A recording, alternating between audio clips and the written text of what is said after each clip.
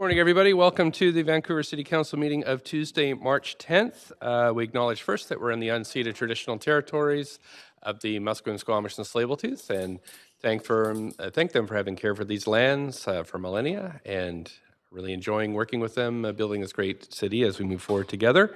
Also want to thank the staff, many who pass through these chambers, but lots who don't, for the excellent work that they do to make Vancouver an incredible place to live, work, and play. Can we have the roll call, please, Clerk? Mayor Stewart in the chair, Councillor Carr, Councillor DiGenova, Councillor Fry, Councillor Swanson, Councillor Hardwick, Councillor Wiebe, Councillor Boyle, Councillor Dominato, Councillor Bly, Councillor Kirby-Young is on medical leave. You have quorum, Mayor Stewart. Okay, thank you very much. So let's see, the plan for the day, we have a fund proclamation, and then we have 3 administrative items, 1 presentation, deal with up to 14 reports if they're not adopted on consent, 10 bylaws, 2 administrative motions, 11 council members' motions. Then we move to notice of council members' motions, new business inquiries, and other matters. In terms of timing, we'll go until noon, and we'll break from noon till 1 o'clock for lunch, then 1 till 3 in camera. Then we have the rest of the day to deal with the remainder of the agenda, but breaking for lunch, dinner between 5 and 6, and hopefully concluding before 10 o'clock. Thanks. Yes, Councillor Swanson? Would this be the time for me to withdraw a motion? I think so. Okay, well, I would like to withdraw motion 3. Okay. We have a seconder? Right. So it's just withdrawn. So we don't need to, it's not on the floor, so we have a notice of withdrawn motion, which is number 3. Everybody okay with that one? Great, thanks. So thank you, Councillor Swanson. Now we're going to move to our proclamation. So I just want to welcome everyone here today, and we're pleased to kick off the 10-year anniversary of the 2010 Winter Paralympic Games with a proclamation here in Council. There are a number of events and celebrations taking place over the next few weeks, and we encourage everyone to get out and enjoy the 10th anniversary. We're here to receive the proclamation marking the 10-year anniversary of the 2010 Winter Olympic Games. We have Gail Hamamoto, who is the Vice President of the Canadian Paralympic Committee and Executive Director of BC Wheelchair Sports Association. And we have Daryl Neighbor, who is the 2010 Paralympic Winter Games gold medalist in wheelchair curling. So I'm going to read the proclamation, and then I'll invite you to come up for photos with council.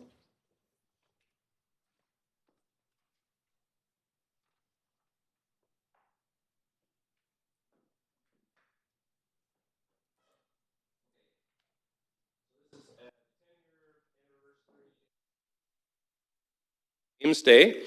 Whereas the 2010 Paralympic Games took place in Vancouver from the 12th of March to the 21st of March 2010, and countless partners rallied together in preparation for the Games, uniting the community and building the city we know and love today.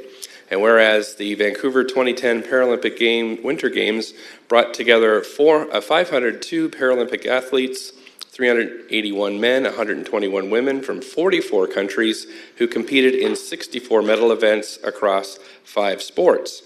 And whereas from inspiring the growth of winter sport across Canada to fueling lasting community, transport, and environmental improvements throughout the region, the Games yielded a legacy that stands strong today. And whereas the Vancouver Olympic and Paralympic Centre was home to wheelchair curling events, and today is the city's flagship legacy recreation facility, welcoming 30,000 patrons each week, now known as Hillcrest Centre. And whereas the tangible benefits are easy to list, but there is no way to quantify the sense of national unity and pride that swept across Canada during the Games. And whereas the 2010 Games marked the first time in the history of the Olympics that Indigenous peoples were recognized as official partners, shaping the framework for Vancouver to become the city of reconciliation it is today. Now, therefore, I, Kennedy Stewart, Mayor of the City of Vancouver, do hereby proclaim March 12, 2020 as a 10-year anniversary of the 2010 Winter Paralympic Games Day in the City of Vancouver. Thanks very much.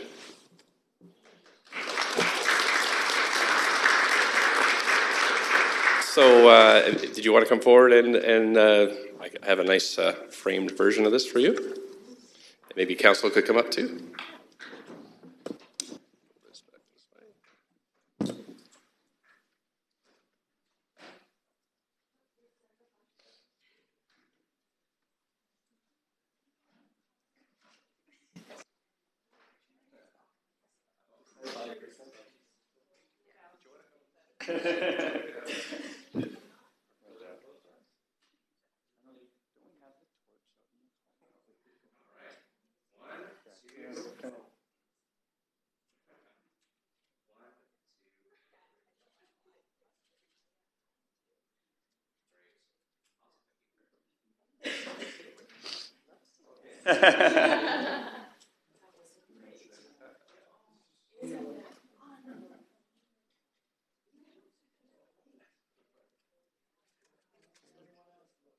Still curls apple.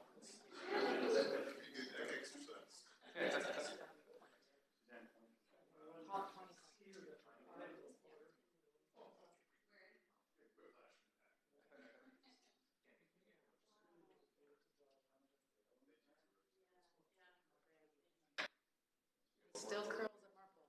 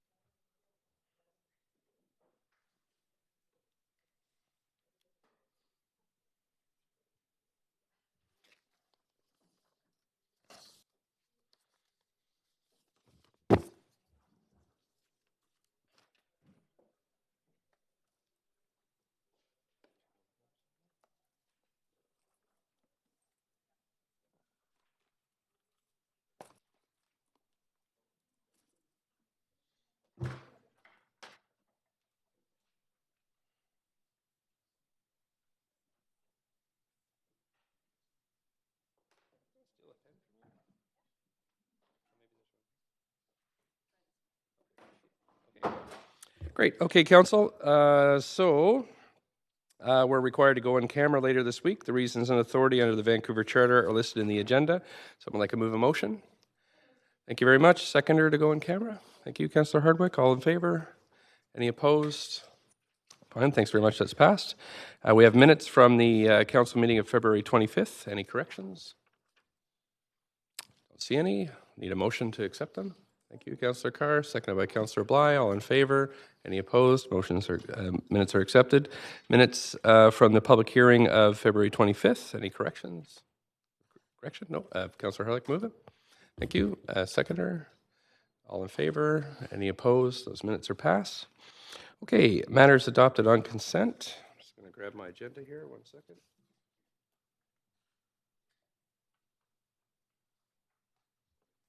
Okay.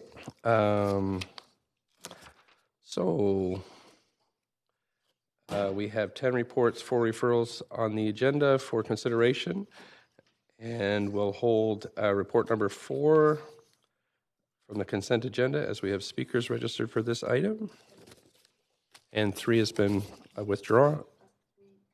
3 is held as well. Okay. Councillor Bly. Thank you, Mr. Mayor. I'd like to hold report number 2.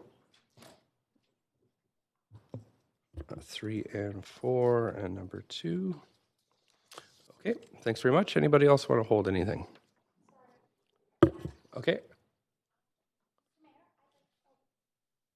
I'd like to declare a conflict of interest on item number 6. Okay, Thank you. thanks very much. Anybody else want to hold Item number 8. number 8? Okay. Sorry, getting my 6s and 8s confused. And the reason? Thank you very much. The reason is that I work as a contractor. I have been contracted to work with Vancouver Resource Society which is a nonprofit organization that provides affordable housing. That's good. And for that reason, they are an operator of this housing site, and I just want to be clear and transparent that that is the reason. So out of an abundance of caution, although they are not listed specifically here, I will be recusing myself from any discussion or debate and voting on this decision. Thank you. Okay, thank you. Let's see, Councillor Carr? Yes, could I hold report number 1? Okay. I realize it goes along with presentation. Okie doke. Anybody else? Okay, thank you. Then Councillor Fry? Hold number 10, please. Okay, so that leaves Councillor Dejanova? Sorry, hold number 2, please. Number 2 is held. Yep. Okay, so right now I'll just read them out. We have report number 1, 2, 3, and 4 that are and 10 that are held. 1, 2, 3, 4, and 10 on the reports.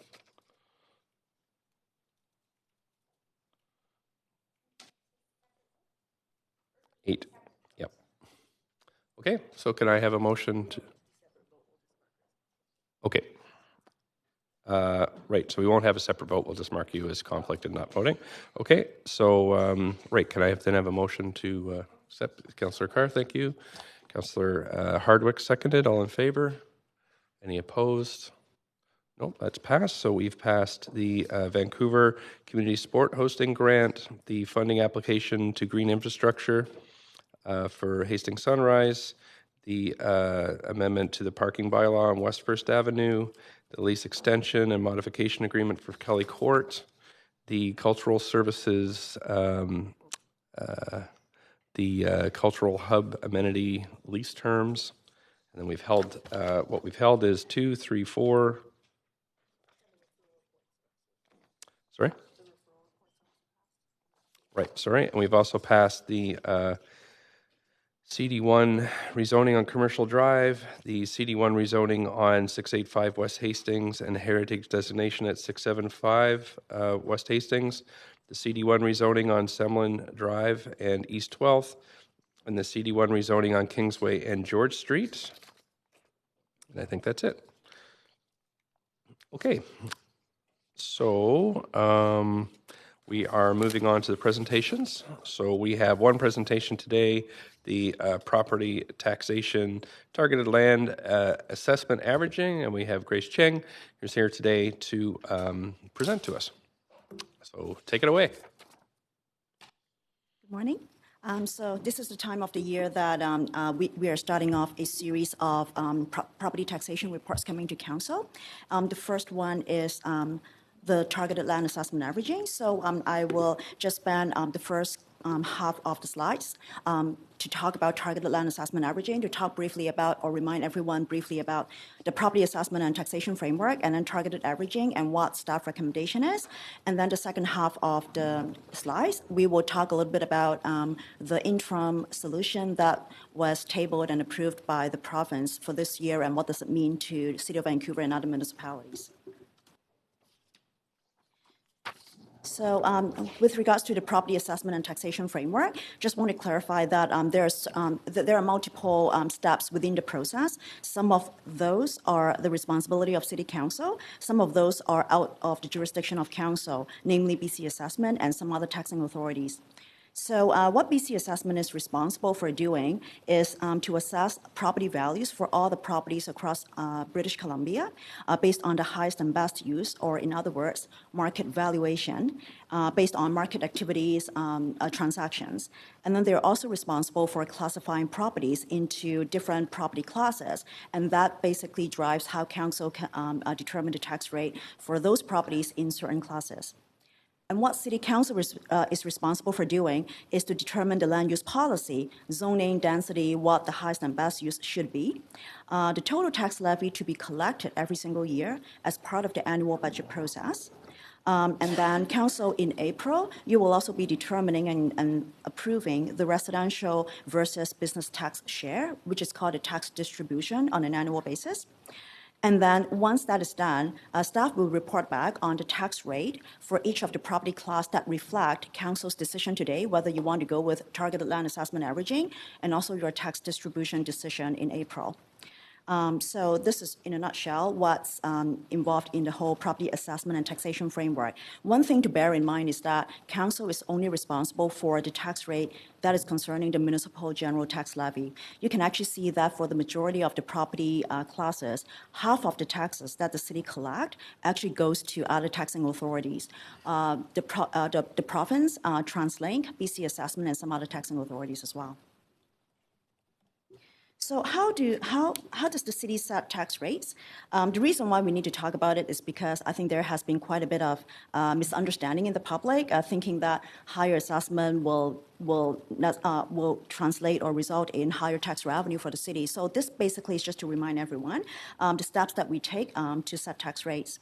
The first step is council will determine the tax levy required to support the budget. So back in December, council approved the 2020 budget, and in there, council approved the non-tax revenue. So the difference between the operating budget and the non-tax revenue is the tax revenue that council has to collect from all the taxable properties within Vancouver.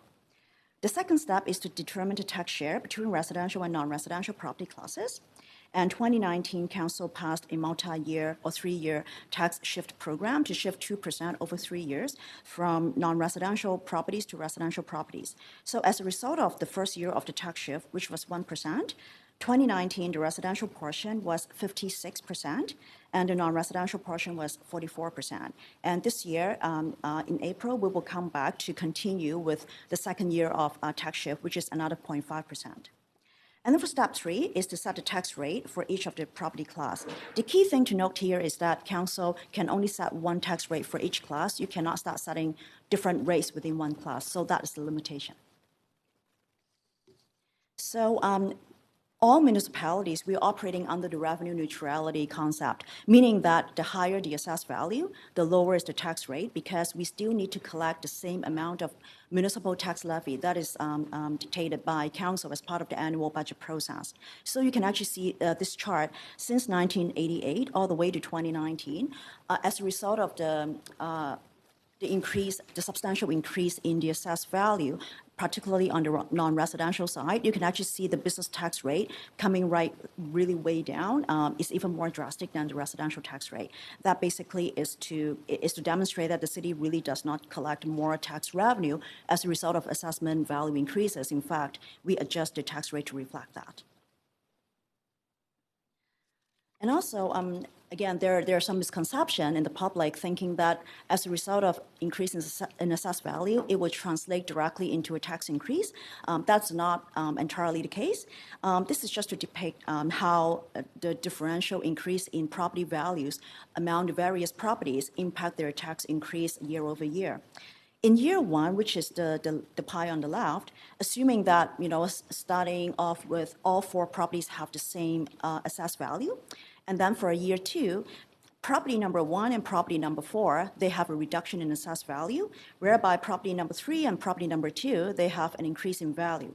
So when you see that, properties 2 and 3, they will get a higher than average property tax increase for this year, whereas property 1 and 2, because they experience a lower than average assessed value increase, that's why they will experience a lower tax increase. So this is how the relative increase in property values impact the relative increase year over year for specific properties in a year.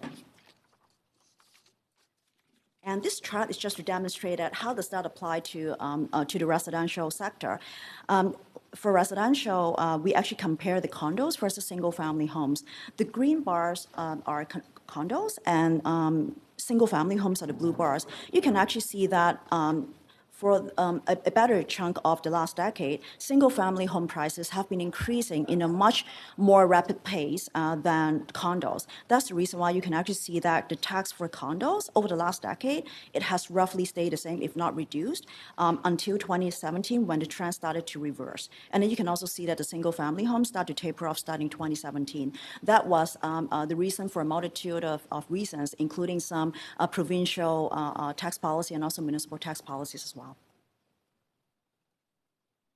And then we also have a website to inform the public how property assessment increase impact tax increase as well. And in the last quarter in 2019, BC Assessment typically will send out notification to property owners if they see significant assessment increases or maybe major change in property classes, so that property owners, they can actually have some time to really understand what's happening, and if they have any questions, they can actually go to BC Assessment to inquire about it before the completion of the roll. So now we're going to talk about the targeted land assessment averaging tool that Council has been using for City of Vancouver. Targeted averaging provides short-term, multi-year relief to hot properties to mitigate significant tax increases for residents, businesses, art and culture, and nonprofit organizations.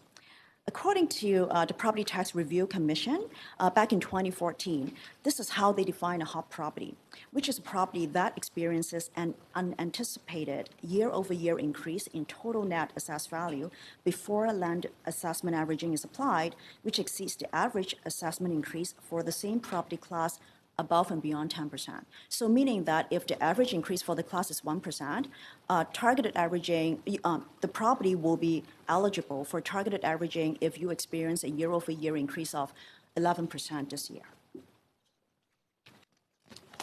So why or what are the key factors that drive property value increases? There are a multitude of reasons, but in general, typically it's just a reflection of the supply and demand for a particular type of property.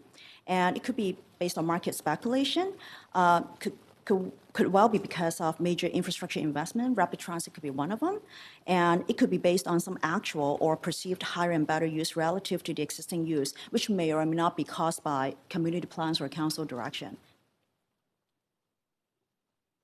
So this chart actually shows how targeted land assessment averaging is done. As I mentioned before, based on the recommendation from the Property Tax Policy Review Commission, we first determine what the class average value change is, and then the commission suggested that hot properties are defined as any property that has above and beyond, the class average change and beyond the threshold set by council, which is 10% above average. So that's why when you see the pink arrow, that is the section of the properties that will be eligible for consideration under the targeted land assessment averaging program.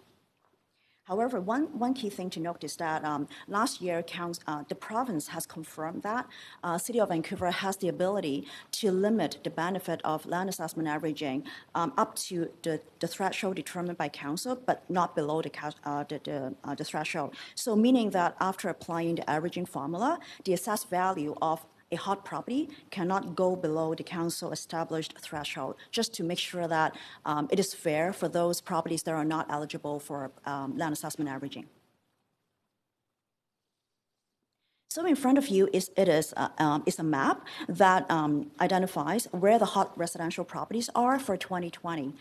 In 2020, based on the definition of hot properties, there are roughly 13% of residential properties that are deemed hot, which is roughly about 25,200 properties. And this is substantially lower than the previous year, which was close to 41,000 properties. And you can actually see where those hot properties are scattered, mostly in downtown, some in Marpole. And for targeted averaging, for those hot properties, you can actually see that this chart is to demonstrate the before averaging and after averaging impact on the distribution of the assessed value increase year over year. When you look at the blue line, that is before applying land assessment averaging. So you can actually see that the tail end of the blue line to the right, it extends all the way to plus 75%, right? So, however, after applying land assessment averaging to the hot properties, you can actually see that for the dotted line, it substantially reduced the number of properties that fall to the right of the threshold and basically push those properties back closer to the threshold and also closer to the average property class increase. So that's the impact of targeted land assessment averaging to the hot properties identified. So the previous chart is about the impact on the assessed value change year over year. This chart is to talk about the effect of land assessment averaging to the tax increase. So you can also see that some of those properties, without applying land assessment averaging, when you look at the orange line, it goes all the way to the right. The tail line is really long. And after applying land assessment averaging, it goes back closer to the council-directed threshold, which is closer to 20.6% year-over-year increase. It's still substantial, but way lower than all the way to the 75% increase year-over-year without applying land assessment averaging. So how does land assessment averaging impact the tax rate? So without applying land assessment averaging, which is purely just based on the BC assessment assessed value, for residential, the tax levy required from this class is $482 million. And the assessment base before applying land assessment averaging is $306 billion. So the tax rate is going to be $1.57 roughly. However, after applying land assessment averaging, and we still need to collect the same amount of levy from the residential class, meaning that everyone else will need to pay a little bit more to provide a subsidy to those hot properties. This year, the difference is not substantial. You can actually see that by adjusting down the assessment base and keeping the tax levy required the same, the tax rate is increasing from $1.57 to $1.58. So it's a slight increase, but it's really helping all those hot properties that are to the right.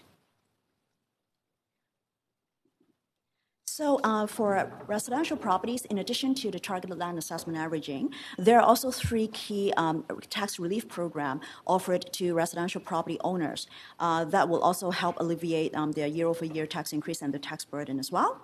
The first one is something called the Assessment Act Section 19(8). This one, the intent is to protect long-term homeowners whose assessed value will rise due to zoning changes. The key areas that we have seen over the last, I would say, 8 to 10 years is along the Canby corridor. So the eligible property owners, they have to be owner-occupier, and they're residing in their home as principal residents over 10 years. So if they qualify for that, they can actually apply and certify that their primary homeowner is their principal residence, and then they will be subject to the assessment based on the current existing use. So the number of properties in 2020 that will be eligible for this treatment is close to 1,100 properties within the city of Vancouver. The second one, which is more, I would say more widely understood, is the homeowner grant. So the eligibility is, again, it has to be principal resident, it has to be owner occupied, and also there's a limit to that. Any assessed value of a home, which is about $1.639 million, it will not be subject to any homeowner grant because it's on a reducing kind of a scale. So the number of claims in 2020, it is still in progress, so we don't have the number, but in 2019, it is close to 86,000 properties that were eligible for that. And the last one is the property deferment program. I don't think I need to maybe say too much about it. Basically, it's just simply defer your tax payment if you're eligible. So the number of properties in 2020, again, is in progress. In 2019, roughly 8,400 properties applied for the tax deferment program. So as I mentioned before, the various tax relief program, in totality, they really help our residential homeowners because if properties are eligible, they can apply for the full grant under the homeowner grants. They may be able to defer their tax as well. And if eligible, they may also be eligible for the targeted land assessment averaging. So for residential homeowners and property owners, they do have a multitude of tax relief programs to help them on a year-to-year basis. So moving on from residential properties to commercial properties, in 2020, based on the definition of hot properties, there are roughly 3,200 hot properties in Vancouver. It is a reduction from 3,700 properties back in 2019. As we can see, the market has stabilized quite a bit, but it's still quite hot in terms of the number of properties and percentage of properties that are deemed hot. Very similarly, applying land assessment averaging, the assessed value for the commercial properties has substantially reduced when you look at the difference between the blue line and also the dotted orange line. We typically, as a result of targeted land assessment averaging, the number of properties that is on the tail end to the right of the threshold is substantially reduced as a result of targeted land assessment averaging. So this chart just speaks to the impact on the tax increase, again, on light industrial and businesses, again, as a result of applying land assessment averaging. So as a result of adjusting the assessment base after land assessment averaging, the tax rate for the business class will be increasing from 431 to 448. It is still, a couple of percentage increase, but way lower than the increase and the adjustment that was done back in 2019.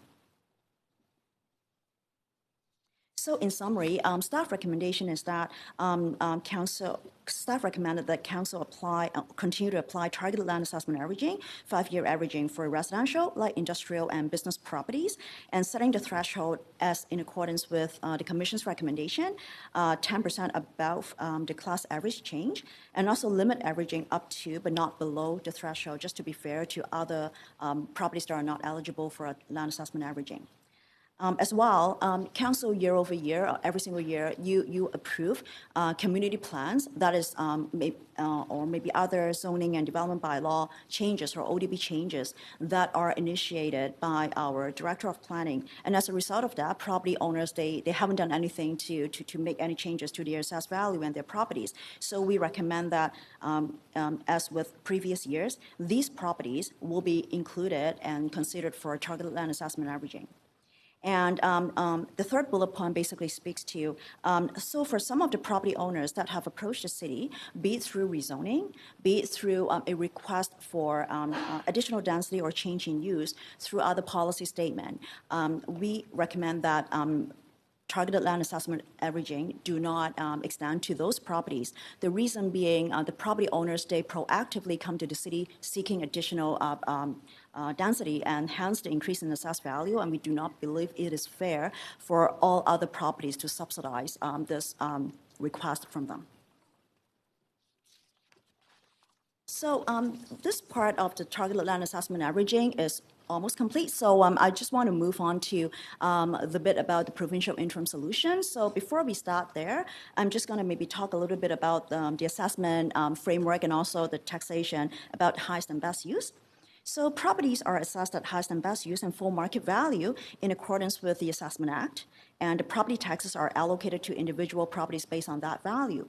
And as a result of that, as we all understand, the underdeveloped or non-highest and best use commercial properties, the unrealized development potential could result in substantial property implications to property owners as well as tenants, in particular small independent businesses, arts, culture, and nonprofit organization, and our community partners.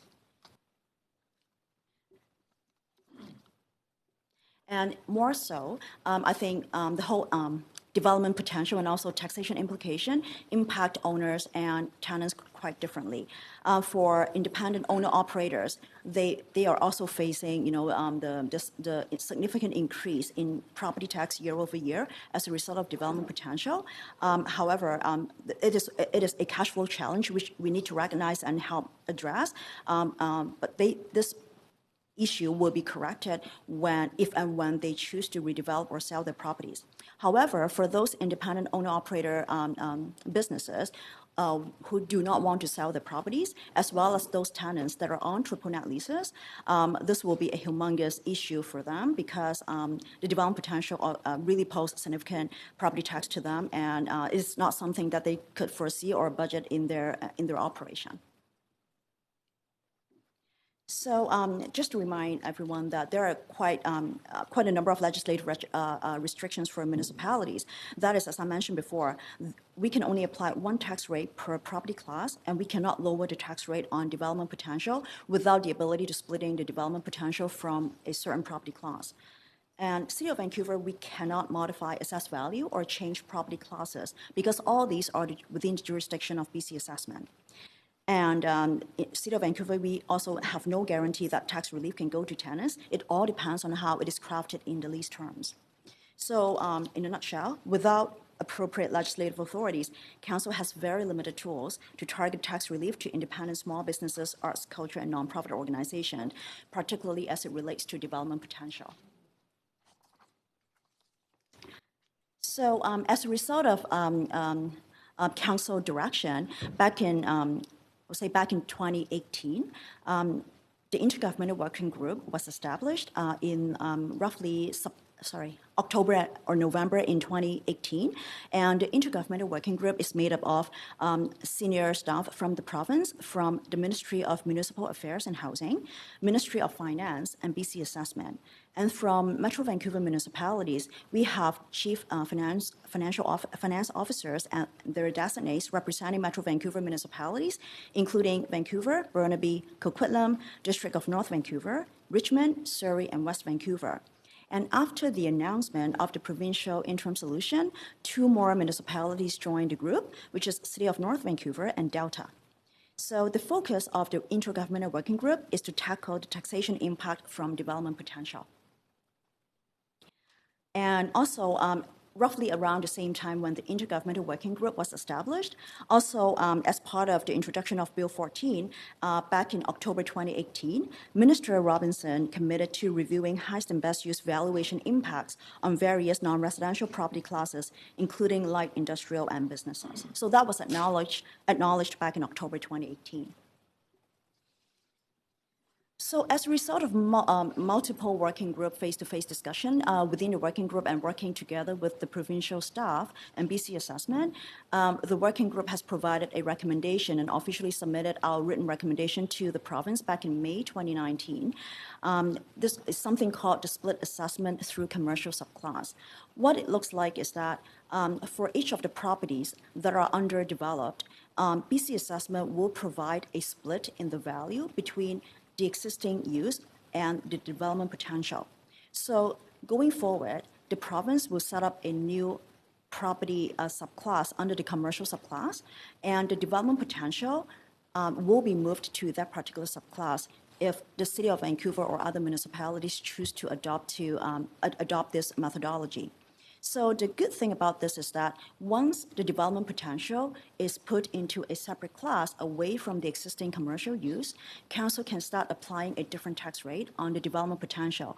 It could be linked to the residential rate, it could be all the way to 0, or it can be somewhere between the current business tax rate and the residential tax rate. So basically, it's all up to local government council policies to dictate how much tax relief and how long the tax relief should be provided to underdeveloped properties.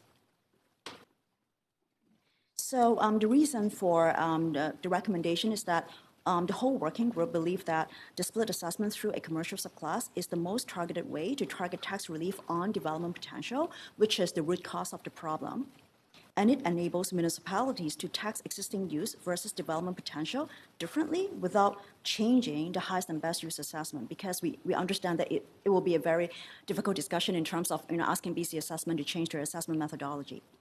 And also, it offers a common platform for municipalities while allowing for a high degree of flexibility, scalability, and customization, meaning that it is permissive in nature. Not all municipalities across the province need to do it. Only if a municipality chooses to do it, by law, we can actually advise BC Assessment, this is how we want to do it for a certain groups of properties so that they can actually enjoy and benefit from this split assessment.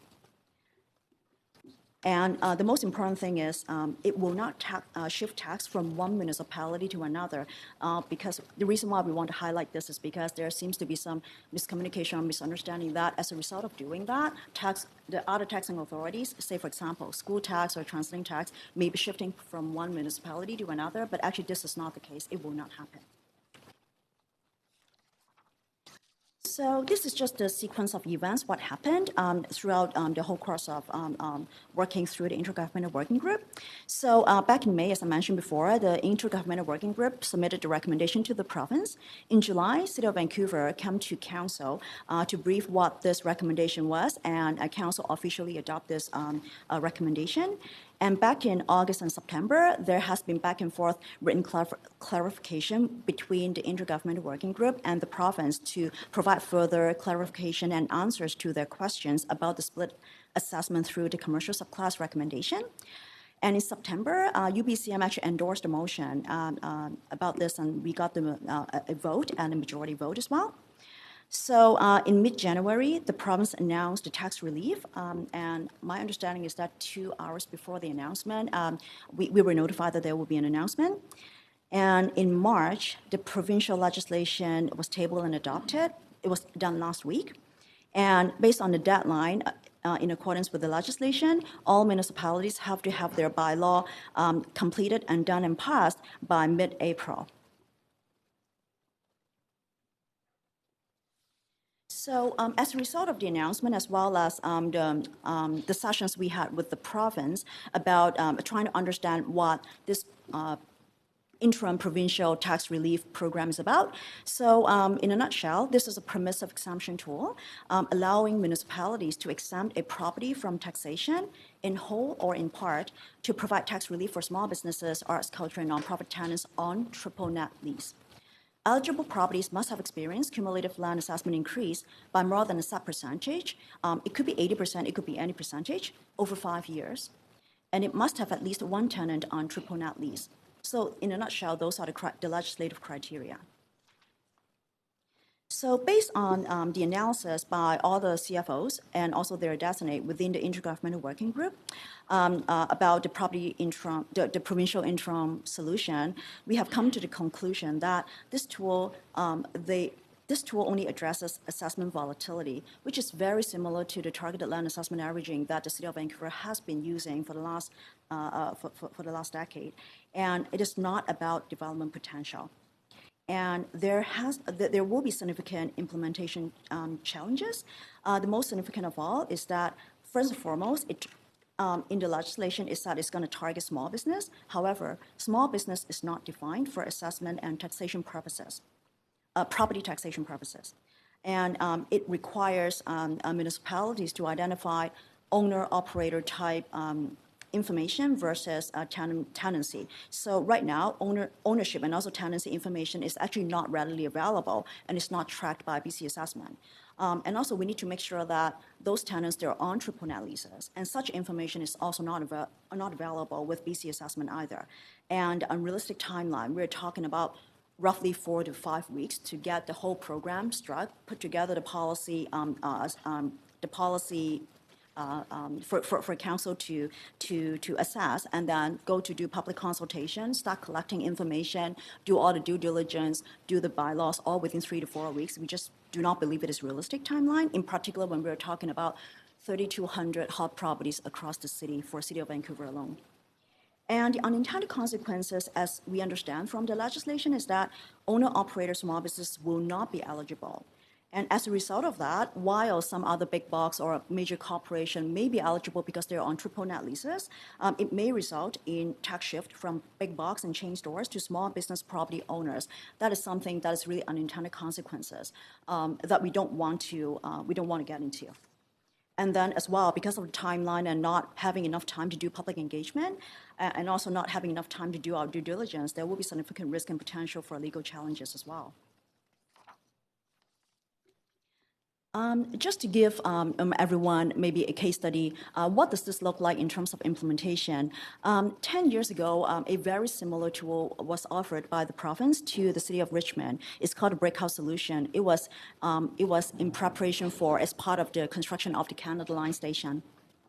It was called Bill 15 at that time, in 2011. So the legislation was tabled in May 2011, and the municipal bylaw was adopted in October 2011, in time for 2012 tax year. So we're talking roughly, I would say, 8 months, roughly, a time frame, 6 to 8 months time frame for public policy development, public consultation, application by the property owners and their tenants, and due diligence and bylaw adoption. And we were only talking about 39 properties in that situation. For us, we have 3,200 hot properties. So the feedback from the Intergovernmental Working Group and the key stakeholders that we have been engaging with, including the BIAs, our small business partners, and the Canadian Federation of Independent Businesses, BOMA, and other stakeholders, we do not believe the interim solution is the right solution at this point, and because the key thing is that it does not address the development potential issue, and then there could be too many unintended consequences at this point, and the arbitrary nature of establishing eligibility criteria, it could result in significant tax implication that is counter to what council may want to do and achieve. And we are not able to consult impacted parties on the program criteria within the timeline, and then we will not be able to do proper due diligence. So as a result of that, we do not believe the proposed legislation address the root cause of the problem, which is the development potential. In fact, it addressed assessment volatility, which is not dissimilar to our targeted land assessment averaging program. As a result of that, for 2020, as we mentioned before, we recommend the council continue with the targeted 5-year land assessment averaging program. When we compare what we could have done through this interim solution, assuming that we only target the top 5% of the hot properties, we come to the conclusion that the majority of those properties, they are already benefiting from the targeted land assessment averaging, the way we designed the program in 2020. And for those properties that may not be eligible for targeted averaging, those are stratified hotel units and service parking lots. I don't believe that is the population of properties that council may want to extend the relief anyways. So our recommendation is that staff will continue to work with Metro Vancouver, UBCM, and key stakeholders to pursue the province to continue to really work on implementing the split assessment through the commercial subclass in time for 2021. And time is of the essence. So after talking about all these, the next step in the property taxation cycle, should council approve the land assessment averaging program today, the next time when we see council, it will be the tax distribution report, which is end of April, and then we will also come to council in early May to finalize the tax rate for each of the property classes. So this concludes my presentation. Thank you. Thanks very much. You have a number of folks who'd like to ask questions, so we'll go to Councillor Dominato. Up to 5 minutes, please. Please go ahead. Thanks, Mr. Mayor. Thank you for the presentation. It's always very clear, so I appreciate that. Just a few follow-up questions with respect to your update around the interim provisions from the province. Obviously, you pointed out that across all metro municipalities, they supported a split assessment proposal. That isn't what we're seeing from what I gather from the presentation today and what we've been reading about. What kind of conversations have we been having with senior officials of the province with respect to the obvious concerns you've identified in terms of unintended consequences? I'm just curious if we've had any follow-up since the introduction of the bill in Victoria. Yes, actually, we have been discussing with the province. I would say after the announcement, the province did reach out to Metro Vancouver municipalities through the Intergovernmental Working Group. At that time, because the legislation wasn't tabled, it was still confidential. That's why we all signed NDAs to discuss our concern with the province. And we did highlight all these concerns with the province. But that being said, I think the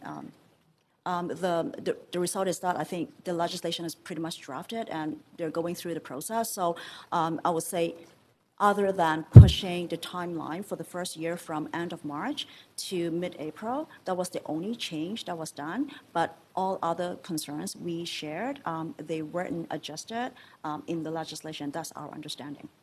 Okay, thank you. That was part of my next question, was whether you'd had any indication that they were willing to make any changes, because changes can be made on the floor of the legislature, but I'm hearing from you that you haven't had any sense back that that's going to happen. Mm-hmm. I'm curious, just in the context of the time frame, but how many properties are we talking about that we would need to assess on our own and then determine in terms of exemptions as is prescribed in the proposed legislation? Right. So based on back in 2019, when BC Assessment, as part of the working group, when we worked together to really understand for City of Vancouver, roughly what is the order of magnitude in terms of the number of properties that are impacted by development potential, meaning that they're underdeveloped properties. At that time, BC Assessment's estimate was around 3,000 properties. So 3,000 properties, just imagine when we have to go to every single property, try to understand how many tenants are in there, are you owner-operator, and then start collecting I would say north of 3,000 for sure, because each property have more than one tenant or one operator. Start collecting from every single tenant, looking at their lease agreement, and all within a couple of weeks. I think that is I would say, is the almost impossible task for the city of Vancouver. Okay. And what I heard from you is that really is essentially what we're seeing is very similar to our land averaging that you're already proposing today to council and as previously. Yeah, this is something that we can actually continue to do. And just one, thank you for bringing this one up, because I was going to say, for City of Vancouver, we are quite different from the rest of Metro Vancouver municipalities. For them, they were really expecting a tool to really help them to deal with development potential and to a certain extent maybe assessment volatility. But for City of Vancouver, we have been using land assessment averaging, and we are the only municipality in British Columbia which has been using some form of assessment volatility tool to mitigate the year-over-year increase. So for us, we can always fall back to the targeted averaging. We don't need to jump to the interim solution, which is neither this nor that. And we really want to engage the province to really start working on the split assessment so that it can be in time for the 2021 tax year. That will be the goal. Okay, and then just one last question is just with respect to, I understand that the vast majority of metro municipalities are just sort of indicating that they're not supportive of this, that they're likely to adopt it. But this hard deadline of mid-April, what are the implications of not passing bylaws? They simply can't adopt that interim solution at all? There's just correct. The reason for that is because it's also linked to BC Assessment's timeline to finalize the assessment roll, so that all municipalities, they can actually finalize the tax rate, because even the mid-April timeline is really pushing the timeline for BC Assessment. And in the Intergovernmental Working Group, some CFOs, they actually said that even though the official legislative timeline is mid-April, they cannot wait till mid-April. They have to get it done by almost like end of March in order to kind of like meet all those timelines. So. Thank you. Thanks, Councillor Weep. Yeah, if we go back to slide 33, possible. 33. And thanks a lot for the presentation. One of the talks we continue to have is on council's authority to use land use policies to work with some of these changes. On this one, the development potential, I know if we clearly state that the top 4 floors will be residential and the bottom will be commercial, that we can do a split class. And I'm wondering, are we using this tool as a city more in the future, and where are we at in trying to basically do clear zoning changes so that we can do split classes on this type of property? Maybe I can clarify a little bit. It is not necessarily that the development potential is always going to be residential, because there, as in some light industrial kind of like zoning bylaws, residential is just a no-go. It is not allowed. So basically, the development potential could well be commercial or light industrial. But so in zones that we can, and we know that residential will be it, like a lot of arterial roads, are we starting to use more zoning tools to allow for this to be residential and commercial to reduce the tax burden on the current businesses that are there? We will continue to work with our planning department, because my understanding is that there are certain areas that they can look into doing that. But however, there are also other areas that they don't want to limit the maximum allowable use for commercial, because they do want to increase job space and also commercial space as well. So if someone is going to come in and say, instead of just having retail at grade, we want to have like maybe 3 or 4 stories for commercial before they start thinking about residential. I don't believe our planning department wants to kind of limit that. But that being said, I don't think it's a one-size-fits-all. We have been working with planning to identify other areas that they can be more specific in the bylaw, so that we can actually start using the AMACON kind of model, which is the development potential would be classified as residential and the actual use is commercial. So we'll be seeing staff come back with a report on how they're looking at changing. We will coordinate with planning on this. Okay, perfect. Second one, are we looking at similar covenant or tools that we have for residential properties, where if you're a property owner for over 10 years and the zoning has changed the use of your property, that you might be able to apply to keep it because the zoning changes weren't part of what you had intended for your property? Mm-hmm. So are we looking at utilizing that tool for commercial properties? I think the tool that you're referring to is actually the BC Assessments. BC Assessment tool is the Section 19.8. Yes. My understanding from BC Assessment is that the same tool does not exist on the commercial side. So it's not a tool that we can apply. It is a tool that is available in the Assessment Act. Is it a tool that we're looking for as a city, recognizing that there are a lot of property owners where people love that legacy business that's been there for 15 years, and it's a tool that could be utilized, and it's one BC Assessment's already used on a residential side? So is it a tool that we've asked for so that we can keep some of the businesses that have been in our communities for 20 years to continue to operate? So at the very start of the intergovernmental working group, this is actually on the table. We did talk about that, but the sense from the group, in particular from our provincial senior staff, the indication is that they're not ready to talk about that or maybe explore that in the at the start. That's the reason why we focus the work on the split assessment, because we actually have a list of tools that we put forward. The Section 19.8 equivalent, we put it on the table. And the second thing was the tax deferment piece, we also put on the table. But those two had a very, I would say, cool reception from the provincial staff. That's why it was on the table, but it wasn't highlighted as the priority that they were looking at. Okay, and then you talked about the UBCM vote passing. Was it a significant majority that passed that vote, or was it a It small? wasn't, because I forgot it was 54 or 56 roughly there. The reason being, as I understand, is that there was some miscommunication and misunderstanding, thinking that once this is put into place, municipalities have no choice but to use it, which is very different from what we recommended, because what we said is it is permissive in nature. It is up to individual municipality to choose to adopt it or not. So that has not been communicated outside of Metro Vancouver, hence the misunderstanding. Okay, and you brought up Metro Vancouver a lot, and obviously this is a provincial legislation. Are we looking at how we can improve the communication province-wide to ensure that there's buy-in and this works for every corner of the province if we're going to try to find a tool that can work for us? Yes, this is actually a key item that we really want to work through UBCM, because UBCM also understand that the motion is passed, but it's not like by like a major majority. So I think there will be some education piece. But another way to look at it may well be, you know what, instead of pushing split assessment province-wide, another way maybe to do it kind of like on a pilot basis, just focus on Metro Vancouver first and you learn from it before we push province-wide. But again, all these could be discussed at the provincial level.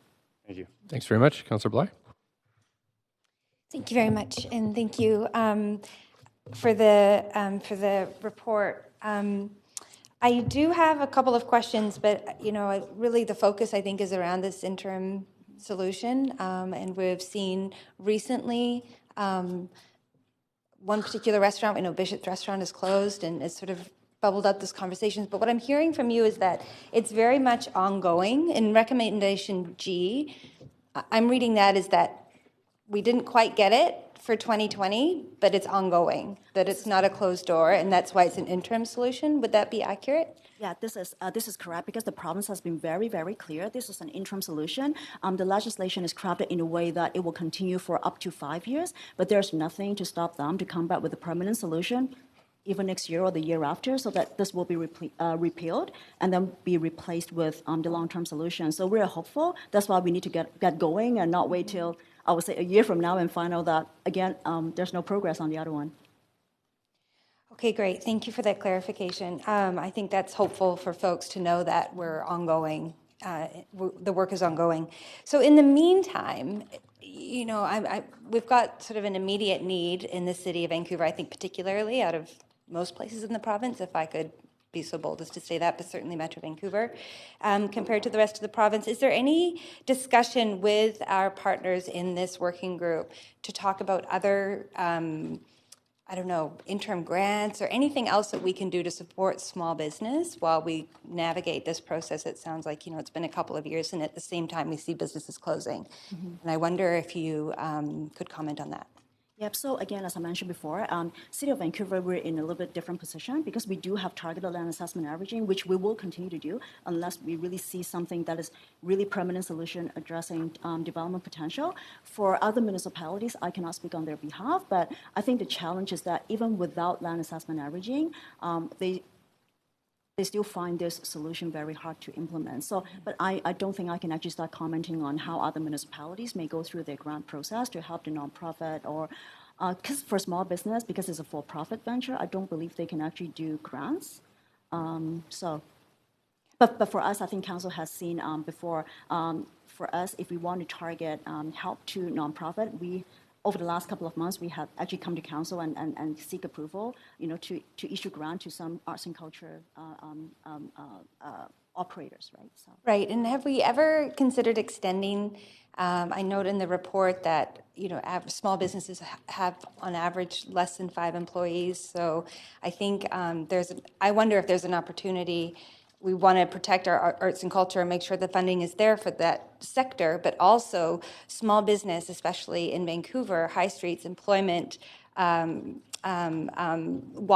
livable, they offer so many benefits to the residents of Vancouver, and I just wonder if there's an opportunity to expand that arts and culture grant lens to small business as a way to support the city, really, and business owners as we move through this process. My understanding, our lawyer is here, but my understanding is that grants is purely for charitable organizations and nonprofit. Just this is a limitation within our Vancouver charter, and I'm pretty sure it is also for community charter as well.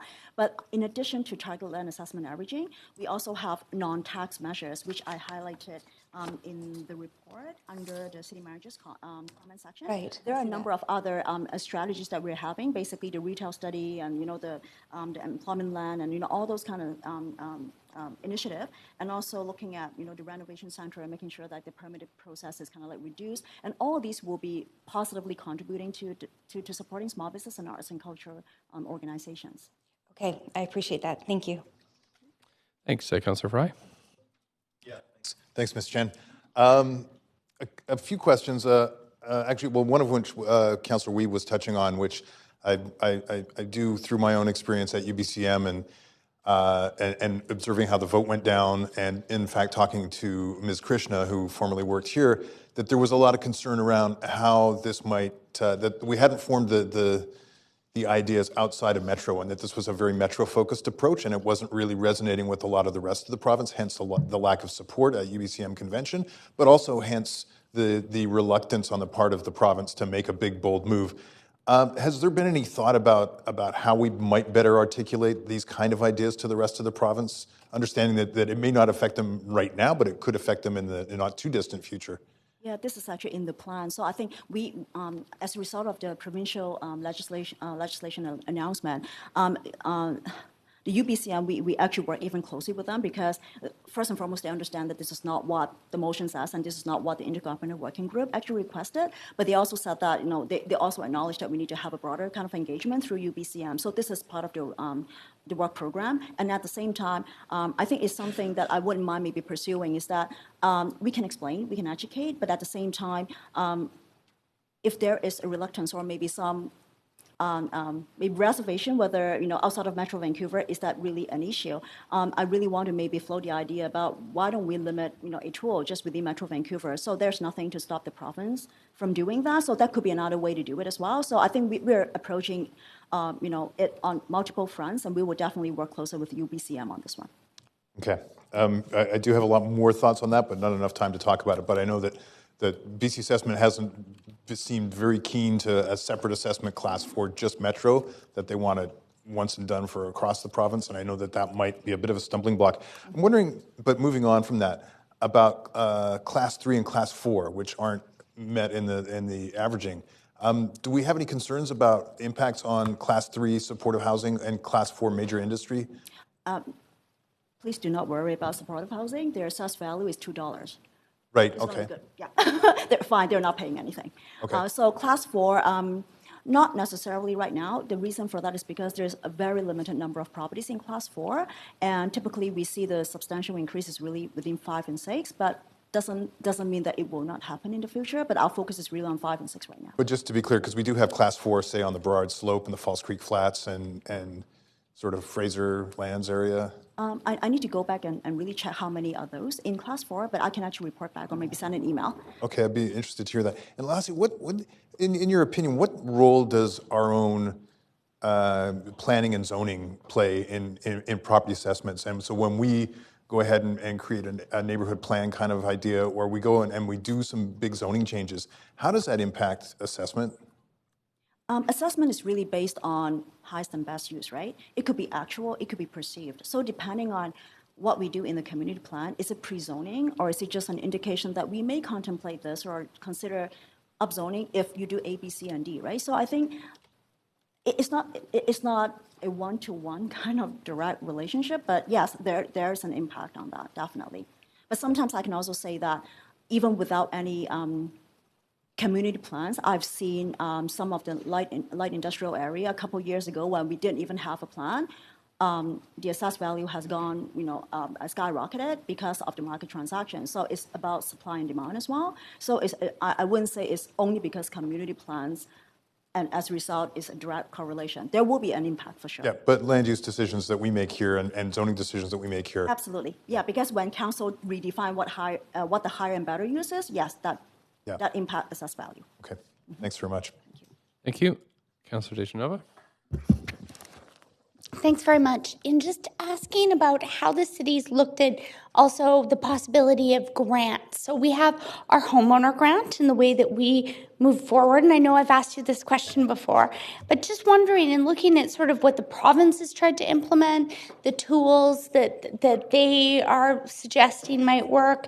Is there anything that we could do personally at the City of Vancouver as a council or working together with Metro Vancouver or other municipalities to look at options moving forward? For example, the way that our homeowner grants are structured right now to offer some tax relief that may impact and in a positive way small business or commercial properties that are most likely to serve small business. Homeowner grant is actually a program provided by the province. The City of Vancouver, we're not reducing our revenue. We're just administering on their behalf. So if a similar program is helpful, it has to come from the province. I understand that. I meant crafted by the City of Vancouver, like looking at different options. I'm sorry if I wasn't clear. That's why I said a number of municipalities together looking at sending a suggestion to the province. And I know that our staff have worked really, really hard, and I really want to acknowledge that work of you and the entire staff team and really working on this for so many years because this is consistently been an issue. So to follow up to that question, looking at some of the ways through our consultation processes that we could really help small business, is there anything that we as a council could suggest to the province at this point? Yeah, I would say that maybe we need to prioritize what we want the province to do. My worry is only that if we keep giving them 10, 15 ideas, they will have to go through the analysis, each and every single one of them. I'm not sure whether it will be distracting them from the key imminent issue that we want them to address, to help us to address, which is the development potential. So this is not to say that we should not consider other tools. It's kind of like prioritizing what we want them to consider first. And then in addition to that, then what else do we want them to look at after that? So, yeah. Okay, but some of those creative solutions, for instance, sending them the idea, I understand very much that they'd have to implement anything like the homeowner grant. I was using that as an example as to how that they have addressed issues of affordability and tools that are in place today for residential. Could we see in the future, or is it something to consider working with other municipalities perhaps to send those thoughts, not piecemeal to the province, but really to look at how that would impact business? And I know that this is something our staff have worked on. So when would the appropriate time for that be? Does staff have an opinion on that? We can actually definitely go back to the Intergovernmental Working Group and really kind of flesh out all other tools that we actually, in the first round, is that not focus on those, but focus on split assessment.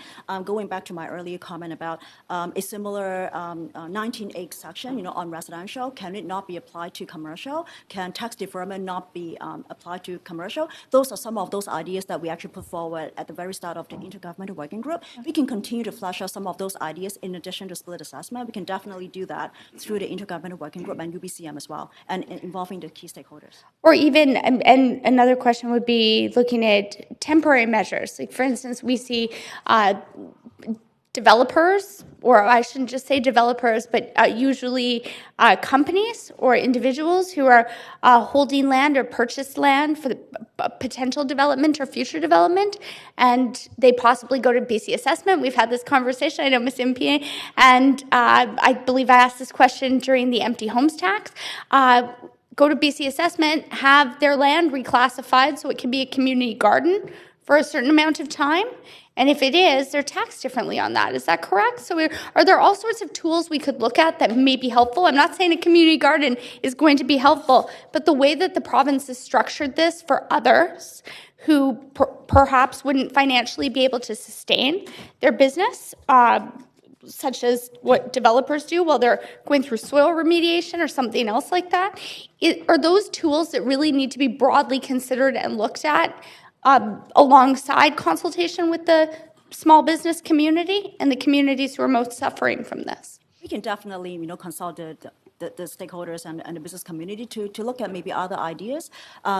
However, I think anything that is relating to the Assessment Act classification is very, very hard to change. Okay. But that being said, doesn't mean that we cannot come up with ideas.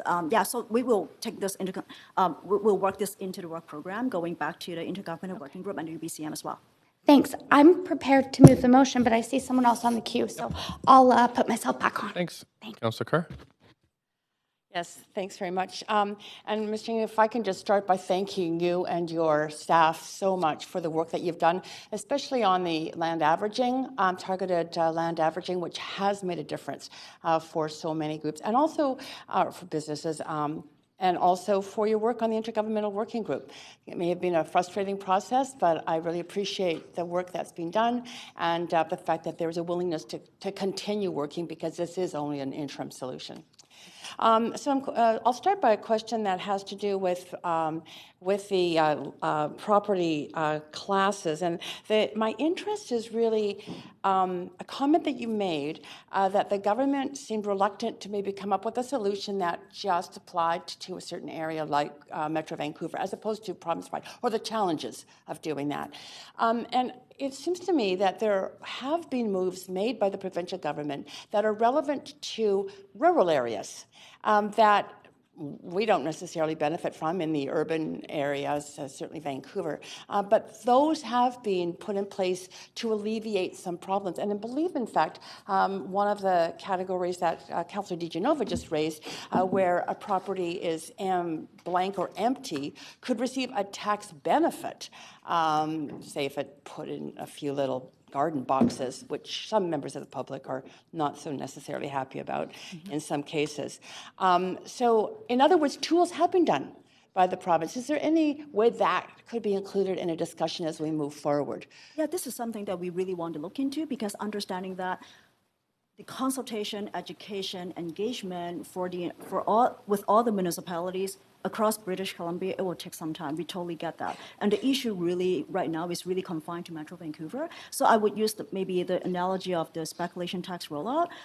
They actually very specifically include or exclude certain areas and for specific properties. So again, I'm not the one crafting the legislation, but I tend to believe that it is doable if we want to kind of limit to a certain geographical location, say Metro Vancouver. Great, thank you. Good. Now, in general, I've seen that the hot properties tend to be associated with changes that we make as a city council in terms of increasing the value of those properties, because we've rezoned. It's come after a community plan, for example, when some extensive zoning has happened. What would you say has been, or are there any moves that this city council has made in terms of changes to zoning that have resulted in a certain increase in hot properties in the city? Yes, I would say that a good example would be like West End. But that being said, I think I'll take a step back.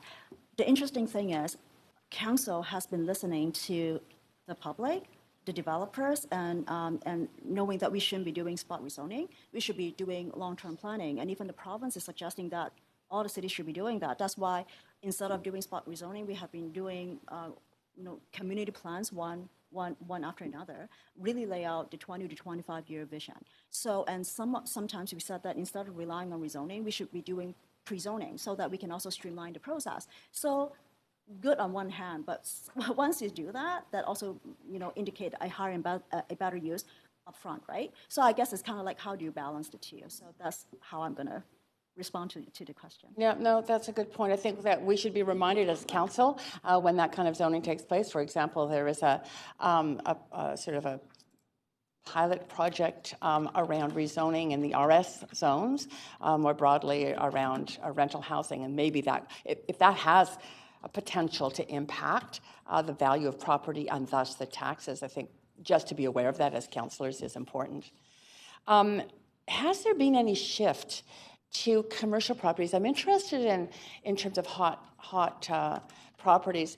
I'm interested because we put some tools in place to mitigate investment, quote, investment, in residential properties, but nothing similar for commercial properties. And are we seeing that potentially investment money is moving into commercial properties as a maybe safer place compared to having an empty homes tax on a residential property? We do not know whether it is a one-for-one kind of transfer, but upon the introduction of the empty homes tax and then followed by the provincial tax measures on the residential side of things, we actually did see a spike in the assessed value or market value and transactions going up. But that being said, that could be policy-driven.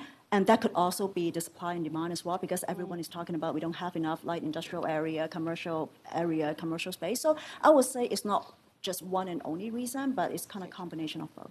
Thank you so much. Thanks so much. Councillor DeGenova, you have 30 seconds. I'm pleased to move the motion. Okay. And I would also like, Go ahead. I also wanted to move an amendment to the motion. Okay. I know the motion would need to be seconded first. Right. We have a motion. Somebody second the motion? Thanks very much. And then I'd like to move an amendment that I've sent over. Let's restart your timer here, and I'm going to move you over to the main queue. In 30 There seconds. we go. Okay. Actually, I haven't spoken to it. That's right. So you've moved and seconded. Now you have up to 5 minutes. All right. So I've moved the main motion, and then there's an additional amendment that I've moved forward with, and I'll just ask the clerk to bring this up on the screen. I'm doing this in part, actually. This was something that I was working on with Councillor Kirby-Yung, who unfortunately is on medical leave today. So I did want to acknowledge her involvement and work on this. There's also been some changes that have been made with some input from staff and other members of council. So just wanted to really highlight the importance of making sure that we understand the consequences, or as I like to say, the unintended consequences that we possibly could see with the interim business property tax relief legislation, and really appreciate all of the work and the years and years of work that our staff have done on this. But I'm hoping to ask or request and ask for council's support to request that council ask the mayor to write to the premier and the Minister of Municipal Affairs and Housing and the Minister of Finance with a copy to BC Assessment and Metro Vancouver municipalities of Burnaby, Coquitlam, Richmond, North Vancouver, Surrey, and West Vancouver to express mayor and council's disappointment and concern with the interim business property tax relief legislation, which is noted as the interim solution, along with the reasons for this disappointment and concern, and renew Vancouver's call for the province to focus on the work necessary to implement a permanent split assessment through a commercial subclass in time for the 2021 tax year, in partnership with the Intergovernmental Working Group and in consultation with UBCM, key stakeholders, and community partners, and request the province specify the exact date by which split assessment through a commercial subclass legislation will be introduced in the British Columbia legislature. So I think that this isn't about, and I really do appreciate the fact that we shouldn't maybe be adding these solutions piecemeal, coming back with one or two ideas. Really do appreciate Ms. Cheng's suggestion that it needs to be an approach where everything has been considered and we're not just moving forward with one idea or another. That being said, through the work that our staff have done, I think we see the unintended consequences with the interim solution. And I also think that, some of the questions that I had weren't about community gardens or small little boxes on empty land. It's about, I wouldn't want to build anything on soil that hadn't been remediated. It's usually not a best practice in development. So I just wanted to clarify that instead of calling a point of order, because I think my comments were a little mischaracterized there. But that being said, keeping that land for soil remediation may not be financially viable to someone who's looking to build some of our most affordable housing, or for BC Housing if we don't have those interim taxing practices and measures. So I look at some of the tiny unintended consequences, the triple net rent, the things that we've heard. So I'm hoping that this is a way that we can come together and that this will encourage work to move forward on this very important issue that I see people in tears every day. Every day that I'm out talking to small business owners and I ask them how it's going, it's hard for them to keep a brave face. So I shouldn't say every day, but every day that I've had those discussions, we've all sat with different members of BIAs, and I know that it's difficult. Some of these are local family-owned businesses that have been in operation for generations. Some of them would like to continue to go on and move forward for generations. So for that reason, I'm hoping that, Mr. Mayor, you would consider doing this on behalf of council if council wanted to move forward with this. Thank you. Thanks. We need a seconder for the amendment. Okay, thank you, Councillor Dominato. And over to the amendment queue. If anybody would like to speak to this, please. Councillor Fry. Yeah, thanks, Mayor. I guess before I speak to this, I'm wondering just on a point of order. The first, barring the fact that all the municipalities except for Port Moody seem to have been addressed in an earlier letter from you to Minister Robinson, the first 2 points at least, is this even in order? Because it seems you've already done this work. Okay, so you're asking for a ruling of whether it's the amendment's in order?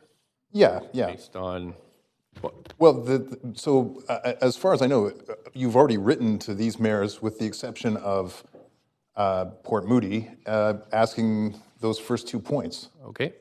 I'll just take a minute and then talk with the clerk, and I'll come right back.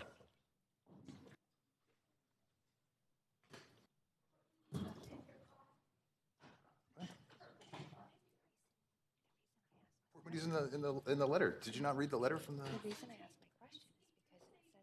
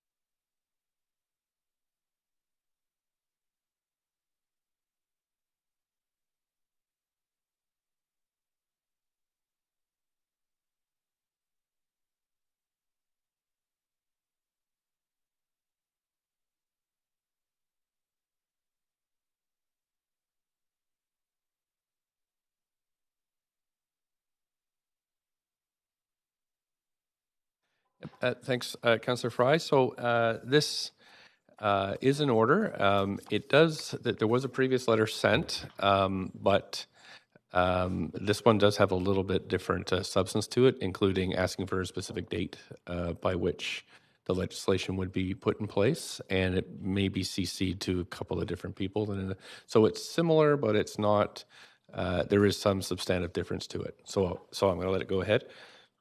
All right, I do see it as quite so. So I don't actually support this amendment. I see it as entirely, as I mentioned, the first 2 items are pretty much articulated in the earlier letter that you'd sent, and that are also in this motion.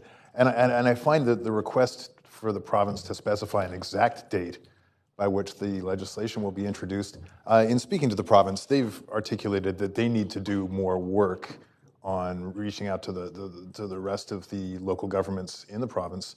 And I think that prescribing an exact date really just kind of plays into a little bit of political brinksmanship. And I'm honestly worried that this plays into some even sort of larger political machinations with the inevitability of a provincial election on the horizon. I'm not sure to what end this makes friends with the current provincial government, or if this puts them in an awkward position. And so I don't support this. I don't feel it's a prudent approach.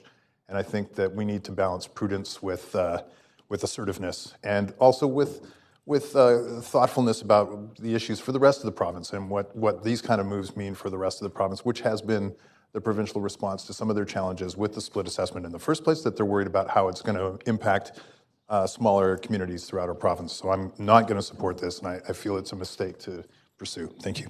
Thanks. Councillor Dominato? Thanks, Mr. Mayor. I'm just going to actually take myself off the queue for a moment. And Okay, thanks. Councillor Dejanova?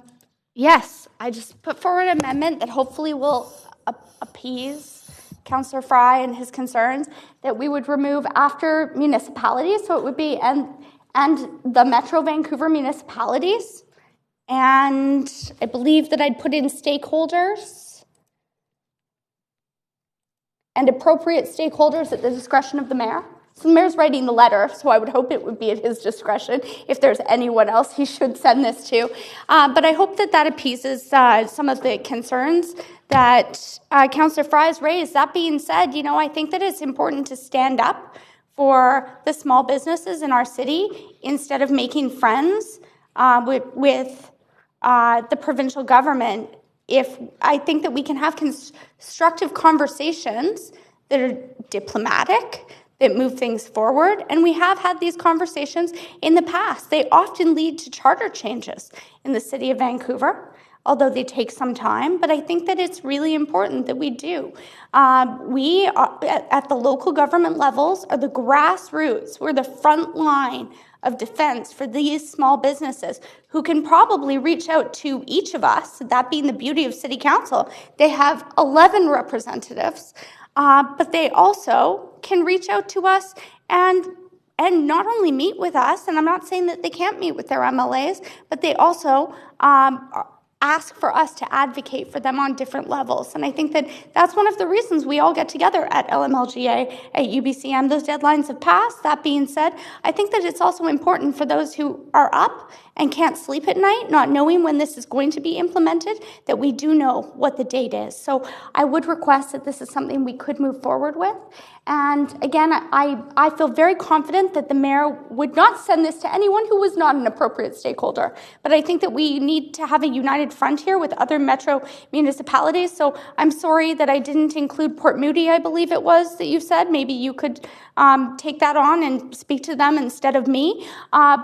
But Councillor Fry, I would hope that we could move forward here, and this is about protecting and offering that comfort and that assurance to small business. Thank you very much. Do we have a seconder for this amendment? The amendment? Thank you, Councillor Dominato. Okay, over to the amendment queue, because this is an amendment to the amendment. Anybody wants to speak, please put yourself on the queue. Councillor Wiebe? Yeah, just have a question to the mover of the amendment on the appropriate stakeholders. What is the range and scope that you're looking for in stakeholders in this? Okay, so point of information to Councillor Dejanova. There we go. Thanks. If you also noticed, I put at the discretion of the mayor. So the reason that I had said that is if there was another organization such as LMLGA that the letter should be sent to, or UBCM as a group instead of just Metro Vancouver municipalities, I would hope that the mayor would see that as a stakeholder in this, as a group or a body that may have influence or input. So by saying I didn't put community stakeholder because community necessarily would just be in the community, I put appropriate stakeholders at the discretion of the mayor, because the mayor, we are asking. I always like to ask the mayor to write letters, not direct him to write letters. So I would hope that, and I really do appreciate that the mayor and the mayor's staff copy us on all of the or not copy us sometimes, but send out the letters to us that have been sent, so we have an opportunity to see them. I find it very transparent, and that's the reason that I put appropriate stakeholders. If you want to wordsmith that and be more exact, that's fine, but I feel confident that the mayor wouldn't send this to anyone who wouldn't be able to add to the positive influence that I think we're trying to create for small business here. Thanks. Thank you. Councillor Wiebe, does that answer your question? Okay, thanks. Councillor Carr. Yes, I'm not going to support this amendment to the amendment, and the reason is that Vancouver is actually working with other municipalities. We have an intergovernmental working group, and I will speak to the main amendment and not support it at the time when I get to that, just because we are already working with them and we have written a letter. And my worry is that if another letter comes from the City of Vancouver with appropriate stakeholders, that it will undermine our relationship with the other municipalities with whom we are working in the intergovernmental working group. And I think that is not a good move when we want to be working collaboratively with them. Okay, thanks. I don't see anybody else on the list, so we'll call a vote on this this amendment to the amendment.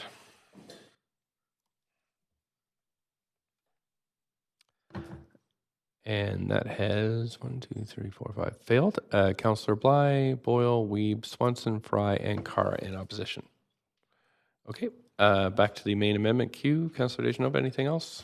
You know, I will put myself on at the end of the amendment, but I've seemed to see a number of motions that seem almost the same coming as member motions from council members on divestment in fossil fuels that say the City of Vancouver is going to do something without Metro Vancouver. And I've supported those because I think that it moves in the right direction. And I know that these small business owners don't have a voice. So the more we can do, I don't think that this is going to hurt. In fact, I would welcome an amendment to my amendment from Councillor Carr to include, or that this be to strengthen or speak in support as a council for the intergovernmental working group. But I don't see any harm in standing up for small business, and I think staying silent when we could take action. I wouldn't want to tell a small business that that's what I chose to do. So I stand firmly by this. However, if there is any language that, or you feel that the mayor wouldn't provide this to the appropriate stakeholders, there's nothing in here that says that we don't support the intergovernmental working group. It says that we are concerned about the unintended consequences here. We have concern about the impact on small business. And if you don't have concern, vote against this. If you have concern, vote for this. If you have concern but would like to see different language, amend the amendment. But at the end of the day, this is in support of small business. And if you don't support small business, you know, I don't know what to say. I thought each and every one of us did. Thank you. Thanks. Councillor Boyle? Thanks. And I won't be supporting the amendment. I just want to echo that this is work that is ongoing, that has been happening already, and that's happening thoughtfully and strategically. I recognize that this was ruled in order because there are some slight differences to how it's being done, but I think the bulk of it is covered in the work that our staff are doing already that have been communicated. So I don't think it's necessary. And I also want to name that I really firmly reject the suggestion that either we support this or we don't care about small businesses. That is making me furious right now. We have again and again in various ways supported small businesses. Our staff have been doing that work diligently with the support of council in an ongoing way, and it just makes me really frustrated about the tone that we would suggest kind of an either you're with us or you're against the small businesses in the city. That is absolutely unhelpful to this conversation, and so I won't be supporting this. And like I know everyone else around this table does, I feel very strongly in support of seeing a solution that works for the province. And some of that's going to mean working with the province, and sometimes that's going to mean pushing back a bit. And both of those approaches have been part of how we've been engaging on this. And I support continuing that. And I don't think that this or the conversation around this amendment or the pitching of it are helpful. Thanks. Councillor Carr? Yes, and thank you, Councillor Boyd, for those points, because I completely concur with what you've just said. I will not be supporting the amendment, and I do do take exception to being my position being cast as one is not supporting small business, as I and others around this council table have supported small business.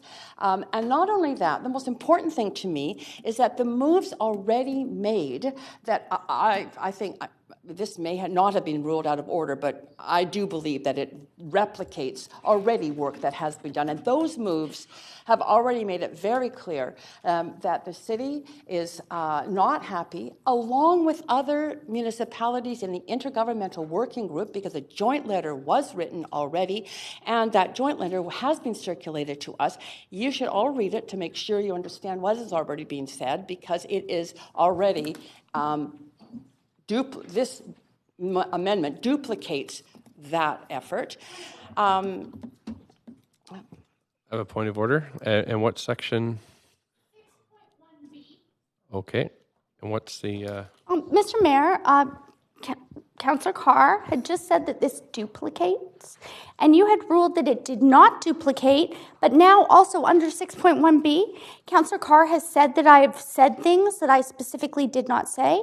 I welcomed amendments to the amendment, and I said I thought everyone around this table supported small business. I was very clear on that. However, I did say that to strengthen this, I would appreciate and welcome an amendment to the amendment. And I was impugned with saying that others did not support small business, which is not what I said. And if we need a recess, we can roll the tape back. No, we're good. We'll Thank just you. keep I'd moving like you to rule on that, though, please. Right. I heard what I heard, and I think I'm not going to rule that out of order, but I'm going to let Councillor Carr continue. Thank you, Mr. Mayor. So the reason why I think that this is actually, this amendment is detrimental is because I think we all know this. I mean, it's been out there that the province has received a reaction around its legislation, and you know, whether it's upset or just taken aback, certainly it is not helpful if we do not recognize that there is an opportunity that once it has recognized, which it has, that there is a set of municipalities that is not happy with the legislation because we do not believe that it is in the best, it is the best tool to move forward, as our staff have explained, to help small businesses, arts organizations, etc. That really now the strategic move is not to redo this work, but to actually move on with working collaboratively with the government towards the next tax year to see if we can't get some of the measures like especially split assessment, which we have identified as the key way forward to help those businesses, that we want to work collaboratively with the government.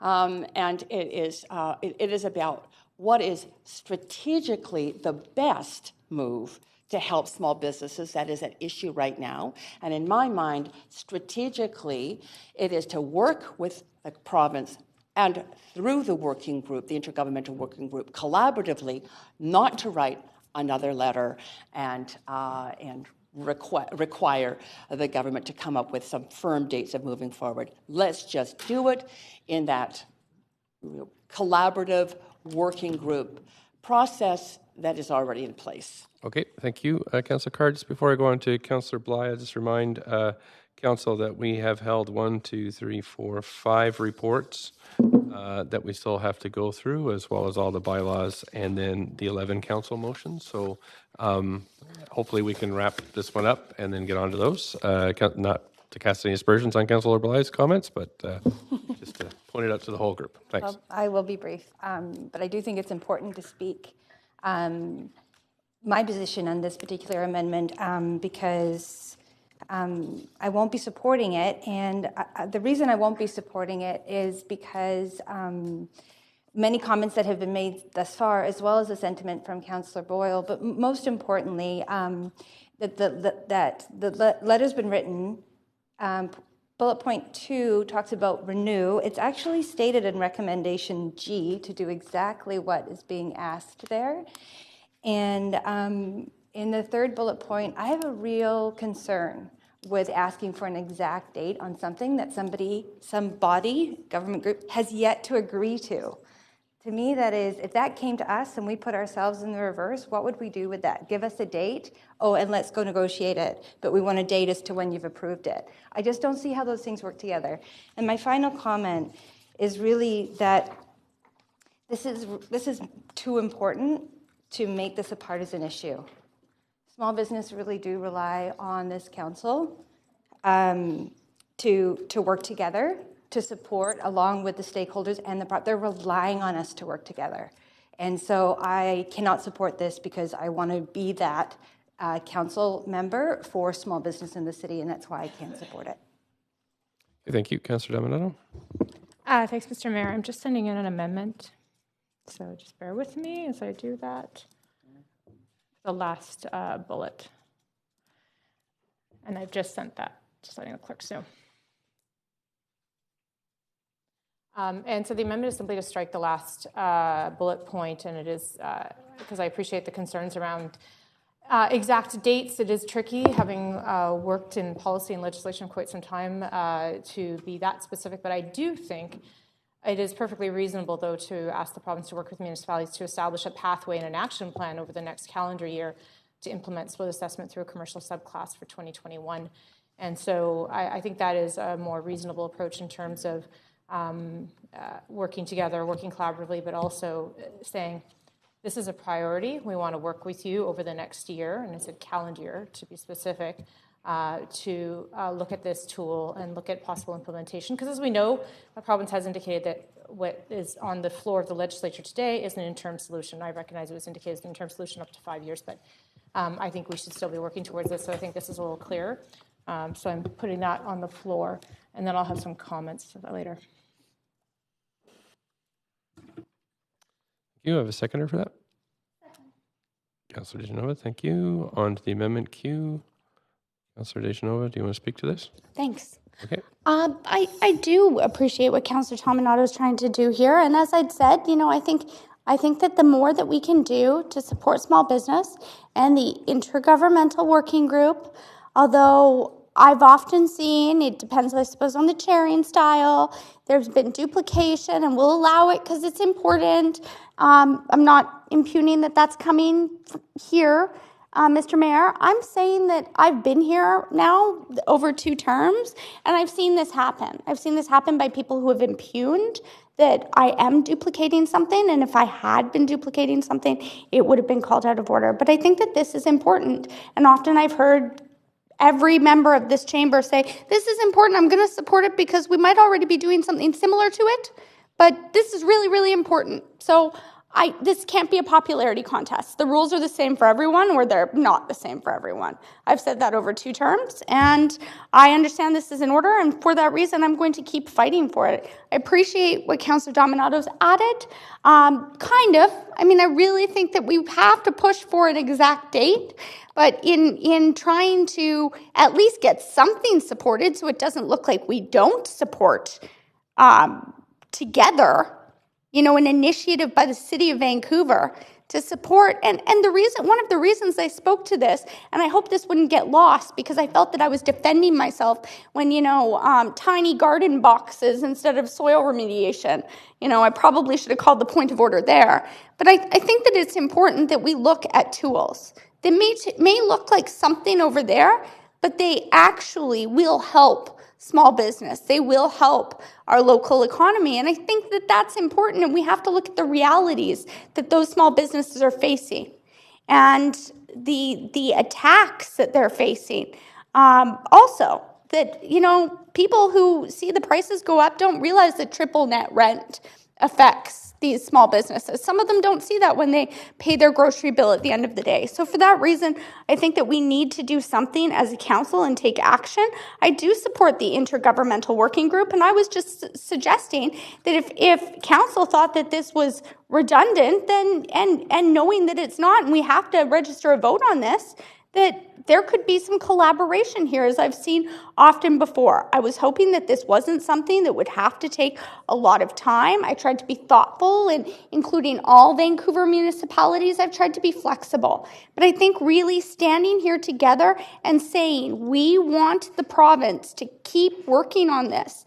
This one solution, I mean, we can't just call it a day here, because I'm concerned that this is going to hurt small business. I think we have to do what we can to support the intergovernmental working group. And to the reason, an example I gave before, the reason that I've supported more than one motion on divestment from fossil fuels before is because it's important to meet our climate goals.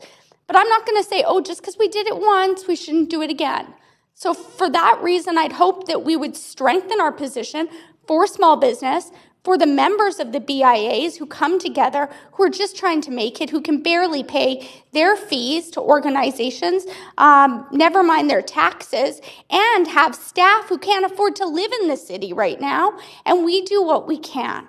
So for that reason, I'm happy to consider any amendments that really do support what I'm trying to do here. And I really appreciate Councillor Dominato moving forward and trying to save this amendment, because I think that maybe it's been mischaracterized, that all I'm trying to do is highlight that each and every one of you, unless I've heard wrong, does support small business. And that's what I've said. So I welcome your amendments to the amendment, and I hope we can move forward in some way with this. Thank you. Councillor Fry? Thanks, Mayor. Mayor, I won't ask you to rule on the order of the impugning that perhaps we were calling it a day here. I think we're all working really hard on this file, and I do resent the implication that we're not out here working hard for our local businesses and our BIAs and the ratepayers in Vancouver. I will support this amendment to the amendment, and only reluctantly, because I won't support the amendment on the whole, although I do feel that this amendment to the amendment does at least mitigate some of the more aggressive kind of approach to demanding a specific timeline.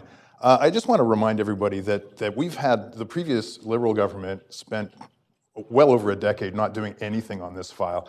And we finally have a provincial government that is, albeit moving slowly, they are moving in the right direction. And that anything that we do on a provincial level, anything we request the province to do, requires a majority of 87 MLAs from across the province. So my own experience through UBCM, we often see ourselves in this little metro bubble, and we forget that it's a big province and that there's 87 MLAs representing the rest of the province. And frankly, a lot of the folks who think of us as everybody south of Hope really don't get it, and that we're stuck navel-gazing about our own Vancouver issues. So I think it's important that we recognize that the province has an obligation to the rest of, the provincial government has an obligation to the rest of the province, and moves that they make have to involve an appropriate level of consultation and working with other stakeholders. And so applying the pressure, we need to apply pressure, but we need to do it in a sensible and thoughtful way. And if you want to take that, I understand. Well, that's okay. Are you, have you finished? You know what? Yeah, sure. Yeah. Okay. Councillor Dejanova. Thank you, Mr. Mayor. Under 6.1, Section B, it's nice to have this PDF. I should put it on every computer I sit at.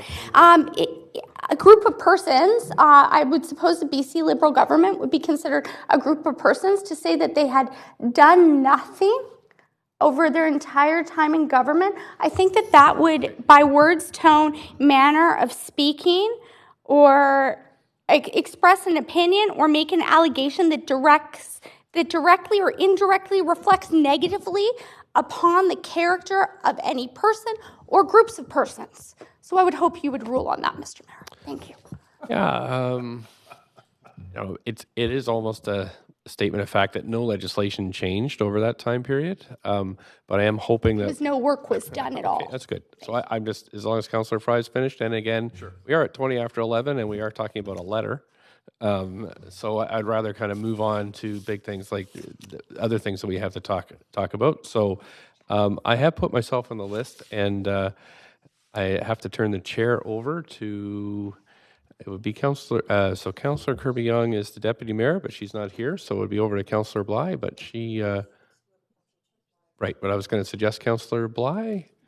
Would you just take the chair for 5 minutes, or less than that?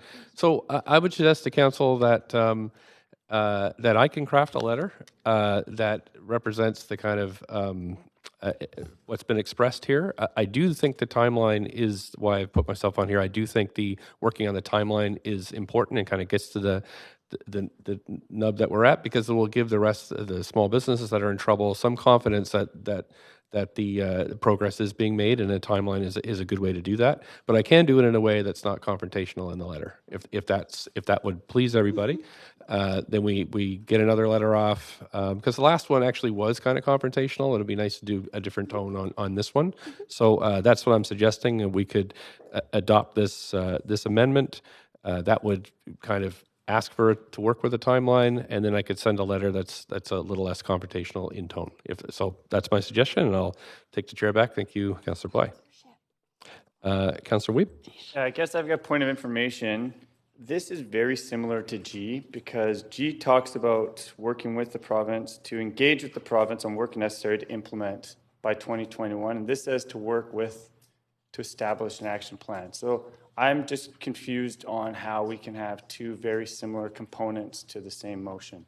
I would just say that one is an official, one is a staff working together, and this is a political request. So it's us speaking directly to the political body rather than staff talking with staff. So it's really, it makes it an official request from council. That was, I would say, is the difference in terms of how I'm reading it. On the amendment? Well, actually, the whole thing turns into that. The whole letter would turn into me writing to the minister rather than staff talking with staff, which are two different things. Okay, thanks. Is that okay? Yep. Okay, Councillor Dejanova? I just had a point of information, Mr. Mayor. Okay. I said I'd support Councillor Dominato's amendment to the amendment, which I understand we're debating right now, in the hopes that this may save the motion from sinking like a ship, or the amendment from sinking like a ship right now. And I'm just wondering if you're saying that you would prefer to have the exact date request in the letter, if that's what you said. This is fine. Okay, so this would be fine if this moved forward. And I'm understanding that from the words partnership and this in there, we could focus on those words in making it more of a non-confrontational letter. Right. Thanks, and you've spoken so on record. I really appreciate it. I'll be supporting the amendment, and then hopefully we'll have to say nothing else, and we can just vote on the amendment. Okay. Thank you. Thanks very much. I don't see anybody on the list, so can we have a vote on this amendment to the amendment?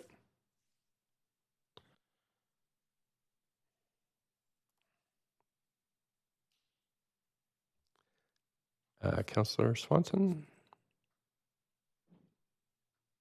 Okay, and that's passed, thanks. Nobody in opposition, and so we're back to the amendment. Councillor Dominado, anything else to add? Yes, very briefly. I'll just speak overall to the amendment, and just a couple of reflections based on some of the things I've heard is I would agree that in many ways the way this has rolled out, we had, as we know, the Metro support for this across the board.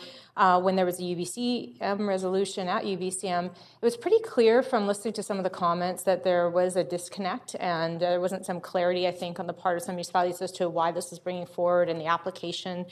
I spoke in support at UBCM, and staff re-articulated it today, is that what was being recommended in terms of split assessment was permissive.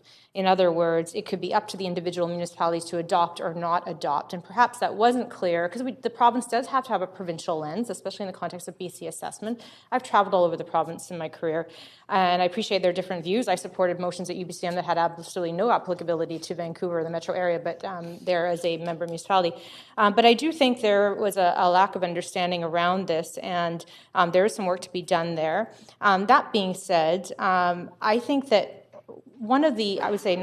the number one issue I hear from property owners, small business owners, is it's this highest and best use, this market valuation that they find so troubling. And when they ask about what's been brought forward by the province and they hear that it's actually not going to address that, it's going to address market volatility, as our staff have talked to, there is a level of frustration because they don't understand how we're taxing this airspace, and they recognize it's tied to the BC assessment. So it isn't a top issue for small businesses. We want to retain small businesses in the city. We believe, based on our staff's input and all of the metro area staff, that the split assessment was the best tool. What I see in this, what Councillor Dejanova brought forward, was simply re-articulating our advocacy for working towards this as a municipality. I think there is nothing wrong with that. There should be no shame in advocating, and I say that in the context of we have a number of motions, amendments, and so on that we bring forward here collectively as a council that advocate for things, because we do have a role to play in doing so. It doesn't need to be antagonistic.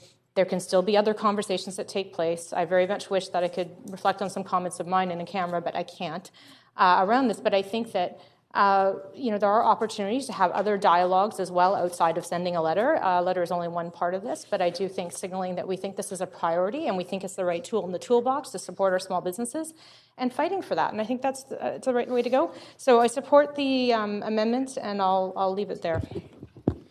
You, Councillor Wiebe?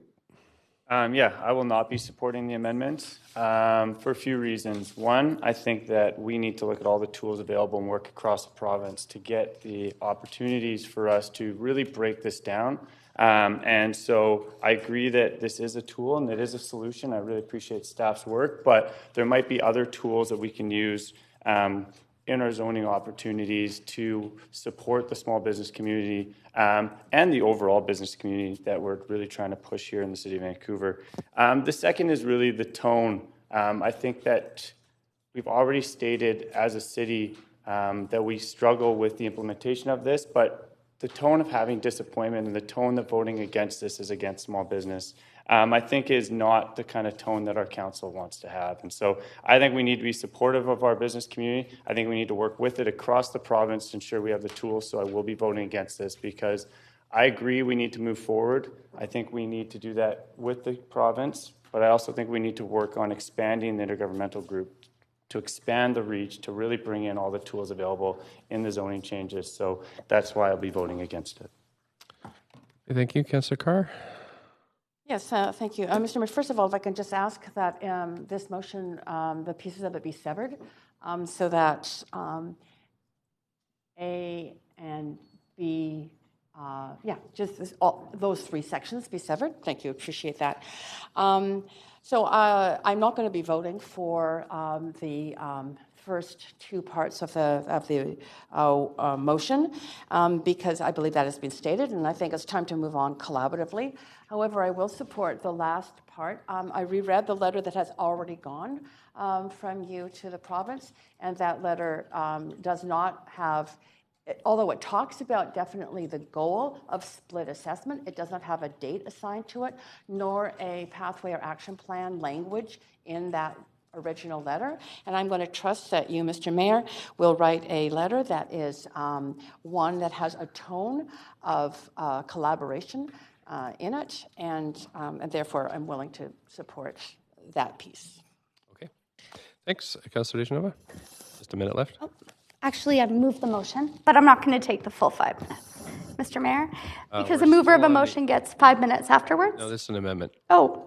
Only the mover of the... Oh, yes, so sorry. So I do support this. I have full confidence, Mr. Mayor, that you will write this in a collaborative way as per the word partnership. So I will be supporting all parts of it because, as you said, there's a difference between staff-to-staff relationships and our relationships as elected. So for that reason, I do appreciate that, that you would be writing this letter and want to thank you in advance in case any parts of this pass for the letter that you may write stating our support for small business together, and this is one way forward. So that being said, look forward to hearing if my colleagues have any other ways forward in this report or otherwise, but I will be supporting this. Okay, thanks. So, so we're going to vote on, just one second.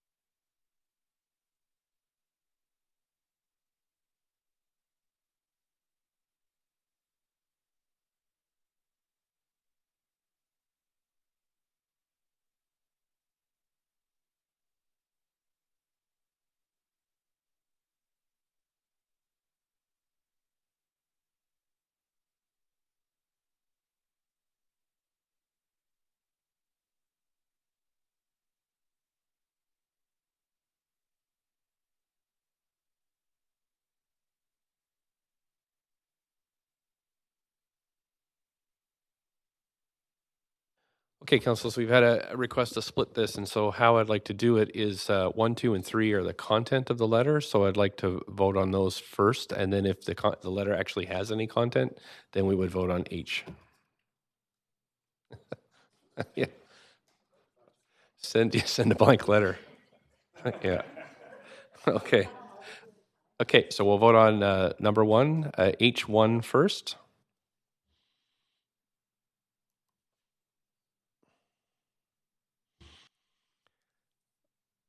Councillor Bly, there we go. Okay, so that's failed with Councillor Bly, Boyle, Weeb, Swanson, Fry, Carr, and myself in opposition. We're going to vote on number 2 now.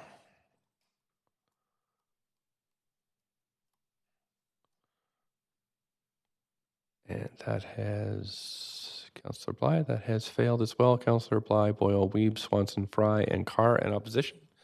And then we'll vote on number 3.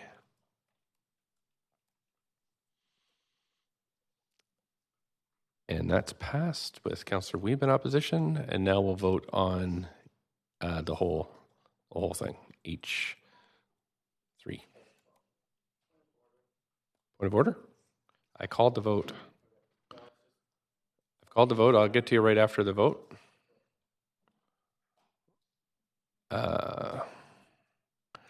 Councillor Bly and Councillor Weeb.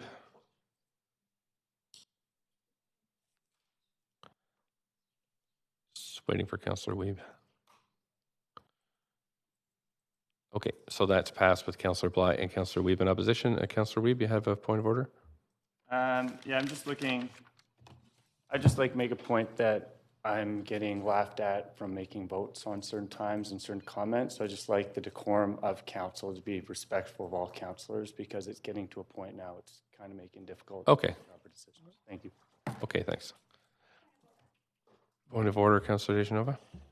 Thanks, Mr. Mayor. When I put motions forward today under 6.1 sections A and B, I've been interrupted by members of council who have been saying things about their beliefs on those amendments that I've been putting forward. So I just wanted to, under the particular section, which I understand only I've had to move forward on before being allowed to speak my piece, I just wanted to note that for the record. Get your point. Thank Okay, you. so council, we can just, maybe we can get through this report and everybody be respectful to everybody else and got a long day ahead of us. So, but thank you for raising those points, and I'll try to enforce a little more as we go along. Councillor Fry? Thanks, Mayor. And I've submitted an amendment on the main motion. And right, I'm sorry, I've got, you were last on the amendment queue. So we're not on the amendment queue, we're on the main queue now, where I have Councillor Dejanova for another minute. Okay. No, I Now thanks. Councillor Fry, you're up. Yeah, thanks, Mayor. And I submitted this amendment earlier, and I won't spend too much time on it, but the gist is, and of course, as I labeled H, and you made it I. Thank you for that. The idea basically is through some of the conversations at UBCM, one of the big things that I realized is a lot of folks don't understand this issue at all. And I think that as we focus it as a Metro Vancouver issue, it doesn't resonate with a lot of other local governments. And I think there's an opportunity here through our work to really promote what this is about, because I don't think we've done that job, and it really does seem like a Metro-centric thing, and it's not resonating with the rest of the province. And I think that the key to the success of this is to get it to resonate with the rest of the province. And in conversations with a lot of other local governments, these are emergent issues for communities in the Okanagan, for communities on the South Island. So it's something that they will, as I've described it to them, if not now, at some point, this will be an issue for you. And that does seem to resonate. So I think there's an opportunity for us to do a little bit of more of an education piece around this and spread the love throughout the province. As to I'd really like to see us have a really, really cogent communications strategy for when the tax assessments come out at the end of the month, and we're faced with a lot of frustrated small businesses who don't understand what's going on, and all they know is that there was this tool that the province had given us. Why aren't we using it? I think we really need to be proactive and thoughtful about how we address that particular issue, and we should be lining that up right now so that we're ready to go.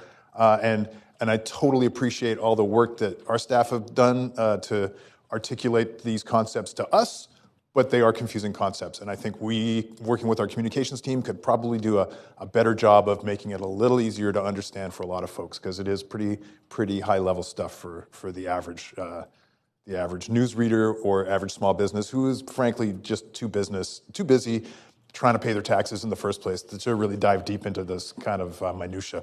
So those are my amendments, and I thank you for the consideration. Thanks. Do you have a seconder for these? Councillor Weeb? Okay. Thank you. And if you'd like to speak to these, please put yourself on the queue. Councillor Dejanova? I first have a point of information, Mr. Mayor. Okay. My point of information is it good process here? Should we just start directing the Director of Planning? I thought we direct staff and that goes through a particular process of the city manager, but if we can just do this every time we move an amendment, then I certainly will direct particular GMs of departments. I just thought that we directed staff and that went down through our staff process. So I'd like to ask you if this is in order. Well, I suppose it might be in order if this is a process that we're going to practice, because if this passes, I would expect that it not be called out of order if we continued to do this. So we've got you on a point of information. Yes, a point of information if this is good process through our practice without going through the city manager first. I think I don't know. I guess I could ask the city manager if he thinks this is good practice, but that's more of a philosophical question than more of a factual question. So points of information would be more factually based. So do you have a specific? My factual question would be, would this usurp the input of the city manager technically, because we're directing the Director of Finance to do something? And if so, would that apply to every other amendment and motion that comes on the floor of council? So I guess the question is, would this be better addressed to the city manager rather than to the Director of Finance? Is that more? Yes, or to staff in general to go through the appropriate process. Okay, sure. So is it confusing, city manager, to have this directed to the Director of Finance rather than to yourself or staff in general? Thanks, through the chair. I was trying to interpret your question. I think I understand it. Yeah, typically direction comes to staff for, right. And I presume you're referring to G. Yes, it's too specific, I guess. Yeah, typically it does come directly. It is indicated to staff, and then I direct it. But I think at this point it's pretty clear what the direction is, and I don't have an issue with it. Okay. Thanks very much. To answer your question, Councillor Dejanova. It did. I'm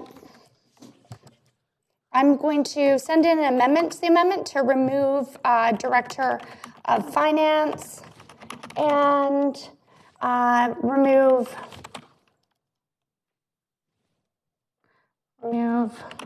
Civic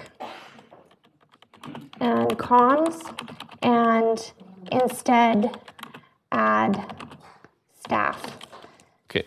And the reason that I'm doing that, Mr. Mayor, is because I think that it's important that the rules are the same for everyone, and I can go and pull the tapes. I've noted times when directing of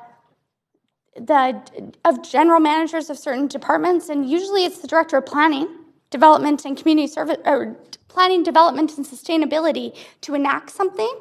It has been said to other councillors, Councillor Hardwick especially, that it would be better to direct staff. So I think in keeping things fair and equal and the same for everyone and standing up for everyone in this situation, I think it would be best. And I'm confident that if we direct staff to do this, that it will move forward that way. So I have moved an amendment to the amendment that it instead says staff, just to follow our other processes, unless council would like to see me bring back specific general managers who we will direct to do things. Okay. So we need a seconder for this one? You have a seconder? No second? Okay. No seconder? Okay. Anything else you want to add? Councillor Dominato, I think just No, seconded it. we've moved on. Do you have anything else you want to add? Oh, yes. I will not be supporting this because I'm not quite sure how our staff would interpret easy to understand. Okay. I find this very, and I understand that our staff were already going to do some communications on this. So I wonder if this is something, Mr. Mayor, that actually is redundant. If this is frivolous in our terminology, because our staff were already going to do this, is my understanding, and we've been told that as a council. Yeah. that there would be communication out to the public on this. So I'm asking you to rule on whether or not I would this like is to even say in this order. is that this is a letter we're writing, and so let's just move on. And I'm not going to rule it out. No, I was talking about I'm I. not going to rule it frivolous. I'd Okay. just like you to finish up. Okay, Here. so I is not. Not frivolous. 30 seconds left. Okay, so I is not. That's not something our staff are going to do. It's not a point of order. I've ruled on the point of order. Okay. It's not out of order. That's fine. I'm just going to write down and note this time in council, and I certainly will be changing the way that I submit my motions. Thank you. Councillor Bly. Thank you very much. Just wanted to echo support for this motion, and similar to Councillor Fry's role on UBCM, I have the honor and pleasure of participating on FCM. And one thing to note is that when we look at what we're actually dealing with here, sort of zooming out from the real minutiae of this particular topic into that land affordability development pressures is essentially what one may argue has triggered this whole discussion.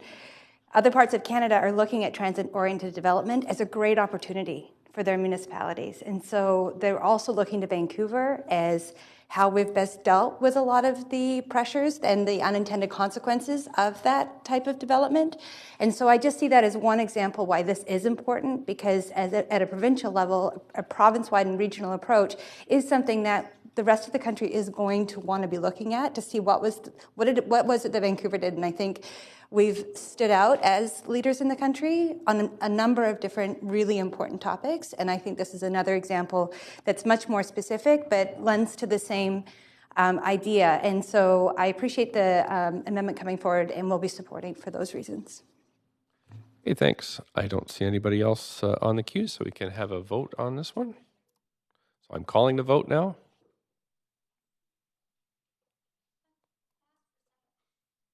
Didn't ask, I've called the vote. I didn't hear this ever.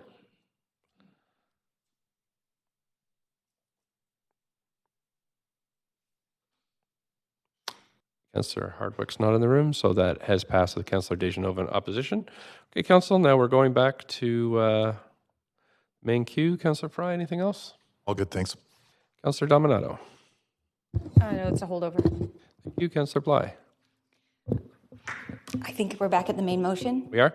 I'm just going to speak in support of the motion. Appreciate the work so far. Thank you. Okay, thank you. Councillor Swanson? Yeah, I appreciate the work that the staff has done on this too. I think we really do need to make sure that our small businesses, nonprofits, and arts groups are able to survive. Until we get the changes that we need from the province, I think we need to look at our own zoning practices. We are the ones that create highest and best use by zoning. And maybe one of the things we could do is when we have our zoning reports, we accompany them with information about how this will impact neighboring small business, nonprofits, and art space. And I just want to end by apologizing to all the speakers who have been wading through all this procedural stuff. Thanks, Councillor Dejanova. Anything else? I would like I severed out, Mr. Mayor, but before I is severed out, I would like you to rule on whether or not staff are already undertaking the work for I, now that it's been put into the main motion, because I understand that our staff... really something to rule on. I'm asking you if... It's a point of information, so you can ask you could ask the city manager if you like.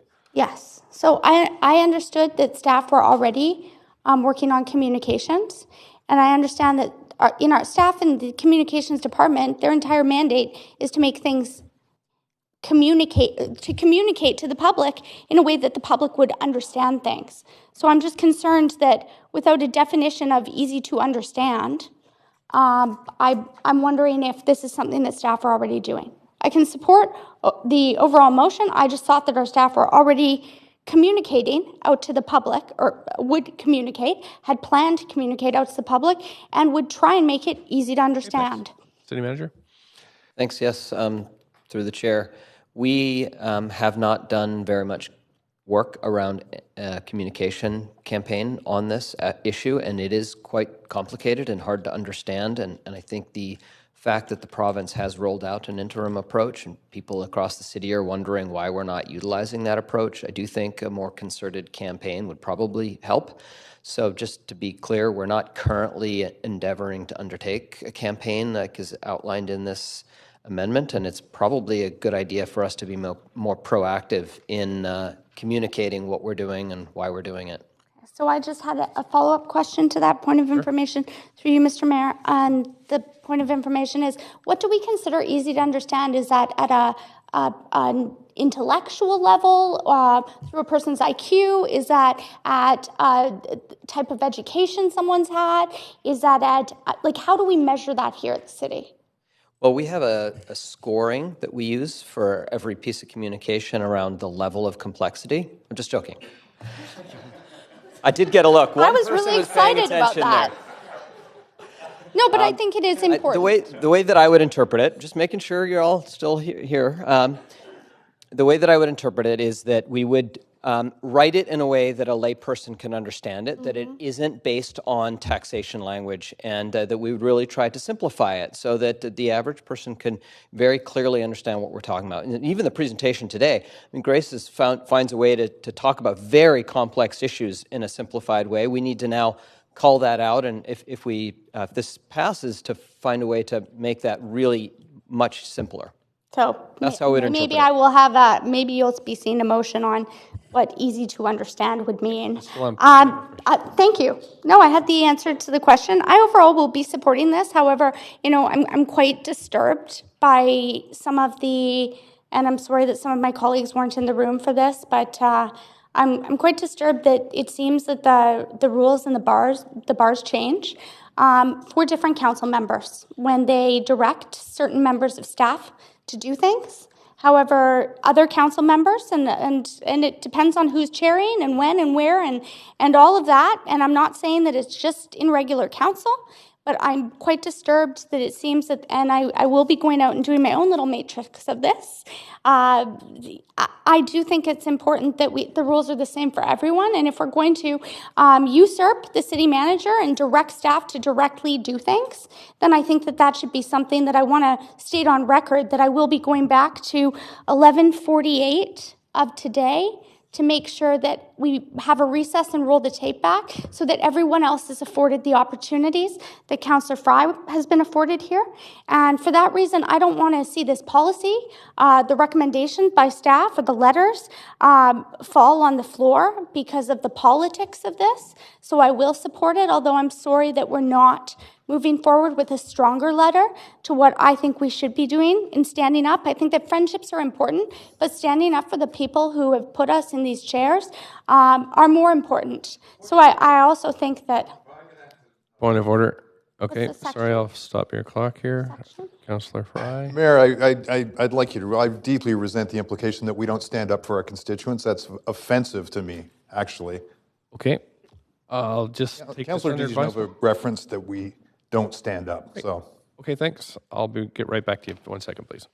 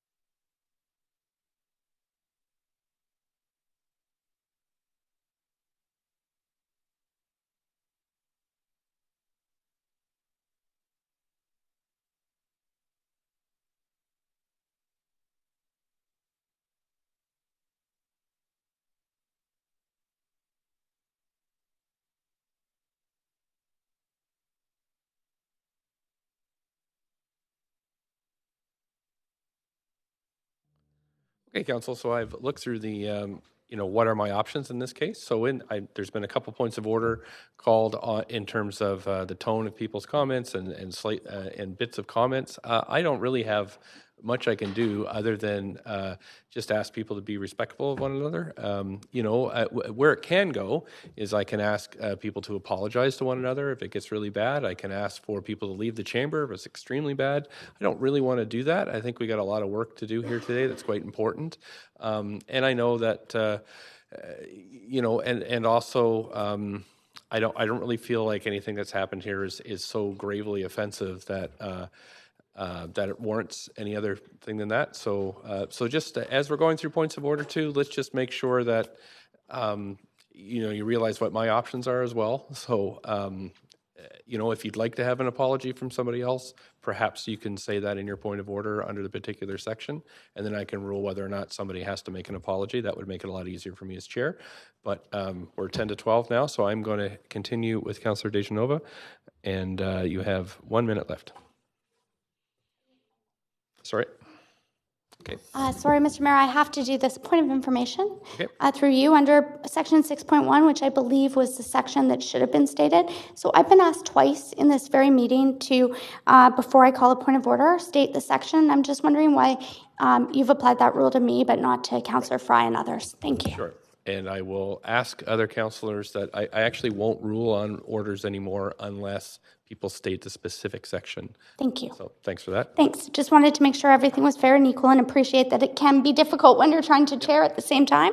So thank you very much. And I really just wanted to take a moment, the last moment that I have, to thank our staff. I know that you have put not only your time and effort, but so much of your expertise, your heart into this. And for that reason, I really do support the recommendations, and I hope that the additions will show small business that we are thinking of them and that we do support them. Okay, thank you. I will support this. Thank Councillor Wiebe. Also be supportive. And I'd like to thank the BIA. We've got tons of BIA members here in the partnership, because I think this is actually, conversation has changed, where I feel like we're moving forward with some of these recommendations and we're getting support from different parts of the community, which we haven't seen before on some of the taxation components. So I really am appreciative of how this conversation is happening and how staff have reached out to get more input to kind of make some of the adjustments here needed so that it's more fair across the kind of spectrum of what taxation law is being utilized. So I really appreciate some of the, like D and some of the others, that really kind of focus on some of the tools that really ensure that each year this is better and more fair. So I will be very supportive of the whole thing, and I really appreciate the dialogue that's been happening. So thank you. Thanks. If I can just pass the chair over to Councillor Bly. I just want to thank the staff mainly for all this work. I mean, you've really shown leadership not just here in the city, but actually across the metro region and the province. And I think the leadership is really, really important. I think that this is a very innovative civil service that really looks at ways to best serve the city. I also think you're providing a great service to municipalities of smaller populations that don't have the kind of brain power that we have here, and that I know you're influencing them in a big, big way. And I think with the dialogue that we're having with the province, we can get to where we need to go. Unfortunately, it's been a little bumpier than I would like it to be, but I think we're all in agreement that this would help all the small businesses here. So thanks so much for all your work, and thanks, Council, for working through this one. I can call a vote now. Is everybody okay with did anybody want any sections broken out or anything, or is it we're just vote on the whole thing? Okay. Thanks very much. So we'll call a vote then on this report.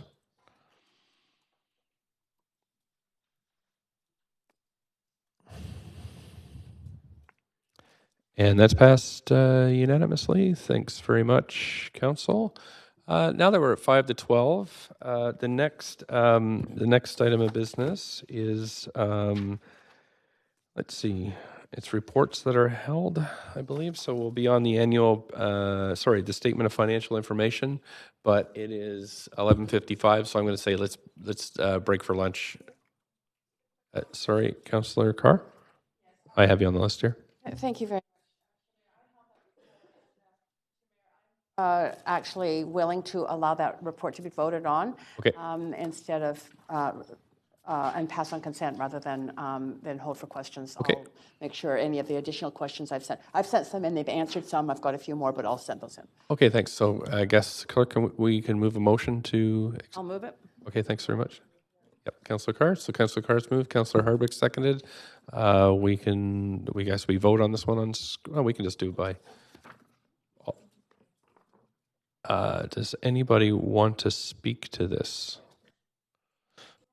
Okay. I don't see anybody there, so we'll call a question. Just by show of hands, all in favor of accepting this statement of financial information? Any opposed? Nope, that's passed. Thanks. I've got, I'm on the wrong queue, but I've got anything else, Councillor Carr? No. Okay, thanks. Councillor Bly? Likewise, to Councillor Carr's considerations, because we've perhaps lost some valuable time this morning, I'm going to have my questions answered via email regarding the procurement report. Okay. We have a motion to move that report. Okay. Thanks. Seconder? Okay, thanks. All in favor? Any opposed?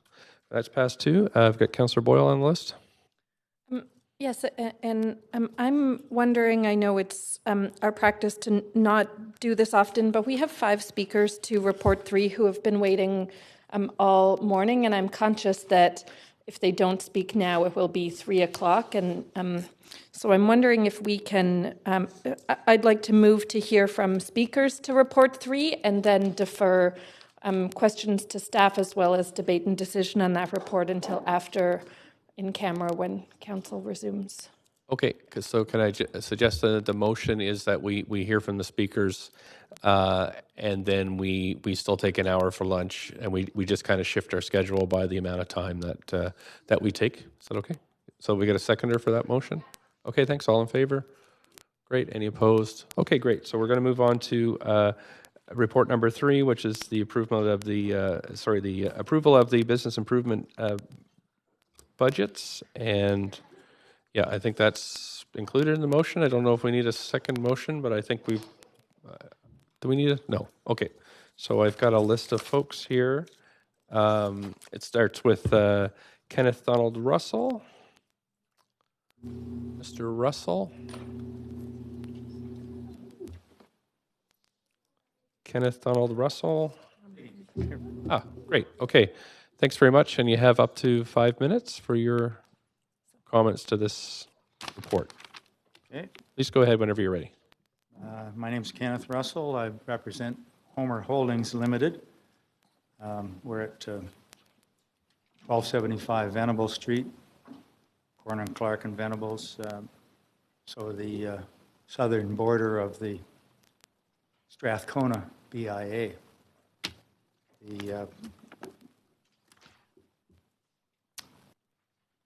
I oppose the granting of this budget for a couple of reasons, and on behalf of the 9 tenants in our building who are carrying the load. The first reason is the BIA did not follow the city bylaws giving notice of an AGM. And secondly, there are material errors in the budget itself. We would like to see a special AGM called so that the members can get to the root of this. Thank you very much. Okay, thank you. And I don't see any questions for you. Councillor Wiebe. And again, we just want to contain this to the vote we have today. I appreciate the comments about the special AGM, but that's not really within our purview. So if you could just comment on the decision we're making here today or ask questions, Councillor Wiebe and Councillor Dominato, that would be great. Yeah, we're looking at approving the budgets. I'm just wondering, do you have quick specifics on what were the discrepancies in the budget, just for clarity? I think number 2 speaker. Okay, thank you. Okay, thank you very much. Councillor Dominato? I had the same question, so okay, thanks. Just remind councillors you have up to 3 minutes for questions. For folks, we've got Charles Wortman. Thank you, Mr. Wortman, for coming in. Up to 5 minutes. Thank you, Mayor Stewart and councillors. Excuse me. My name is Charles Wortman. I'm the owner of 1101 Union Street. My father, George Wortman, of blessed memory, passed away last year at the age of 97. My father was a legend by surviving the Holocaust. He immigrated to Canada from Poland in 1949 and purchased the Union Street property in 1958 to manufacture wire coat hangers. My plan is to build on the legacy my father left me and develop the property with a new building named in his honor. I am standing before you today because the hard work and legacy of my father, as well as the other hardworking people of Strathcona, is being jeopardized by a failure of the Strathcona Business Improvement Association to abide by City of Vancouver bylaws. Specifically, City of Vancouver bylaw 11758 provides that notice of the general meeting must be given to owners to their address as ascertained from the most recent assessment roll for the City of Vancouver. Despite this bylaw, I did not receive to my address the notice of the 2019 SBIA annual general meeting. Upon alerting the executive director of SBIA to this in November 2019, I received a response that explains the email sent to members with our 2019 AGM materials was sent to you at X. Different members have different preferences for how they wish to engage us and receive our materials. I never personally advised SBIA that I prefer to receive AGM materials by email. Sending notice to owners by email clearly violates City of Vancouver bylaw 11758, and lack of notice may explain why only 5% of the members attended and voted on the 2020-2021 budget. Given that the SBIA did not follow due process, I request that the City of Vancouver Council not grant money to the SBIA until the SBIA Board of Directors calls an extraordinary general meeting to approve the proposed budget for 2020-2021.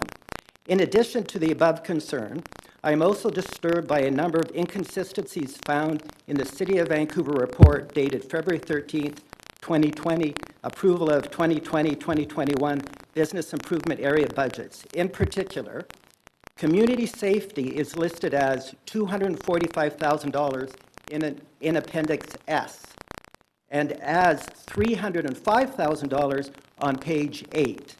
Similarly, governance and operating expenses is $402,900 in Appendix S, and yet governance and administration is listed as just $190,400 on page 8. I have raised these concerns with the SBIA to no avail. Further, compared with other BIAs, SBIA is lacking transparency. The payroll for staff is buried, ensuring that there is no transparency. For members to ascertain that SBI salaries are estimated to be $250,000 based on last year's 2019-2020 budget. This is excessive compared to our neighboring BIA, Hastings North, where 2020-2021 wages and payroll tax is $43,290. Similarly, SBIA's budget is double that of Hastings North, and SBIA's governance administration costs are triple. In closing, in the short term, I request that City of Vancouver Council not grant money to the Strathcona Business Improvement Association, as due process was not followed and the errors found in the City of Vancouver report are material. In the long term, I respectfully request City of Vancouver Council to review the standard forms utilized by the City of Toronto BIAs that ensure consistencies across all BIAs, improve transparency and accountability, and enable greater oversight by BIA members and the city. Thank you. Thank you. I have a question from Councillor Hardwick. Thank you, Mr. Wortman. Would you please send this information to us in writing? I don't recall having seen this, but you've obviously done your homework. I sent it yesterday to the link that was on the report, and then just as a backup, I mean, I have confirmation that it went to council, the backup email from submitting online, but as a backup, because it didn't say the attachment went, I chose Councillor Kirby Young, just so I wasn't going to bother all the councillors, as a backup. So then I got a confirmation from her that her assistant has it. But the city clerk should have a longer letter than this one. This was condensed. So, I mean, I have it here, but the city clerk has it because I filed it last night. Well, I just checked my inbox and it's not there, so I would appreciate follow-up to the clerk or whoever accordingly. That's it. But thank you. I very much appreciate you being here. Thank you. And the clerk has said the office will check and just make sure that the councillors get that letter. Thanks. Councillor Weep, a question? Yeah, the Strathcona BIA is one of the BIAs that actually has a decrease in the budget amount. So you're not actually talking about the budget amount, you're talking about what's in the budget. Is that correct? The budget amount that you're talking about is small. I don't follow your question. So I'm just saying that we have some BIAs that are increasing the budget. The Strathcona BIA is actually one of the BIAs that in the chart here actually shows a decrease. And so for me, it's not the amount of the budget, but you feel that it's the structure of what's in the budget, or what is, right? What is the actual component you're talking about Okay, for the budget? I understand what you're saying, but the Strathcona's BIA budget from 2016 to 2019 went up 80%. And so what you're referring to is a minor decrease from last year, which is, I'm sorry, respectfully, irrelevant. The year before, the Strathcona's BIA budget went up 18% when the average was 5%. So went up from 18, and now I understand what you're saying. Yeah. It's going down a teeny bit, but it's irrelevant. The budget followed the increase in property taxes from 2016 to 2019. That's the problem. The little bit that you're referring to is the decrease is very small. And last year, staff prepared this comparative table that wasn't available this year.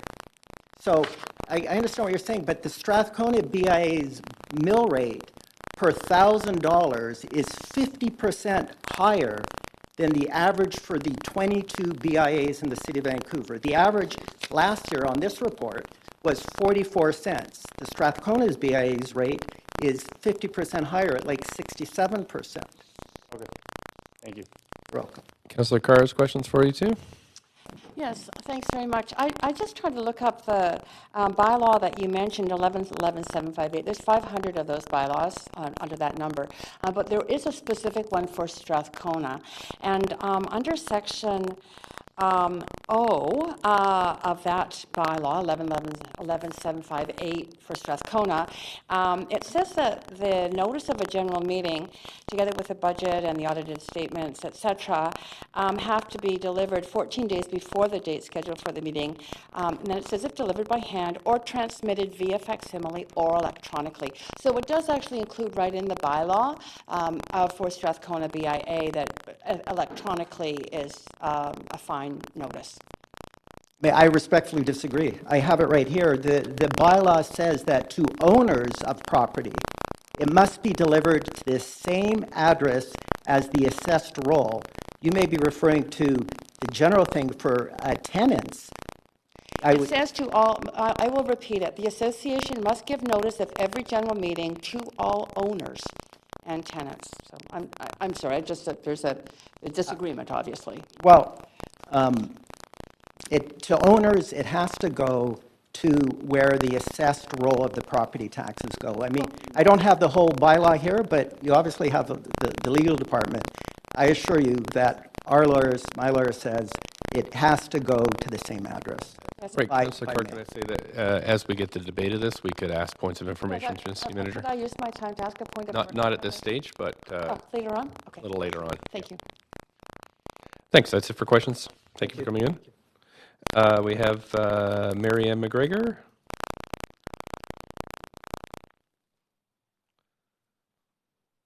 Thanks for coming in. Up to 5 minutes whenever you're ready. Thank you. My name is Mary Ann McGregor, and I'm speaking for my husband, James McGregor, who's recovering from his 5th stroke. He is the owner of property within the Strathcona Business Association, Business Improvement Association, 1250 East Georgia, 1209 Adnac, 1229 Adnac, 1239 Adnac, and 1217 East Georgia. And he also did not receive any notice of the 2019 meeting. So he would like to object to, he's opposed to approving the grant to the Strathcona Business Improvement Association. Okay, thanks very much. And there's no questions for you. Theodora Lamb? Thanks for coming in. Up to 5 minutes, whenever you're ready. Thank you. My name is Theodora Lamb, and I'm the Executive Director of the Strathcona Business Improvement Association. Thank you for hearing from us today. And while the content is hard, I do appreciate our members coming in and participating in this public assembly and raising your voice. We encourage that of all of our 800 plus members across 44 city square blocks. We listen very closely to our members. We are governed by members. The SBIA approach to strategy and operations leads from a member-centric lens. My board of directors, all 10 of them, are business members representing different sectors across the district, and they carry the voice of the member in every resolution they make. I like to think I have 800 bosses. I'm sure you feel the same way. I can speak to all of the points that have been raised, and I'm also thoughtful of my time, and you're welcome to ask questions around specific points. I also know that city staff are here today and can support some of the more technical pieces I have been learning myself. There are a few points, though, that I would love to address. We have a member engagement strategy at the Strathcona BIA. This is a broad strategy, but it also requires us as staff to look and follow very carefully how our members wish to be engaged. I can say that we have been in close contact, particularly with Mr. Wortman, who's here today and who spoke to you about his concerns. I've done a lot of reviewing of these communications. I have many of them in front of me, and I can say with absolute confidence that we have responded in a reasonable manner, in an informed way, in a compassionate and understanding way, to answer all of his questions. On the point of transparency in our budgets, we are subject to a full audit, not a partial audit, and those of you in the nonprofit world understand that difference. The board of directors reviews all of our audited financials and then approves them. And the audited financials at our last AGM were approved unanimously, as was our budget. I've been in close contact with our auditor, in particular with the questions and concerns Mr. Wortman has raised. And I have to tell you, his points have been helpful. I have actually gained a lot of insight from our conversation, and he's raised some points that I know will impact how we talk to our members moving forward. Everything we can do to be more transparent and better communicate how we work, I am all for. And so I look forward to putting some of those changes into place. However, the specific changes he's requested on the recommendation of our auditor are not material enough for a restatement, which would trigger, as I understand, an extraordinary meeting. But that's not to say we won't continue listening to him and to our members, to trying to explain how we work and being open to these conversations. I know 5% sounds like a very low turnout. I can tell you in the nonprofit world, in the cooperative world, which I know a little something about, 5% is exceedingly high. Mountain Equipment Co-op, which boasts over 3 million members, I think has a 4%. Van City Credit Union, 500,000 plus members. I think we strive for 6%, which is leading in the space. It's very difficult, of course, to engage citizens and members outside of their daily lives and businesses, and we do everything in our power to make sure we are communicating clearly to our members. On the point of communication on email and print, I've received some help from city staff on this point. Apparently, the SBIA is one of the last two BIAs to carry over an old version of the bylaws that says we must go by print. I can definitely say to Mr. Wortman, we're changing our processes as a result, and we will continue to send out mailed copies to our property owners for the years to come as we work with them on a one-on-one basis to make sure they understand that they're opting into a digital solution. It's an extra step on our part, but if it means that our property owners are going to be more informed and more engaged, I'm all for it. And lastly, I'm sorry Mr. Wortman wasn't at our AGM. I know he was held back. He also ran for our board of directors and so was familiar with what was about to come forward.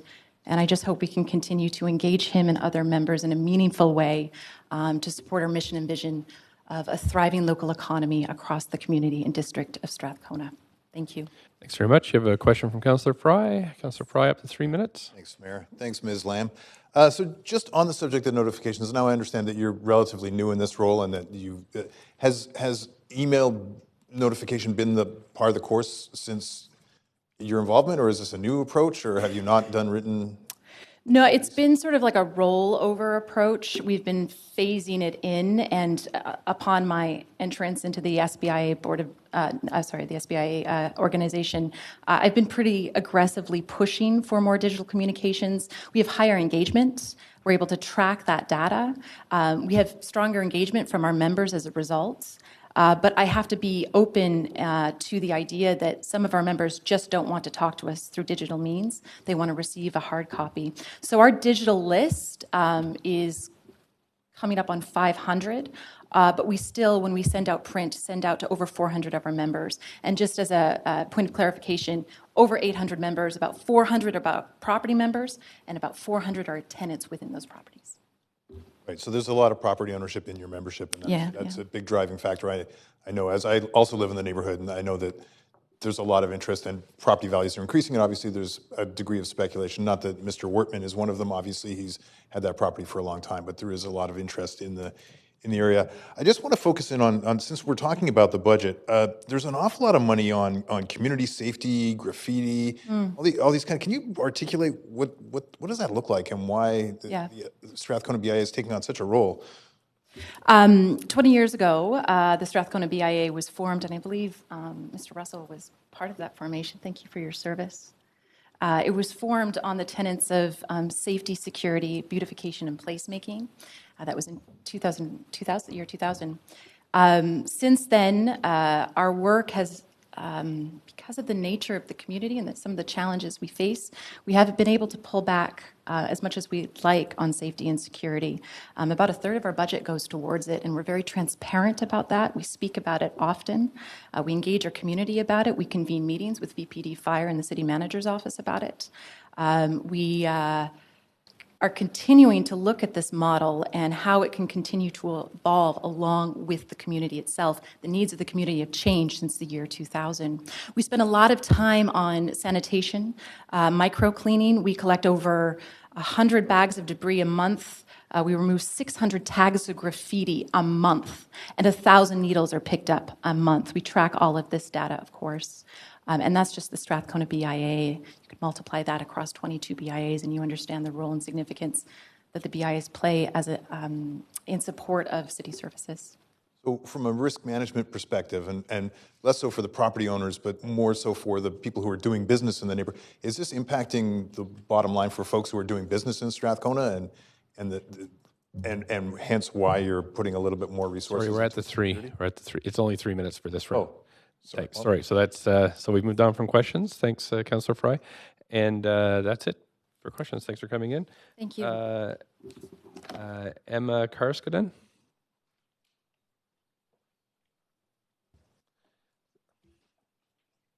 Then followed by David Greaves and Tricia Barnes. Thanks. Whenever you're ready. Great. Thank you very much. Thanks, Mayor and Council, for having us today, and thanks for moving your lunch. I know we're all hungry, but I appreciate it. My name is Emma Karskaden. I'm a partner at Karskaden Stokes McDonald Architects. We're located on East Hastings in the Strathcona BIA. I'm also president of the Strathcona Business Improvement Association Board of Directors, where I serve alongside 9 other directors who represent different sectors and business types across the district. I've served as president since 2015 and have been a director since 2012, and I represent both my business, which has been in Strathcona for 20 years, and my property. Board of Directors holds the voices and perspectives of each and every one of our members with the highest regard and constantly in mind. Voices raised today are no exception to this, and I feel it incumbent upon me to speak to the role of the Strathcona BIA Board, our governance, and our processes. The board is a mix of both property owners and business tenants operating across the district.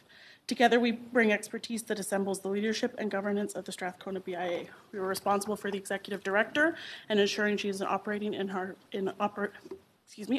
service to our mission, vision, and our membership. We are volunteers that care deeply for our community and understand that BIAs are a powerful tool for bettering the lives of our members and the community as a whole. The Strathcona BIA's core mandate is to serve our business members under the criteria of a business promotion scheme as defined by the Vancouver City Charter. To do so, we promote a strong local economy through advocacy, cultivating relationships, supporting business participation in the community, delivering innovative programs, and fostering community leaders. Our vision is for Strathcona members to thrive in a mixed-use, inclusive, resilient, and prosperous local economy.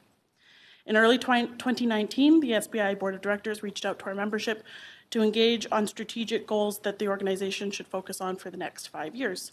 4 new priorities around safety and security, member engagement, member advocacy, and placemaking and programming were set to guide the organization for 2019 to 2024. These goals were shared with the membership at the 2019 AGM. In the lead up to this AGM, all members were sent an invitation to attend via email or paper mail. The AGM is one of our many events and engagement opportunities, and as an opportunity to engage our membership on area promotion, placemaking, beautification, safety, and the social well-being of Strathcona business community. And it is our goal to have as many members attend as possible. During the 2019 AGM, the membership voted unanimously in favor to accept both the 2018-2019 audited financial statements and the 2020-2021 budget. The board also presented the 4 new strategic goals developed with their input and created it to guide the organization forward for the next 5 years. These goals were also received with support from the membership. The Strathcona BIA will continue to support all of its business members as guided by the Board of Directors, executed by SBI staff, and in service to the vision and mission that all members have the opportunity to participate in a local, thriving economy. Thank you very much. Thank you. And I don't see any questions. Thank you very much for coming in today. David Greaves and then Tricia Barnes. Thanks for coming in. Up to 5 minutes. Thank you, Mayor and Council. Yeah, I'm David Greaves. I'm the Director of Opportunities at Mission Possible. It's a local economic development agency that's established to address barriers to employment, providing supportive employment, transitional employment to those that are ready to enter or re-enter the workforce. I also serve as the Vice President of the Strathcona Business Improvement Association. I believe in the work and the service that we bring to over our 800 members, serving across the 44 city blocks. With respect to what you've heard from one of our members today, I'm obligated to speak and to do that directly with some concerns to bring up some questions that Councillor Fry had on service that we provide to our members. As a board director, I don't take my fiduciary responsibility lightly.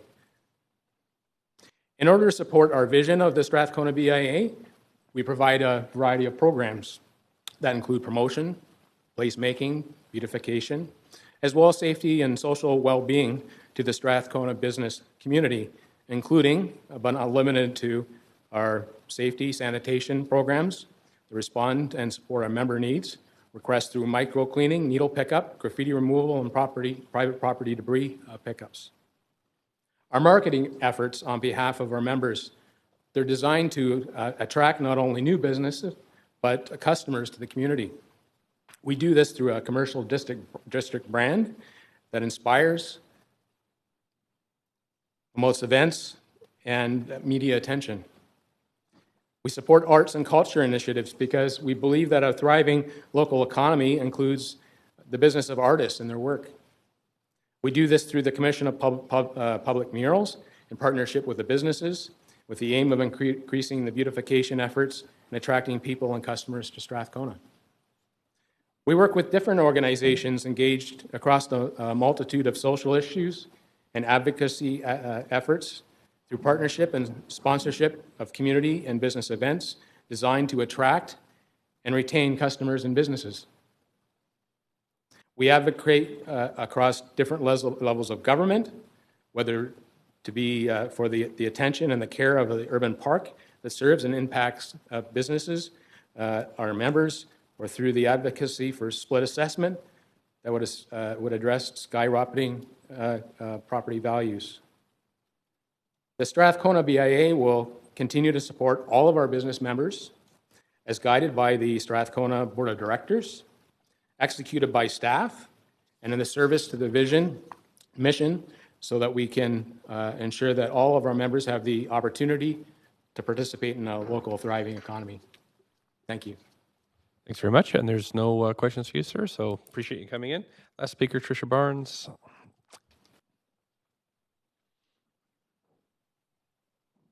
Thanks for coming in. Hello, yes, I'm Tricia Barnes, and I'm with the Hastings North BIA. I'm not with Strathcona, but I'm here representing both my BIA and the BIAs across the city. And I just wanted to say it's been a long morning, but an important morning. As you know, one of the things that we do is advocate for all the small businesses and the property owners and our industrial owners in this city. And one of our big advocacy projects is property taxation, commercial property taxation, and very happy that we're working closely with the city at the present time in partnership moving forward. And I think that's one of the most important things that we do as a BIA. We advocate for our businesses. We try and bring forward how important our businesses are, how important the small business community is, how important our industrial area is.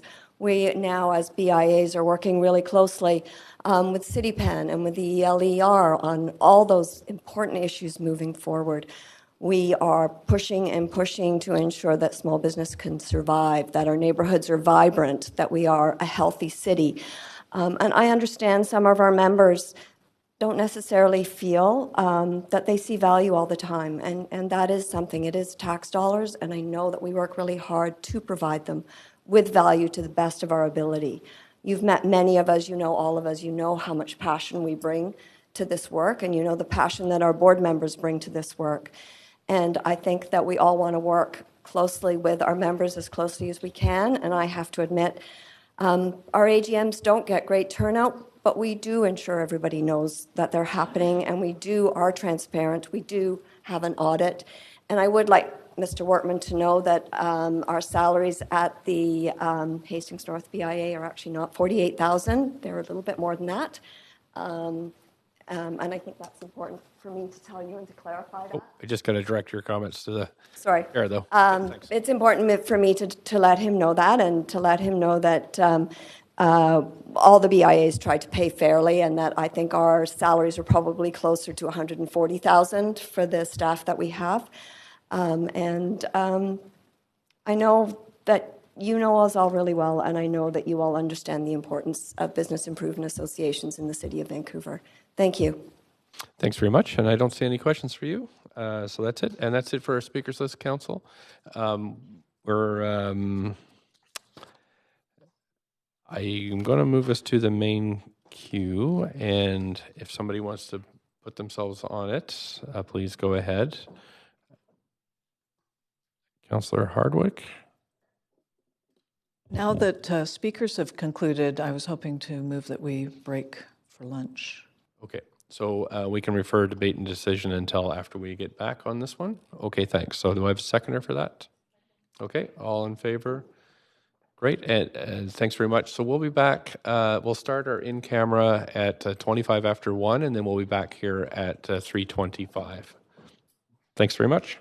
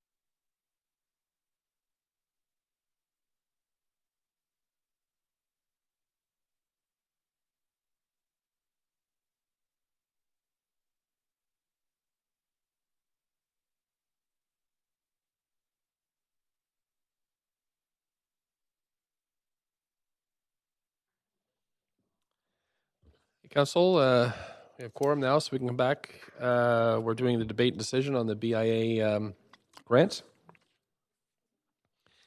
And happy to take speakers, or this is debate and decision, so just if you'd like to put yourself on the list. We can start off. Councillor Boyle, up to 5 minutes. Thanks. I'm happy to move the recommendations in the staff report. Okay. Okay, thank you. Great. So do you want to say anything to it at all? No? Okay. Call the vote on it then.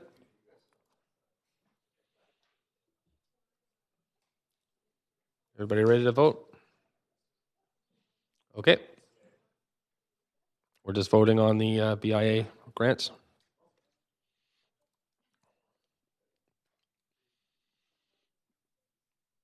Just waiting for Councillor Dominato. Okay, that's passed unanimously.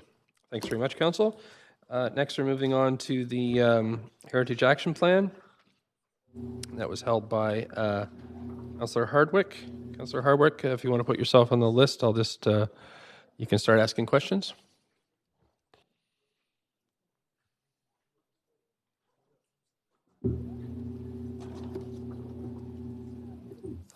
Oh, we have speakers for this one too.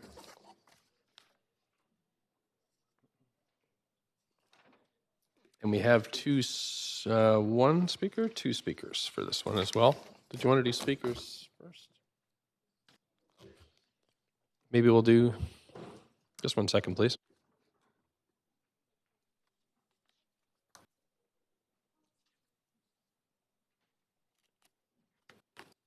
Okay, Councillor Hardwick, if you, we'll just go for speakers first.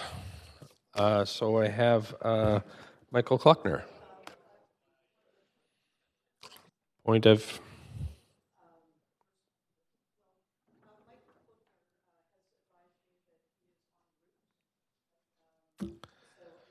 Yep.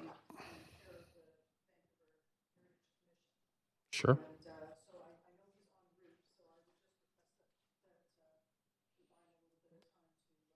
Well, you know, we're rolling along here. If you wanted to move a motion to delay this, we could. Sure. Okay, Councillor Carr. Thank you. Mr. Mayor, I wonder if we could have a presentation on this, given that we do have speakers? No? No presentation? It's just questions. There's no presentation on admin reports. Oh. So, I have speakers, unless I have a motion. Yep. Okay, so the second speaker is here, so we could go with the second speaker first. So we have Elizabeth Murphy.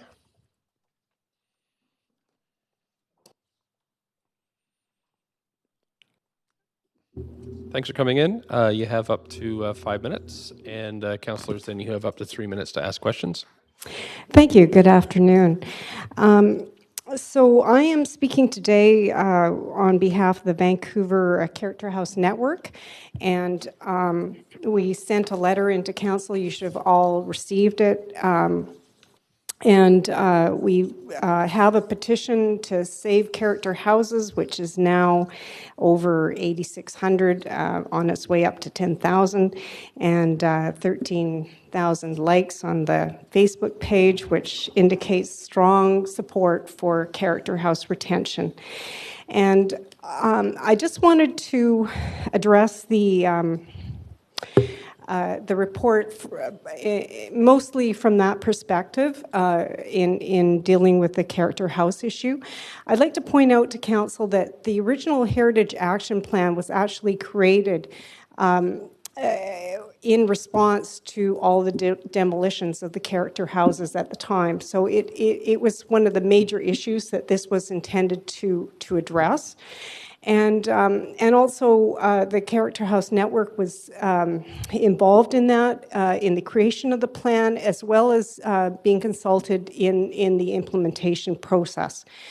And I would like to also note that we were not included at all in any feedback or review of this new program or the conclusions that are in this report. So basically, being the policy geek that I am, we only had like a few days to get through this enormous report. This doesn't even include all of the links to all of the other references that are in there. I mean, it's really a huge piece of work that I think needs to have more input from other stakeholders as well as the public.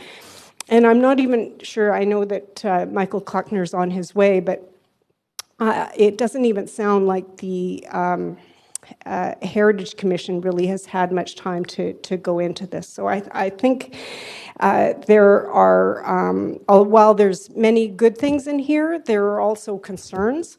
And I think one of the biggest concerns that we have from a character house perspective is that basically it's declaring in here that those actions to address the character house demolitions are mostly all done, especially the key ones, which, for instance, action number 6, which was the amending the RS district schedules, listing the RT 3, 6, and 8 district schedules to encourage heritage retention. And I really think that that work is not complete, that there is a lot more that needs to be done because we are still seeing a lot of loss, and I think that it really needs to be looked at. One of the things that I think is important to consider is that it's not just about saving a few special heritage buildings, although that is very much an important thing that we do need to do. It's also about providing the important things that older buildings provide. And Jane Jacobs put it really well when she said that that new ideas need old buildings. And that's really true. If you look at all of our new enterprises or nonprofits or the creative sector, they all need the older buildings, many that are really run down, that often need some sweat equity, but they can make something out of it. And that's how you build a city.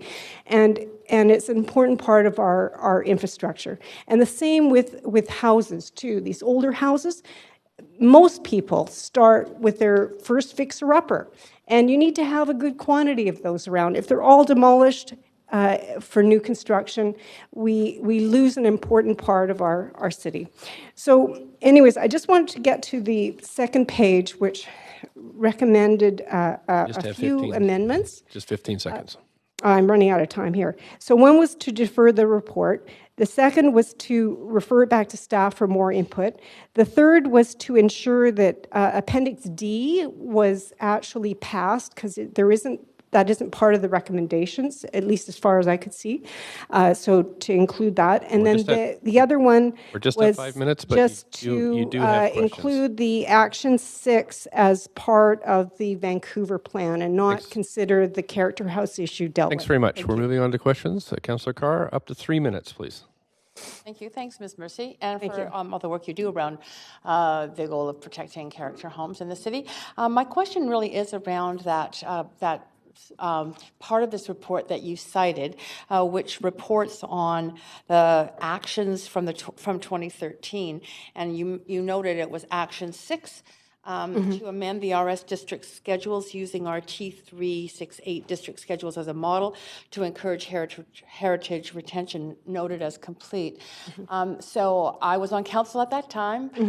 You came to council to speak about this. Can you, and I remember also there was a survey done during that time, yes, asking for public input on the use of RT zones. So do you remember, and can you relate to the rest of council, some of the results that you that were from the surveys that took place around whether or not the public supported the use of RT zoning to protect character homes, and your memory about what happened in the end regarding that particular tool. Right. Yes. As I recall, there was a lot of support for the RT zones and RT type zoning. There were differing opinions on exactly what that should look like, but I think that overall the feedback was that some kind of mechanism would have been supported, but I think that the main problem is that it needs to be fleshed out, and by the time that got to that stage, it was already set aside as not an avenue to go to, which was a real problem, I think. As with everything, the devil's in the details, and especially in this kind of zoning, because there's many different aspects of it that you could implement or not implement, and we never really got to that point. So what is the aspect that worked in, say, the RT7, RT8 zones in Kitsilano? I'm thinking particularly about incentivizing owners to actually not tear down and build new, but instead to retain and redevelop. Retain and renew. Well, the main mechanism that works in the RT zones, like RT7 and RT8, is the conditional aspect to the zoning, where it has a low outright and then conditional above that.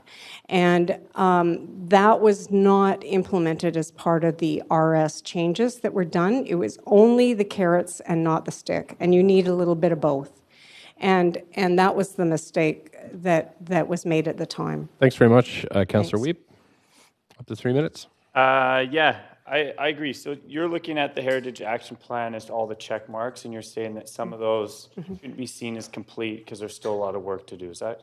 Yeah, this is still incomplete as far as I think, well, the network feels, and certainly I feel personally.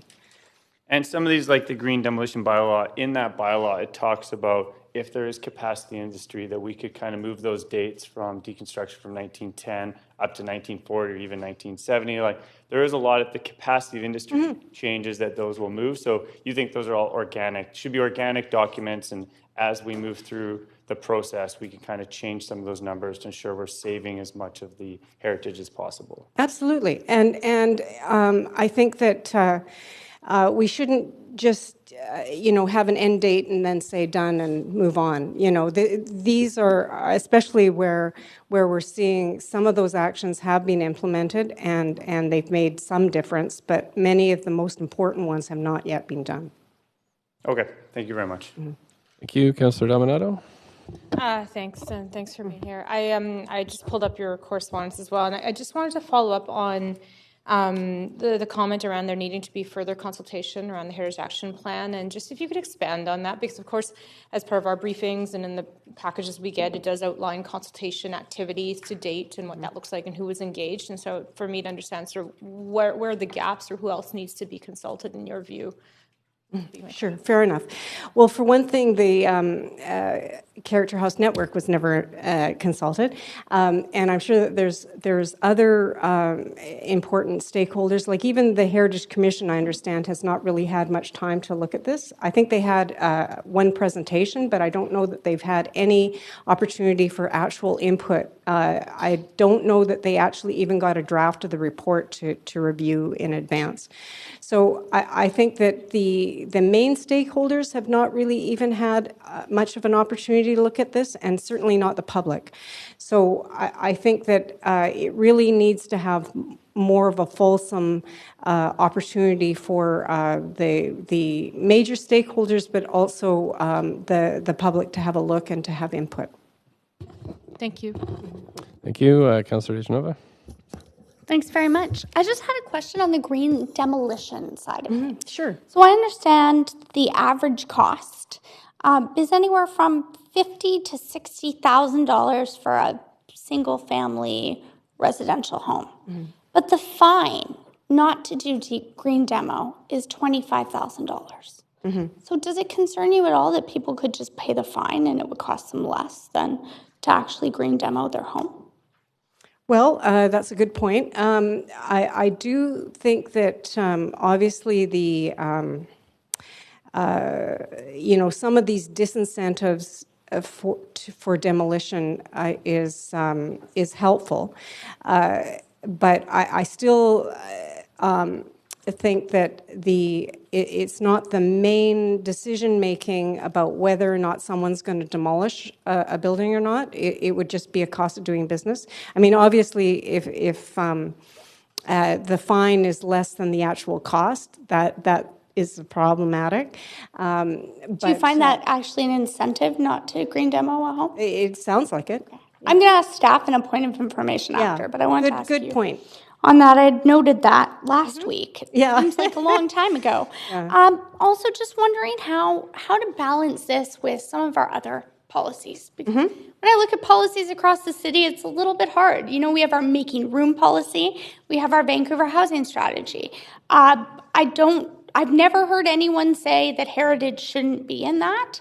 But that being said, I'm seeing heritage pitted kind of against development or density. Do you think that there's a way that can coexist? Or even looking at examples like, for instance, of infill, but also heritage retention that also sees perhaps structures built above or adjacent to those heritage buildings that are architecturally meritorious or on the heritage registry or have significance in the historical context.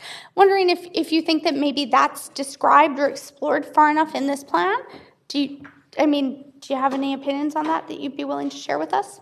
Yeah, well, through an HRA, certainly more density can be already applied to a heritage site, and certainly more units and variances to the zoning and development bylaw. That's already allowed for, and I think that that rather than looking at it as either or, that either you get completely clear-cut a whole area and it's all new.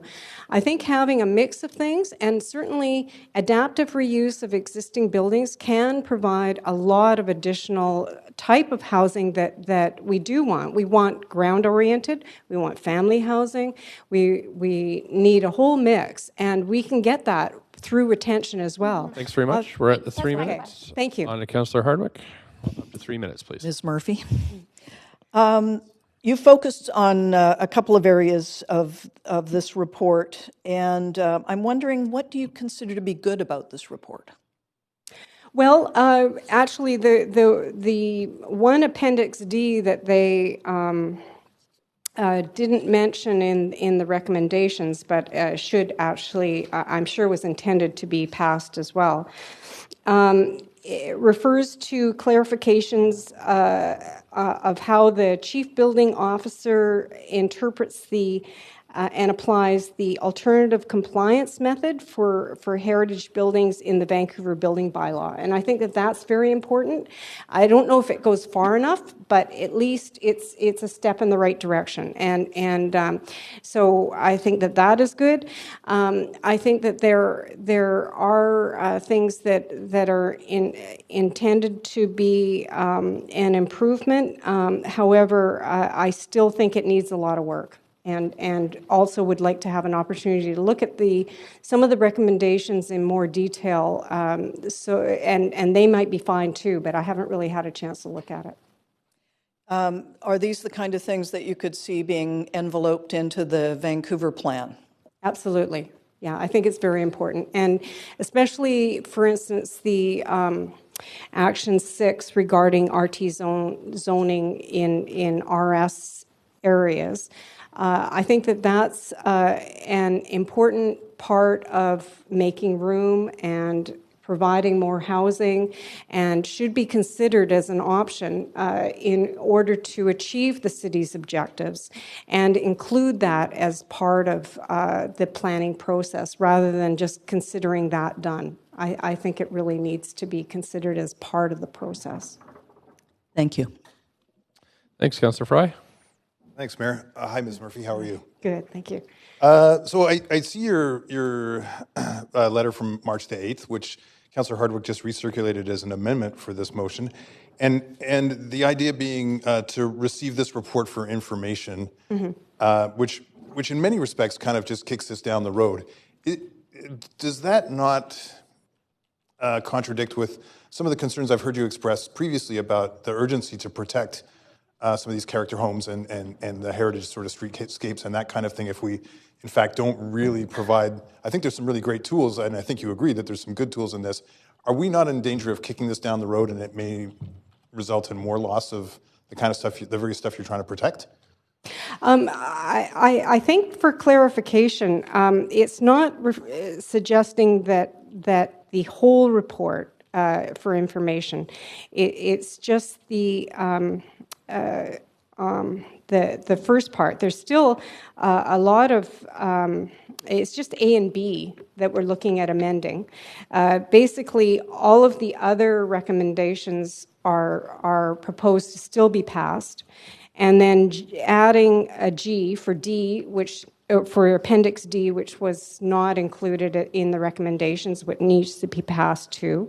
And then adding an additional one in H to include and ensure that the consideration of RT zones and the RS zones be considered as part of the Vancouver plan. So it's not just kicking everything down the road. What is being proposed here is to approve the appendixes of what actions can be taken now and for the specifics on the new plan, just allowing that to have more consultation to make sure that we're not going to make any errors. And I think that that's worthwhile. Even if it's a short while, it's still worthwhile. I mean, I'm a policy geek. I don't know anyone in the city who's read this whole damn thing in the last 2 days. And it would be really nice to have some opportunity to go through it, to give some reasonable feedback and hopefully some input into how this gets implemented. And I'm sure that the Heritage Commission feels the same. Okay, so if I'm getting, just to get a lens of clarification there, so you're not necessarily objecting to the RT and RS, you're just wanting a little bit more time to review it. No, I'm not objecting to the RT and RS at all. I'm saying, actually, I'd like to see the RT zones used as a model for the RS zones. Actually, I'm not saying don't do it. I'm saying do it. But what I'm suggesting is that it not be just considered complete, like the report is suggesting, that the character house issue is not done, that Thanks. It's not being resolved. Thanks so much. And I think that needs to be reviewed before it's considered resolved. Thank you. Okay. Okay, that's it for questions. Thank you very much for coming in. And now with the new council policy, we'll go back to call for those who are on the list. Michael Kleckner. Pilot. Calling again.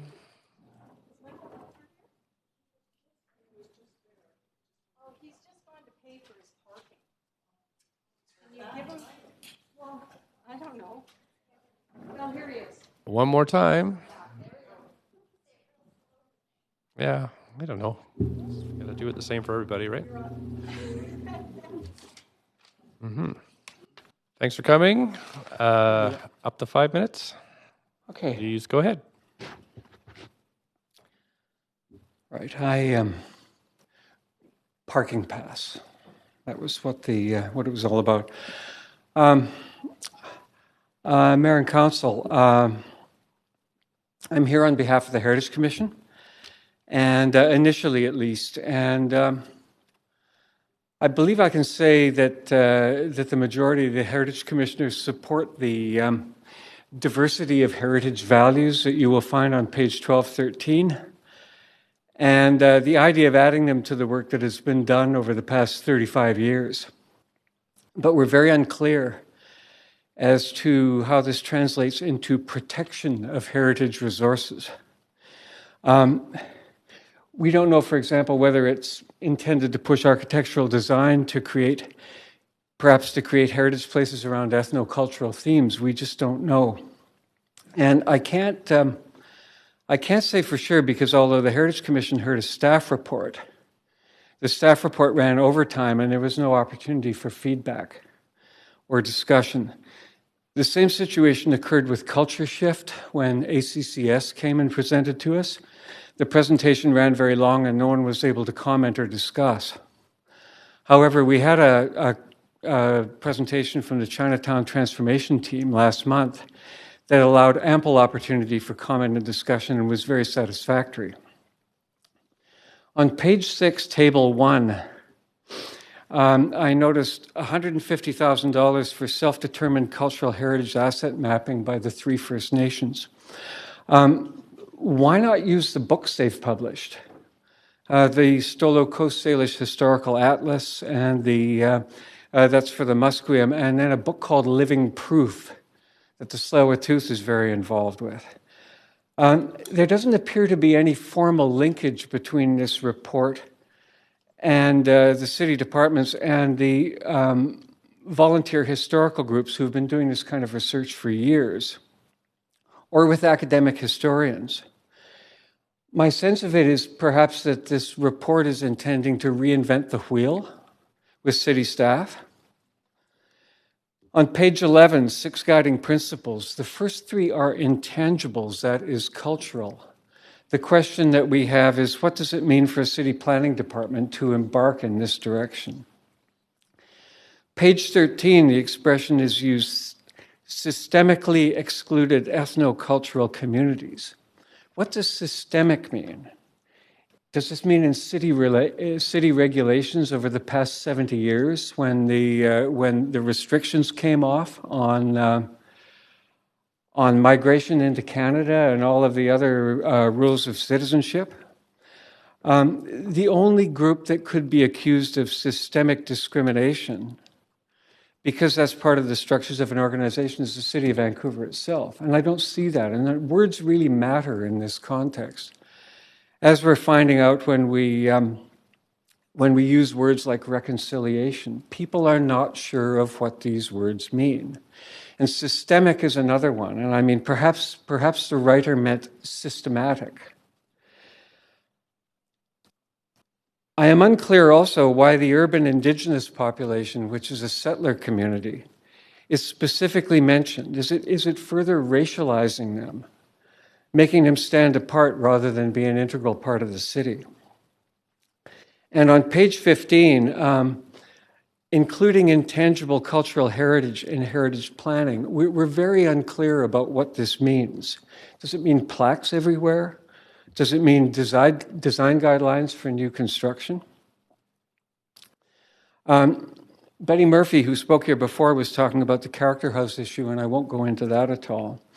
But the one thing that I thought was particularly missing from this report was any recognition at all of the Places That Matter program that has been running since 2011 by the Vancouver Heritage Foundation, which is a group that is, in a sense, a child of the city, that is funded by the city. Places That Matter was a grassroots attempt at cultural mapping in Vancouver. It was crowdsourced, it used social media, it attempted to come up with 125 different sites in Vancouver that mattered. And this is the essence of this cultural mapping that is proposed within the Heritage Plan.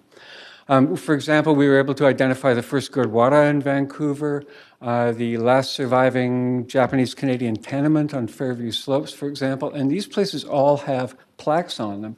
But there's no mention of this at all in this 96-page report. We're at the 5 minutes, but you do have questions from Councillor Hardwick and then Councillor Carr. Go ahead, Councillor Hardwick. Thank you for being here, Mr. Kluckner. Okay. How many years have you been involved in Heritage Commission and heritage efforts in the City of Vancouver? Oh, well, it goes back into the 1980s, and I was on the Heritage Commission about 1991 to 92. And then again, when we moved back to Canada, to Vancouver, I believe I got on the Heritage Commission about 2012 or 2013, I can't remember. Well, if you were here in 2013, do you recall the earlier reports that are referenced in this document? We adopted, it says in 2013, a Heritage Action Plan with 14 items. Mm-hmm. Were you I part do of recall that. Yeah. Okay.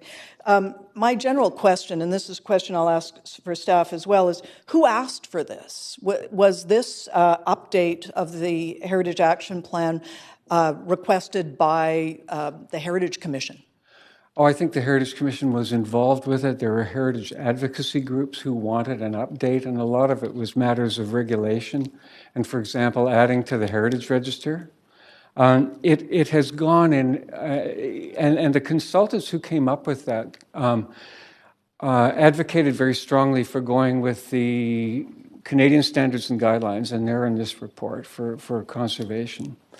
But also for moving towards a kind of a values-based heritage. And so there was a very extensive report that came out that was talking about moving towards a UNESCO system of values-based heritage. And then for a time, for probably 2 or 3 years, it appeared that the wheels had fallen off that, but then it reemerged very, very strongly in the last couple of years with the growth of the ACCS department of the city. Mm-hmm. And that's one of the things that we on the Heritage Commission are, we're wondering about. We're wondering how this will work out, is where that department will dovetail with the planning department on this very, very kind of broad campaign that is, I would say, more than half cultural heritage. And the balance of it is sort of the traditional purview of the planning department of physical planning. So it is safe to say, though, and as you pointed out, that you didn't know that this was coming on to council agenda today until I let you know, correct?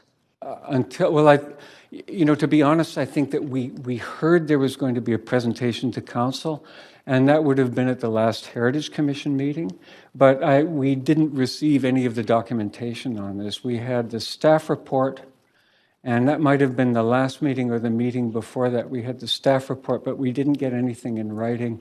And then there was, as I say, there was no opportunity for feedback or discussion. It was just presented to us, and then they ran the clock out. So you would suggest that we do... We're on with Councillor Carr. Councillor Carr, up to 3 minutes. Thanks, Mr. Kleckner, for all your great leadership on the education around heritage and protection of it in the city. My first question is on the Places That Matter cultural program. Mm-hmm. As you know, I've been to many of the presentations. Tell me where we're at in that stage and what would you like to see to happen with the continuation of that? Well, I think it is going along, and as I say, it's a kind of a grassroots, bottom-up, crowdsourced type of a thing with one part-time staff person who is working on it, and they're attempting to load up onto a map people's stories, all these sorts of things that are very much a part of the first 3 items on the guiding principles, all of this kind of cultural heritage. I don't have too much time, so it is going on. We don't have to worry about it at this council. That there will be. You'll still continue to invite us to the presentations. It will indeed. I think that funding for it is, in terms of doing the plaques and doing the celebrations, is perhaps a bit of an issue. Maybe you could let us know about that afterwards. My second question is around the statement that's in Recommendation B. Recommendation B in this report says that Council approved the Vancouver Heritage Program, its vision, goals, and directions as presented in this report. There's an amendment coming forward that has been circulated that actually, instead of saying approve of these things, that they be referred to staff for public consultation. My question to you is, would you like to see an approval of those or a referral? And if a referral, would it be for general consultation, or would you like to see that done through the city plan, the Vancouver plan? Complicated question. I think a referral. I really don't think that, for example, we have had 3 new people appointed to the Vancouver Heritage Commission since the staff report came in, and they haven't had an opportunity to comment or discuss. We really haven't had a chance to look around, and I think from my point of view, and I'm not speaking on behalf of the Heritage Commission here at all, this looks too much like a rabbit hole. It looks too open-ended, and I don't see in the report any clear idea of what the outcomes will be for the study of all of this intangible heritage. And I have 30 seconds left. Referral to the city-wide plan, the Vancouver plan, does that make sense to you versus just to consult? I think probably within a narrower group than the citywide plan. If that makes sense to you, I'm not really sure of all of the boxes that these things can go into. Okay. Okay, I'll leave it there. But Thanks very much. Thank you. Councillor Swanson. Yeah, thanks for coming. So there's one thing that always bugs me about heritage, and I'm wondering if you have any ideas. We've done several heritage designations of places, and what it's done is it's transformed affordable housing into strata or more expensive rentals. I'm wondering if you see any way of preserving buildings and also preserving their affordability. Well, I think it goes back to the old definition of affordable housing as being deferred maintenance. And when a building gets to a certain stage where it is almost becoming uninhabitable, then perhaps it changes hands. And the way that the Heritage Program has worked over the years is that somebody comes in with, in a sense, a change of use. And inevitably, that's gentrification. Yeah. I don't think, short of there being some public money going in or the opportunity to transfer density or do anything like that, I can't see how a building that has lacked maintenance over a long period can continue to be affordable. Okay. And then the second question is, you said that some of the stuff about the cultural heritage stuff was a bit vague. I think you said something like that. I was wondering if you had some ideas about how to preserve non-physical heritage, things that can be done. Well, there used to be this thing called the book, and people wrote them, and that was a way of doing it. There is, for example, in the Places That Matter program, there's this idea of putting a plaque on a building or on a site. There had been an attempt over the years to get the park board really involved with that, of putting sites on public, putting plaques on, for example, on rocks on public property. There's the website, which is the 21st century version of the book. There are, I suppose, cultural events that could happen around that type of thing. Where this fits in with a physical planning department is something that we have been wrestling with. We who have been thinking about this, and of course we've been asking staff about it, and I'm not sure that an answer has really come forward in this report of how this would be integrated. Okay, thank you. Thank you. Thank you. Councillor Fry, you still, go ahead, 3 minutes. Yeah, thanks, Mr. Kleckner. And I want to first acknowledge that you brought up an issue that has been a systemic problem, which is the lack of time we have to read these reports. And I think that you've highlighted that, and you're not the only person who's highlighted that particular thing, and I think that that's a challenge moving forward as an organization that we need to. I do want to just tease out a couple of comments that you'd made, though, talking about systemically included ethnocultural communities.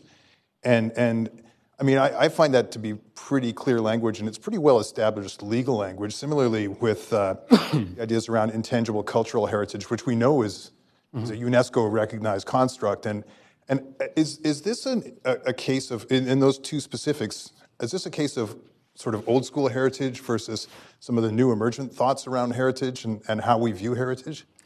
No, I don't think so. I think it's about what kind of outcome. No one is objecting to the idea of doing historical research, of trying to make connections with communities, of trying to determine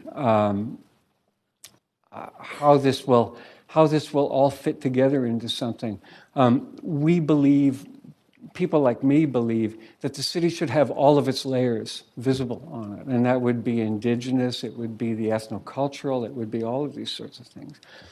But how this works within a system that is very, very broadly private property dominated, we don't know. And I would have thought that in this report, in order to get closer to a strategy to move forward, there would be some idea of what the outcomes might be. Of, for example, if you identify a place, a site on which, for example, there was Japanese-Canadian displacement. How do you treat this? Do you treat it with a plaque? Do you put design guidelines on it and this sort of thing? And there hasn't been any opportunity to discuss this, and so therefore get an idea of how real this will be. And when I look at my own career, a lot of which has been writing books, and a lot of which have been writing books about Vancouver, that used to be the way in which we would tell these stories. And it was effectively a private thing that people did with publishers, and it went out through there, and academics are effectively doing the same thing, and they're over here doing that and doing their reports and so on. But I haven't been able to figure out how this meshes with what the City of Vancouver does as a city government. And I think it's great always to the idea of adding to our knowledge and adding to the kind of mapping that we might do and how we would figure out where these sites would be put. 10 seconds left. This is labeled as a progress report. Are we making progress on the heritage front? Well, I think it's certainly designed. It has certainly defined heritage as being much more culturally based than physically building based. Now, I know that the old school, as you would call it, heritage of the preservation of buildings is in there, but I think it's way down the bottom, and I think I would just like to see it rebalanced a little bit more so that we are building on what we've done in 35 years, rather than, when I look at this report, I think we're trying to reinvent the wheel. Thanks very much. That's over time. Thank you very much. No more questions. Appreciate you coming in and making all the effort. Okay, Council, that's it for questions, speakers. So I'll move us to the main queue. Councillor Boyle. Are we asking questions of staff as well? You can ask questions of staff now. So you have the floor for 5 minutes, and you can do whatever you'd normally do in that 5 minutes. Okay. I would be happy to move the motion as is and then ask a couple questions as points of order through you to staff. Points of information? Points of information, exactly. Okay. Sure. So we have a motion on. Okay, so it's moved now. Please go ahead with your point of information. Sure. I have two points of information for staff, and one is I'm curious to know a bit more about what self-directed input means in terms of our engagement plan around Indigenous nations and systemically included ethnocultural communities. I'm just wondering, self-directed input, how much of that is us reaching out to those communities? I'm going to answer the first part of your question. I'm going to ask Zlatan to come up and answer the second piece of it. First part is just a reflection on the last speaker, which is a frustration that all the detail isn't known yet about what it looks like. This is a journey we're on. We're essentially announcing a policy direction to be more inclusive, not to reinvent the wheel, but to be more inclusive conceptually and humanly about what heritage means. So rather than predetermine the outcomes, the consultation process will be part of that. So I just wanted to put that philosophical underpinning. And as well, if I could take another moment of your time to clarify, we are coming next month with a report and evaluation on character homes. Please keep that out of this conversation. We passed the bylaws, Councillor Carr. We did complete that. We can now reassess. If you want to reopen, that's fine. But this is not the venue to rehash the other parts of that 2014 assignment. Those were closed. We're here with the final piece of that. We are coming forward next month with an evaluation of the character homes piece. Separately, if you want to reopen that policy, that's great. That's the venue to do it, not today's venue. So would you answer the rest of the question, please?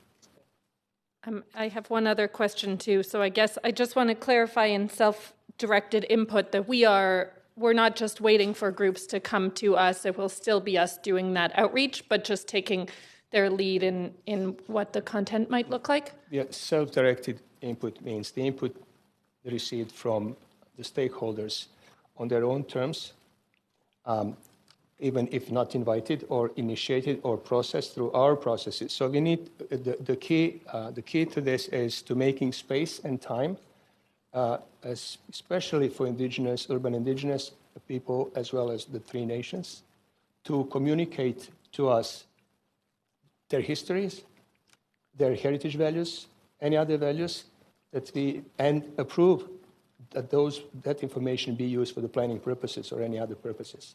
We have never ever received that kind of self-directed input in any of the consultation processes that we've done so far. So this will be the first time to move towards that direction with the Vancouver plan, as well as the Vancouver Heritage Register upgrade, which is our next project. We would need to consolidate this heritage program first to get the platform approved. Great. So we will still be putting that effort into outreach. My second question is, I've been receiving comments and seeing chatter online about so I note in D that First Shaughnessy is excluded from this update and guidelines, and I've been hearing comments about some language on the city website about everyone having a stake in protecting the mansions of Shaughnessy. I'm just wondering why Shaughnessy isn't excluded in D and what it might look like to revisit that policy. There is no need to revisit. That's based on a legal decision made a couple of years ago when you approved official development plan as a part of discussions with the community and complaints and the legal outcome of the disputes we had. I think the city has been sued that time, and the outcome was that instead of referencing the standards and guidelines in the policy, that we can refer to as principles based on standards and guidelines as a result. So the same standards would apply in that area, but it's not directly implicit. It's not explicitly mentioned in the policy, although the principles are built in. Okay. That's a 5. Thank you very much. Councillor Hardwick. Hi there. Hi. Who requested this? Who requested the update to the Heritage Action Plan? Right. So this is a point of information? Yes. Okay. Thank you. Council, the mandate that we have given in 2013 with these 14 action items have opened a number of planning activities throughout. Some of them evolve into very complex planning activity, ongoing planning activities. So the mandate, and we were, since 2013, we have reported on a number of them periodically. We would come to you with various kind of policy work, and we continue reporting. So that's the one thing. The other thing is that Heritage Action Plan, as we communicated to Council in 2017, and there was a memo last year as well, has identified three reports to complete the HAP work. One is the incentive program that was delivered last year. It was approved by Council. The second one, Heritage Conservation Program upgrade, which is this presentation today. And the third one was the Vancouver Heritage Register. That was communicated clearly last year to Council, and the expectation was that we do that. Okay, so it was the prior council that started this, and yes, there have been updates. You referred to stakeholders that have been consulted in this process. I sit on both the Heritage Commission and Heritage Foundation, and we don't feel that we've been adequately consulted. So who are the stakeholders then that have been driving this?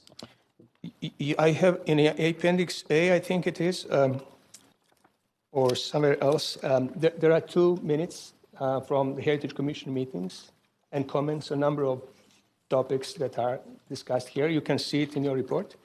I know that I have personally presented it twice, and that person who was helping with this project before me, Marco and Helen, they presented it twice as well. So I think there were 4 presentations to Heritage Commission on various aspects of the Heritage Action Plan.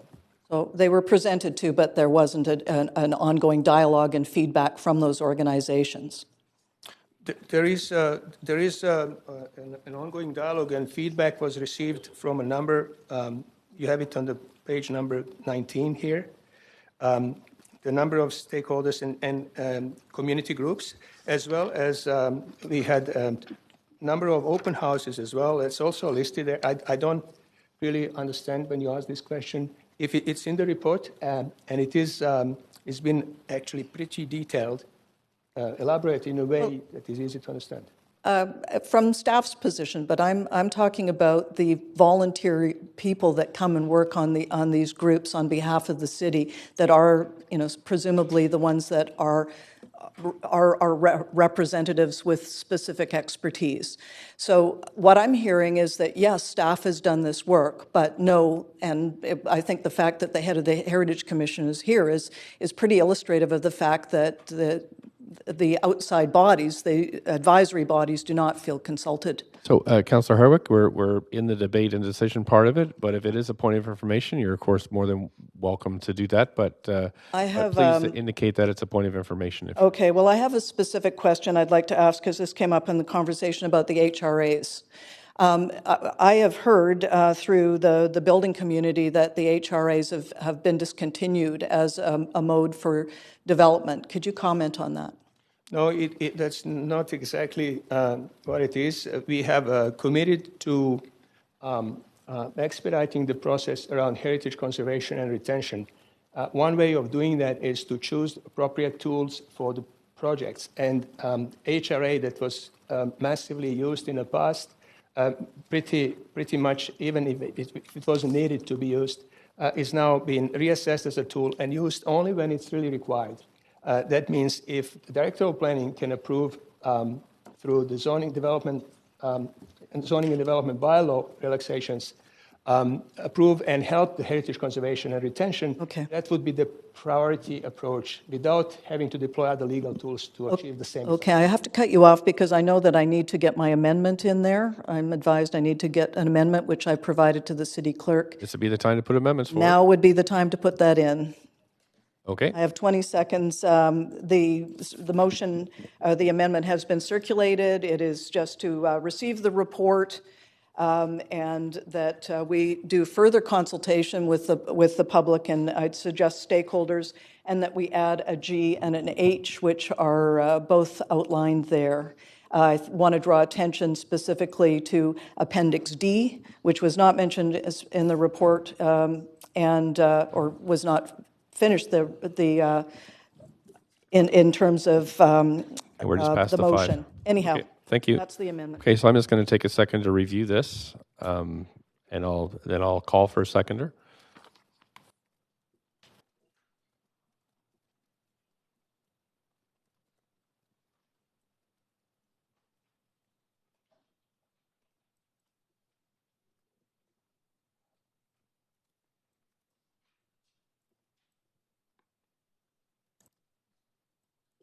Okay, Council, I have a note from legal here that's suggesting or is instructing me that this is out of order for two reasons.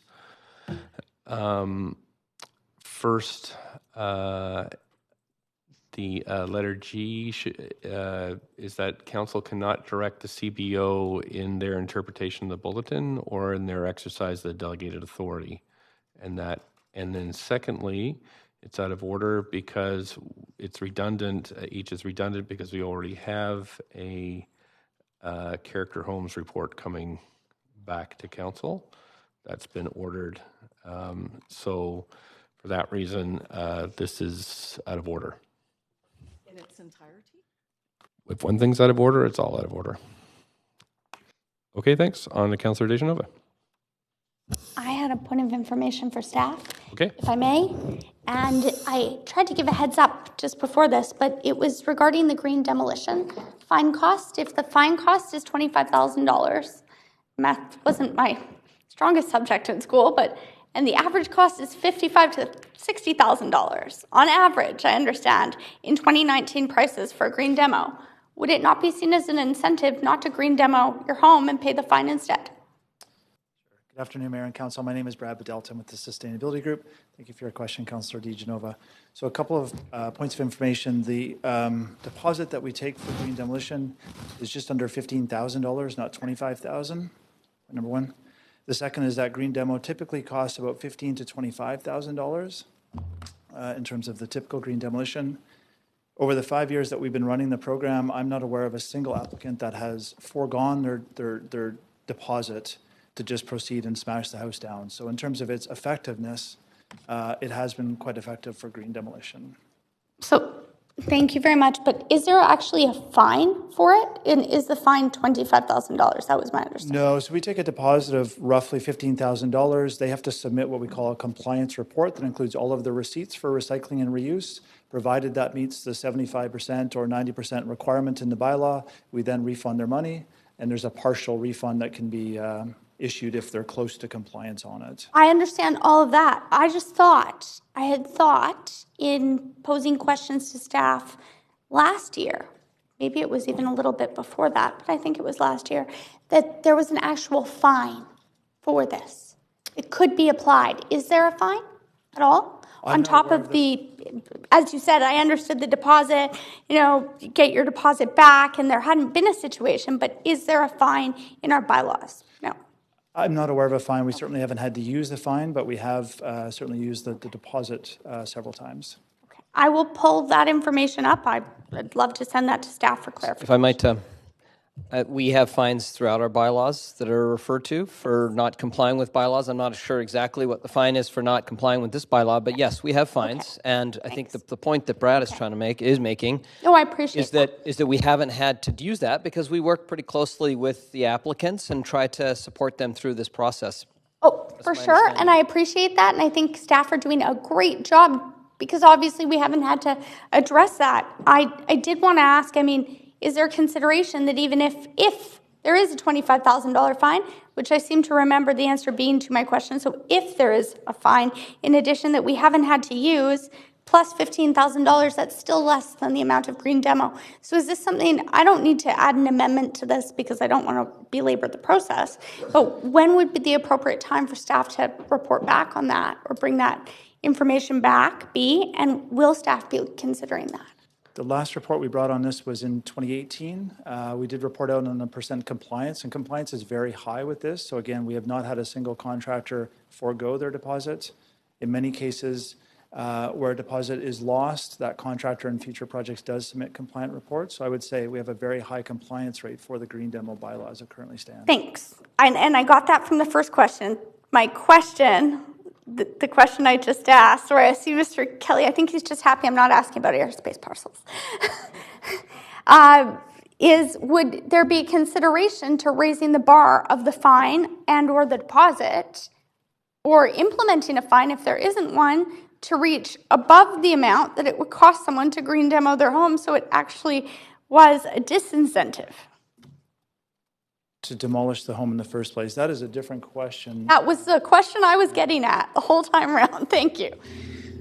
Thank you, Councillor, for your question. We're trying to do a little bit of research here. Typically, cities have a standard fine for zoning violations and demos, so we're doing that research now. I hope to have the answer for you in a couple of minutes. Thanks very much. Really appreciate that. Just thought that I was maybe trying to move forward with the incentive. Also, just wanted to ask staff, Can you remind me, please, how many public hearings did we go through for the first Shaughnessy HRA? Was it 3 or 4?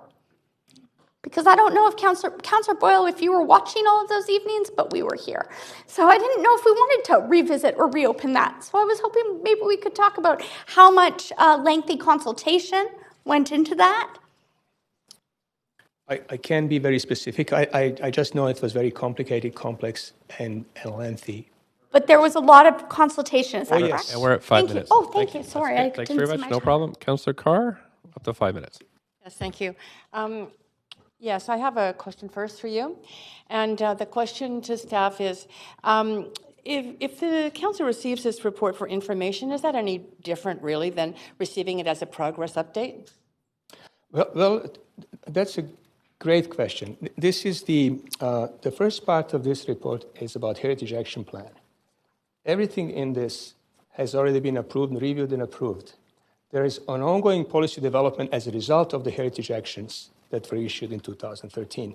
And that's not finished. We are not claiming that we finished all of that. We're just saying this is status. This is to disconnect with 2013 Heritage Action Plan, to take over new initiative through the Vancouver Plan to complete the Heritage Register upgrade, as we're suggesting here, and then this council that stand behind that piece of work as its own work. Totally understand what you're saying, but in terms of just the statement A, which is saying we would receive it as a progress update, is there any difference between receiving it as an update and receiving it for information?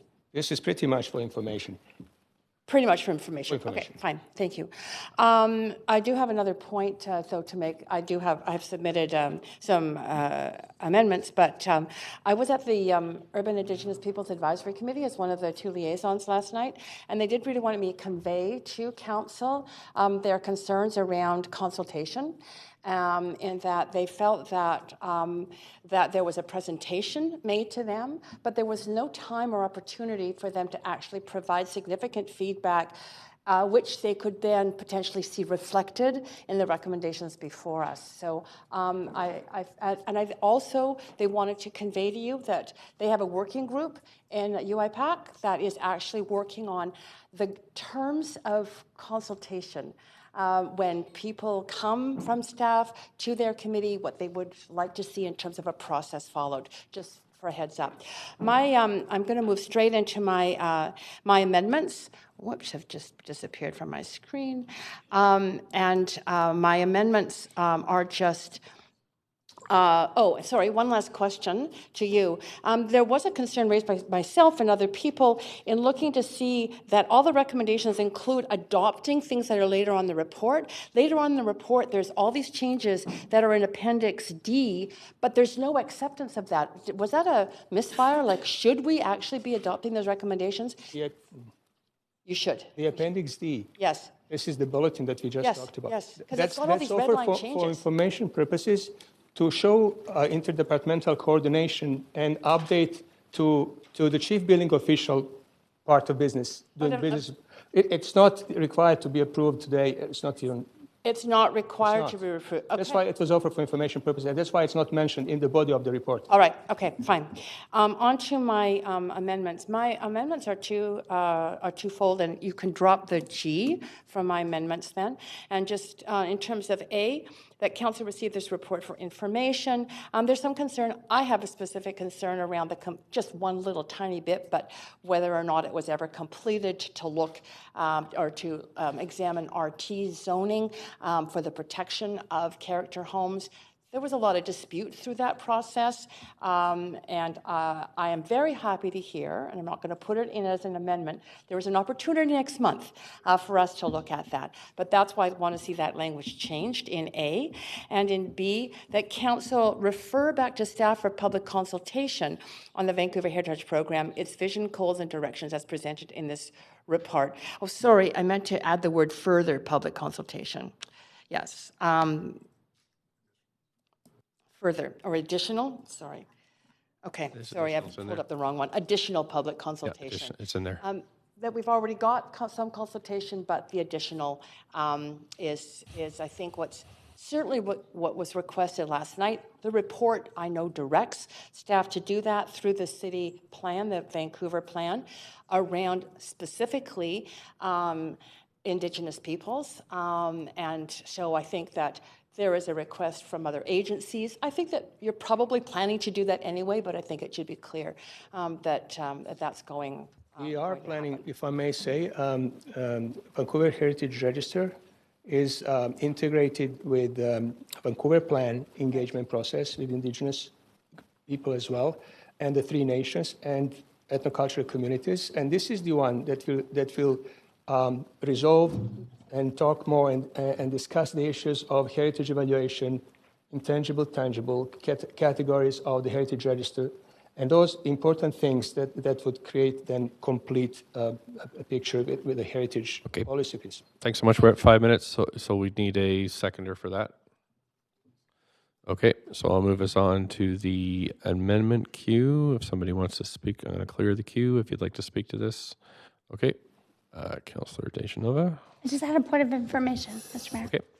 Just in some of the comments through Councillor Carr's amendment that she's just moved, I was hoping to ask a point of information through you to staff. What I just heard was there was not enough consultation with perhaps Indigenous people and specifically the 3 First Nations. That's what I had heard. There has been consultation, in fact, with the 3 First Nations. Is that correct? Yes, we had some consultation within the logistics and within the means we could could achieve. Okay. There is more to planning and to opening the channels of a permanent and consultation with indigenous nations, which is still under, it's being developed, if I may say. We do have some successes, initial successes, but we still continue to, we even have indigenous planning team now working with us, and we're still developing the logistics of that. Thanks. But I must say again, I just have a few more questions. So I thank you for answering my question. You were very succinct in that. I don't see Indigenous people up here. I don't see any 3 First Nations, and I think lumping them in with public consultation.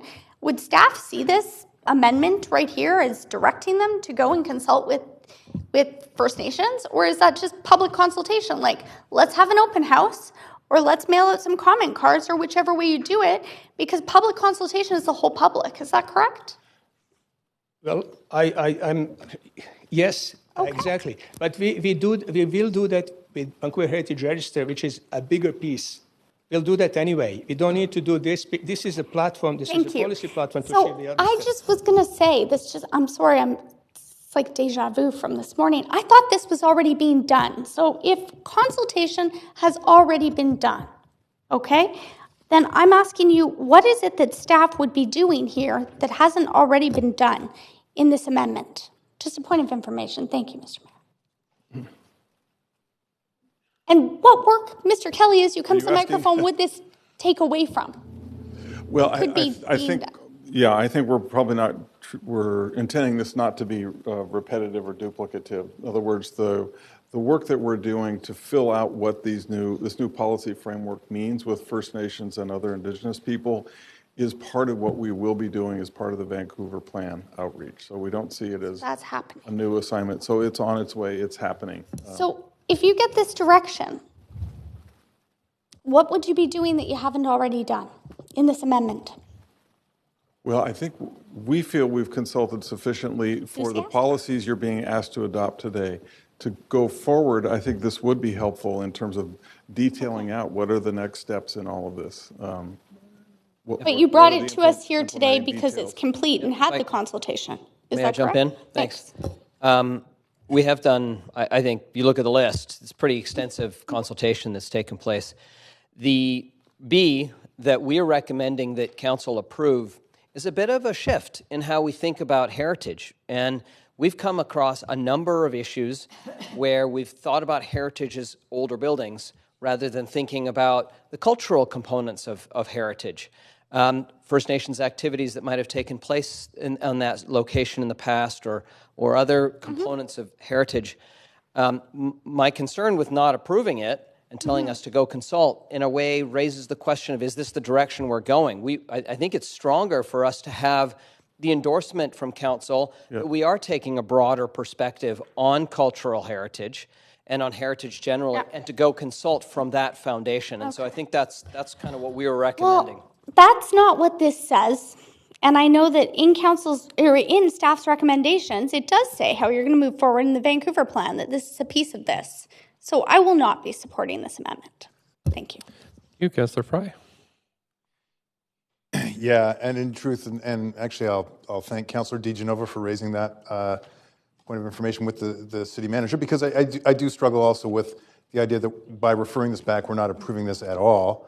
But we have heard loud and clear that there's been a lack of engagement with a lot of the stakeholders, in particular with, like Mr. Kleckner was here, and I think that we've heard loud and clear in the past that these reports don't come to us with enough time to fully digest it. I also, I'm not totally comfortable with A either, to be honest with you, even though we've been told that FUR information is the same as a progress update. I do want to reflect that Mr. Jankovic and team have done a lot of work on this file since 2013, and I think it's fair to sort of include that in the language and acknowledge that there's a lot of work that's been done on this over the course of 7 years. But I do have to mull over this idea. I'm not comfortable with the idea of throwing this out completely. I'm wondering aloud even if there's an opportunity to get that ask for more public consultation while still approving this and allowing like a more robust conversation and to check off some of the boxes that maybe we didn't do the most thorough job in arranging with. So I'm going to think on that momentarily and I'm sensing there's a question there, which is, could we do more consultation with this being the general direction that we're going? And I think we have faced over, even in your term and previously, a number of really challenging issues. You think of the Heatherlands redevelopment, where we had a building that had representation. It had heritage significance, but it also meant many other things to the for First Nations, as an example. And that didn't really fit in how we think about heritage and how it's written, all of our policies. This recalibrates that. This is a very, very significant move in thinking about how we perceive heritage, and it's really the first step in a journey that would involve consulting many, many folks. But it's a little bit like saying, consult that direction rather than that direction. And so I guess for the work that staff have been doing, for the number of issues that we've had where our mandates right now don't match, this is saying this is the direction to go, and it's totally embedded. It's in our plan to now go out, if this is the direction, and do that consultation. So I have concerns that you'd say, this isn't the direction we're going, do more consultation, because it's really contrary to reconciliation work that we're doing across the organization and our equity work. So that's what we're looking to do here, is you're pointing the ship in a direction and telling us to consult in that direction by approving this direction. It's not a done deal and everything is complete. It's telling us which direction to go. Thanks for that clarification. Thank you. Councillor Boyle? Thanks. So I won't be supporting the amendment. I am very supportive of the direction that this motion or that this report is moving us in. I'm thrilled to see it. I've been hearing from other folks excitement about the broader direction and understanding of heritage and what it means for people seeing themselves in the city. I'm really excited about how we can continue to learn from and with Indigenous communities in the city about how their heritage can be visible and their presence can be more visible through this work, and similarly how we look at heritage as, quite frankly, broader than just the sort of white settler heritage that is sometimes understood to be the priority of past policies. So really excited about the direction. I hear really clearly that consultation is going to continue, that is the work that's coming up, and so I'm not worried about making sure we name that in there. Having heard, again, very clearly that that's part of the work, I enthusiastically support the staff report in front of us, and so won't be supporting this amendment. Okay, thank you. Councillor Hardwick?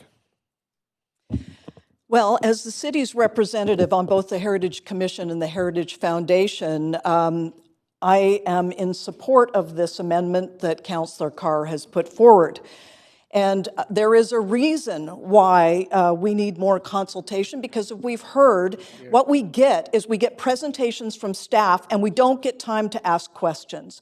We are being led down a path that is not allowing the kind of input from the people that are the specialists in the area. You had plenty of times to ask questions today, and so, just don't cast aspersions on We've staff. heard that we just received these reports on short notice, and it is not exactly what I would call a fulsome consultation process. Moreover, I'll point out that the thrilled and exciting vision that we have here was put in place 7 years ago under the prior regime, that when we voted for change, or when the people of the city voted for change in 2018, they thought that there were going to be changes in policies and that we were not just going to wholesale adopt everything that had been prescribed prior to this. So I find it really discouraging, and as someone that puts in a lot of time on the heritage file, just to have this dismissed in this way is just, it's really discouraging. Councillor Hardwick, that there is fulsome debate here, and well, again, I'm just, expressing I'd ask you my to show feelings respect to staff about how this has been done. Let's make this a safe and welcoming workplace. The amendments that Councillor Carr has been put forward. Again, having been part of this process, just getting a presentation from staff and getting a report shortly before it is released is not the same thing as real consultation and real dialogue. So I suggest that we receive this report and that we do some real consultation going forward. Thank you. Thank you, Councillor Hardwick. Councillor Wiebe. Yeah, I also feel that, I guess that's a different, I like the idea of going on a different journey. I like the idea of the direction that we're going in. I know that this is just the start of a lot of dialogue, and I think that that's something we need to have with a broader base. And I have heard that the consultation from a few members might not have been as robust as they had hoped, but I think the consultation is going to be more robust as we've changed the direction, which I'm hoping that this council moves forward in, because I do agree that I think it's time for us to add in all of that component to what heritage is moving forward, mostly with such a changing Vancouver and how quickly we're seeing stuff disappear and things change, that we kind of ensure that that history is brought forward. And so I agree that I want to move this forward. I'm not supportive of the changes to A, because I think we need progress updates to recognize that when we do create plans, we know what we've done and what we haven't done. And that, yes, some of the things that we have checked off from 2013 aren't as big as we want right now, and we could do better. But from what was designed from that group and what was planned in 2013, those were check marks. I think that they're not as big and strong as we need to go, but I think we're at a different time now. So our new action plan for heritage can go bigger and stronger and do more to preserve and really bring history. I love the fact that Delamont Village and other unique areas of Vancouver are in this report, because I think we have a huge opportunity to find new areas to protect and preserve, as well as changing our form of what cultural heritage is, because it's so important to really see the land and waters we're on, because I don't think we see place. And I know that that's something I'd really like to bring forward. So I will not be supporting the recommendations in front. Okay, thank you. That's it for speakers. So we'll call a vote on the amendment.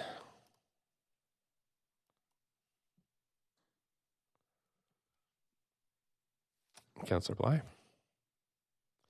Okay, so that has failed with Councillor Boyle, Wiebe, Swanson, Fry, Dejanova, and myself in opposition. Thanks, Council. So we're back to the main queue. Councillor Carr, anything else? No, I'll take myself off for now, thanks. Okay, Councillor Dejanova. I just wanted to say thank you to staff. Thanks for allowing me to do that. I know it's at 5 minutes. Okay, thanks, Councillor Carr. And actually, you're at 5:20, so you've used all your time in this session as well. So, Councillor Swanson. Yeah, I just want to say I like the idea of this idea of heritage being more than buildings, and working towards what it says here: reconciliation, equity, inclusion, and cultural heritage objectives. I hope we can do that in a real way. I think it is important to have feedback after presentations, if maybe we can incorporate that in some of the consultations. I know I've been involved a bit in Chinatown, and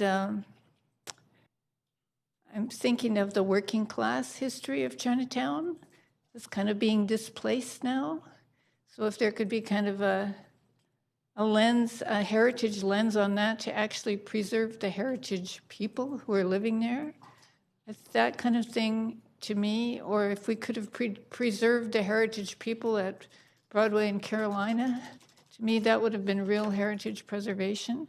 And I'm hoping that this can move us in that direction. Thank you. Councillor Wiebe. Yeah, I'm hoping that this will also increase public awareness of some of the heritage we have. And I think there's so many places in Vancouver that we walk past without really recognizing what stood before us. I think that's really important to feel connected. Metro Vancouver just had that stat that 1 in 4 people feel isolated. And I think part of that is not understanding or feeling as connected to where we work and live and play. And so I'm really hoping that we move that forward. I have a brand new picture in my office, and it is of a building at 2nd and Main that when you look at it, it doesn't seem like there's any historical component to it. But once you learn the stories and understand what's behind it, it really comes to life. And I'm hoping we could do that with this work moving forward throughout the city. Thank you. Thank you, Councillor Fry. Yeah, thanks, and happy to support this, and thanks so much, Mr. Jankovic and the team. You really have done a great job, and I do appreciate that, as we've articulated here, there's more work to be done, and I think there is a lot more conversation to be had.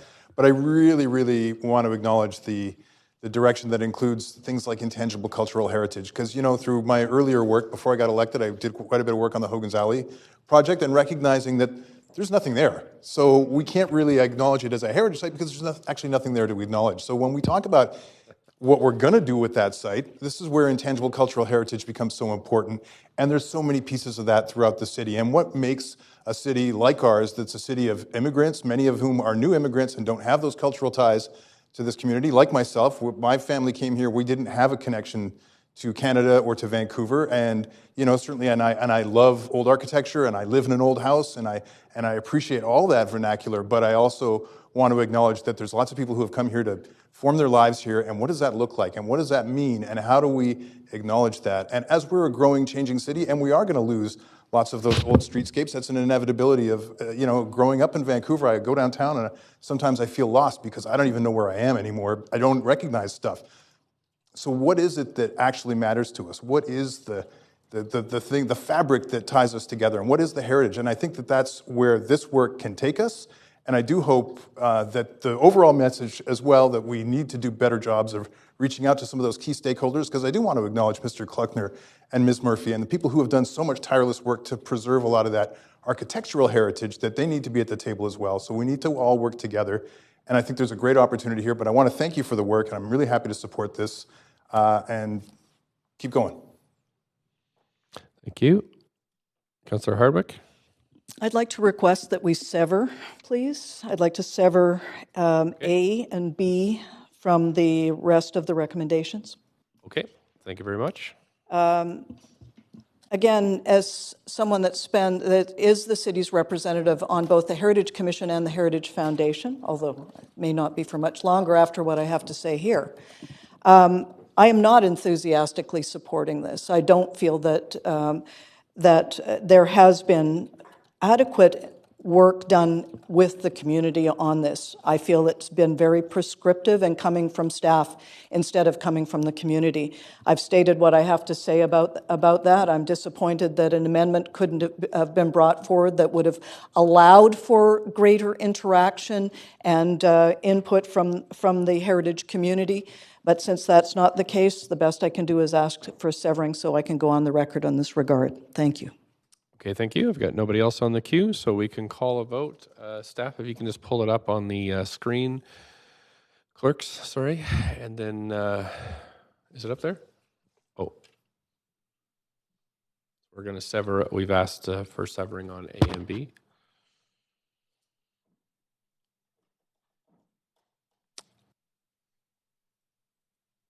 Okay, so we'll have separate votes on A and then B, and then we'll take the rest of it as a single vote. So call the first vote on letter A.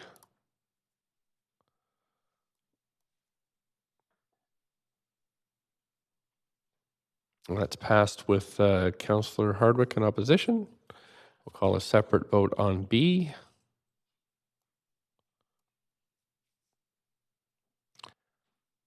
That's passed with Councillor Hardwick in opposition, and then we'll have the vote on the remainder of the motion.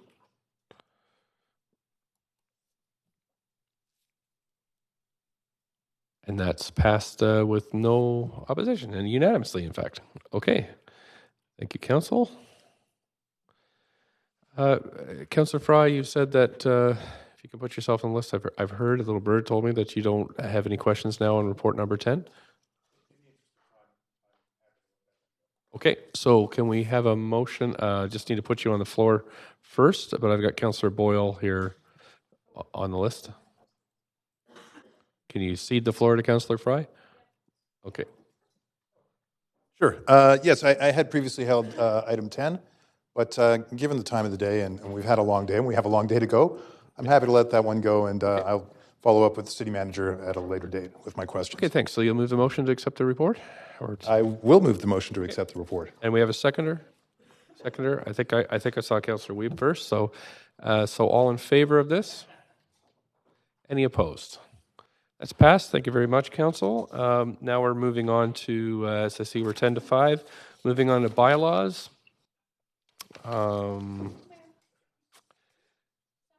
Okay. I don't think there's anything special in the...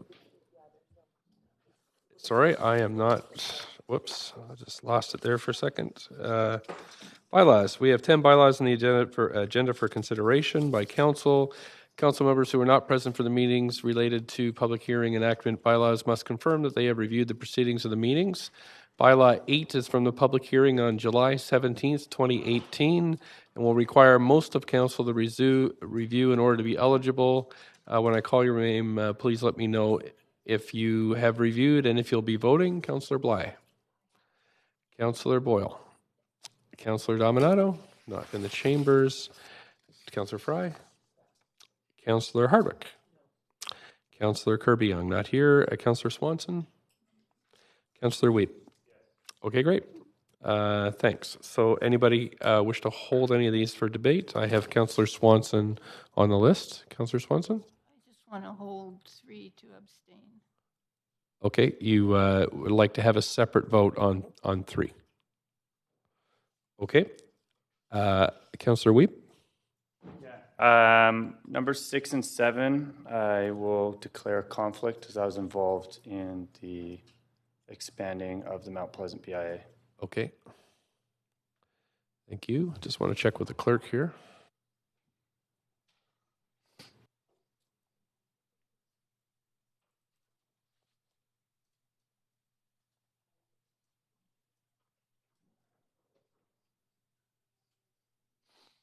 Okay, so great. Thanks very much. Does someone like to move the motion to adopt bylaws 1 to 10? Thank you. Councillor, I called the vote.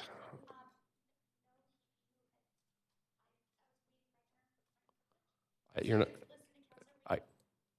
You're not on the list.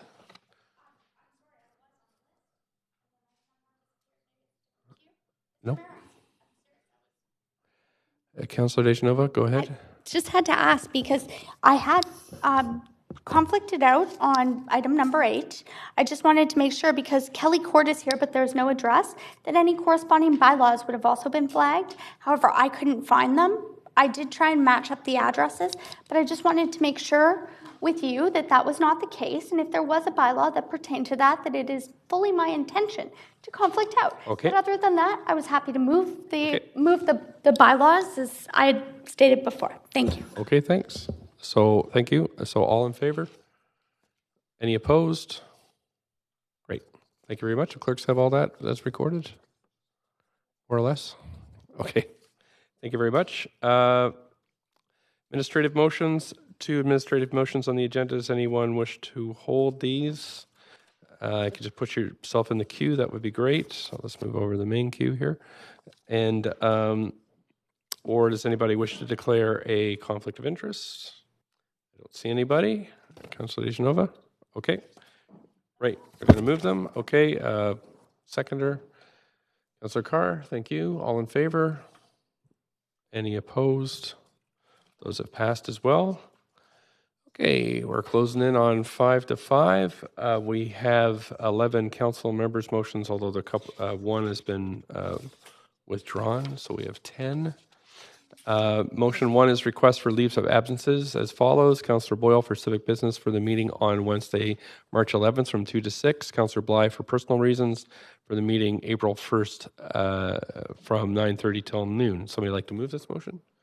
Councillor Hardwick, seconded by Councillor Carr. Thank you very much. All in favor? Any opposed? That's passed. Thank you very much.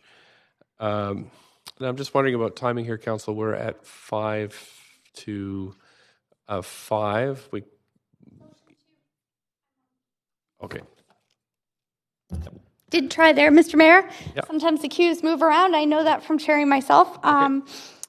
I was going to suggest a number of these motions have speakers. Yes. I'm going to knock on wood and suggest that maybe we could, because most motions that have speakers would be referred over, that we could possibly try and move through this, and maybe we could reassess at 5:30. But that would be my hope. Unless any other council member didn't support that, I'd be happy to withdraw it. But trying to make up some of that time. What we have left on the agenda are these. There are some that don't have speakers that we would need to debate, so we may want to take a break for those. At least I think there's one. Could they not be referred for debate and decision? 9 and 11 we'll need to decide today.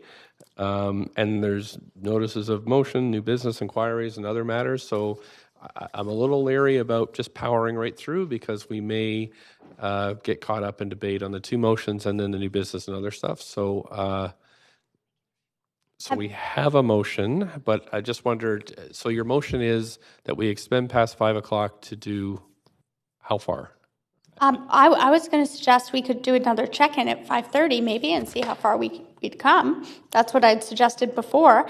But also I understand, and it has happened before at council, where we've referred debate and decision, even if there are no speakers, to the committee meeting tomorrow. And Mr. Mayor, I see that one of those motions is your motion, so that would allow you to sit and debate your motion.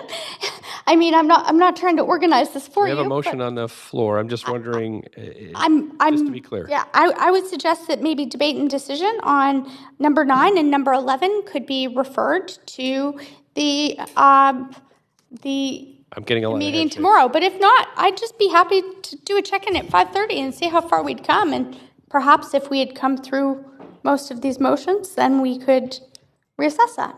I am getting a lot of head shakes, but we do have a motion that we would extend till 5:30. Do we have a seconder on that one? It was just for that reason, but No seconder. happy to withdraw the motion, as I said, if there wasn't support for it unanimously. And we're at So, yeah, 3 minutes. That's fine. Thanks very much, Councillor DeGenova. We are 3 minutes to 5, so why don't we just take our break now and then come back at 6 o'clock after everybody's had a chance to stretch their legs and have something to eat. Okay, so I'll recess, and we don't need it's an automatic, but we're just breaking a little early. We'll see you back here at 6 o'clock.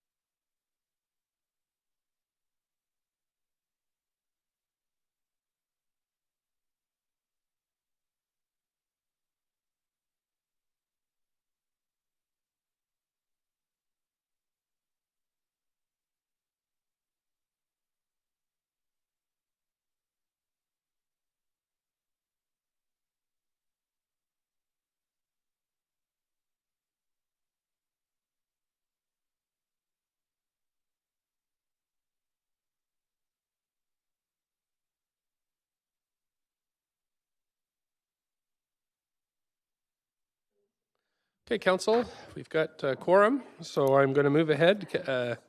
Councillor Bly, you're up first for your motion number 2, taking steps toward a national cost-shared universal healthy school food program.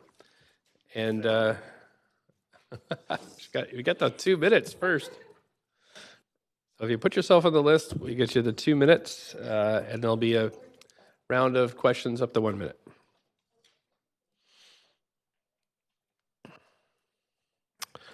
Okay. Thank you very much. Thank you very much. So I am introducing my member motion today titled Taking Steps Toward a National Cost-Shared Universal Healthy School Food Program. And essentially this motion is highlighting the work that has happened at a federal level that's being undertaken as we speak with the Vancouver School Board and at the provincial level. And it's essentially looking at the work of the coalition that's been working both as a BC chapter and a national chapter and a national movement to support healthy food in schools. And I wanted to just, I thought, how would I present to council why this is important to me? And so I just wanted to share these thoughts. So the first thing I think of is that life doesn't start when you turn 18 and presumably vote and pay taxes. And I think that's a lot of the considerations that we have here. However, when it comes to this motion, life starts much earlier. Habits form from the age of 2 throughout primary years and pretty much are locked and loaded before high school. This, to me, is why we ought to seriously consider the long-term benefits of a universal food program in schools. Embraced at the municipal level, the Universal Healthy School Food Program movement, which is well underway federally, has the power to check off a number of our local priorities in the long term. Sustainable food practices, urban farming, zero waste, plant-forward food focus to support climate action goals, poverty reduction, destigmatization of all children along with food as a human right, pro-social behaviors and skills, whole body health and nutrition, kitchen skills, and ongoing. So the motion is asking that we support the work of the coalition, drawing attention to the position paper available on their website and one that you've actually just received a copy of. Our neighbors in Victoria have recently passed a similar motion.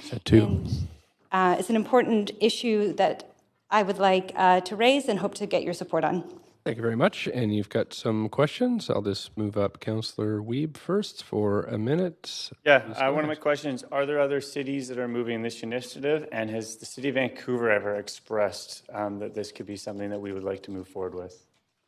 Yes, thank you very much for the question. So as I briefly mentioned, Victoria recently passed a similar motion endorsing the work of the coalition. There are a number of local municipalities in Metro Vancouver that are also continuing on with this work. And we participated in an education roundtable with Minister Rob Fleming last July. And part of the summary notes back through the city manager were basically supporting the work ongoing, and that we do align and agree that it's important to support these types of programs to make sure that children have access to healthy food in school and reduce stigmatization at the same time. Thank you. Okay, Councillor Boyle. Thanks for this. I'm just wondering what the phrase cost shared means in the context of this motion. Is it with the families? Is it with other levels of government? It's a really good question, and I think that when the time comes, that will be up to different municipalities to figure out what kind of role they can play. However, the coalition at a national level has an ideal funding model, and that is that if every meal costs $5 per child, that $1 would be paid by the feds, one by provincial, one by municipal, one by the family, and one by potentially fundraising, knowing that that's a pretty high estimated cost per meal per child. And so there's going to be flexibility, but that's the idea when we talk about cost shared.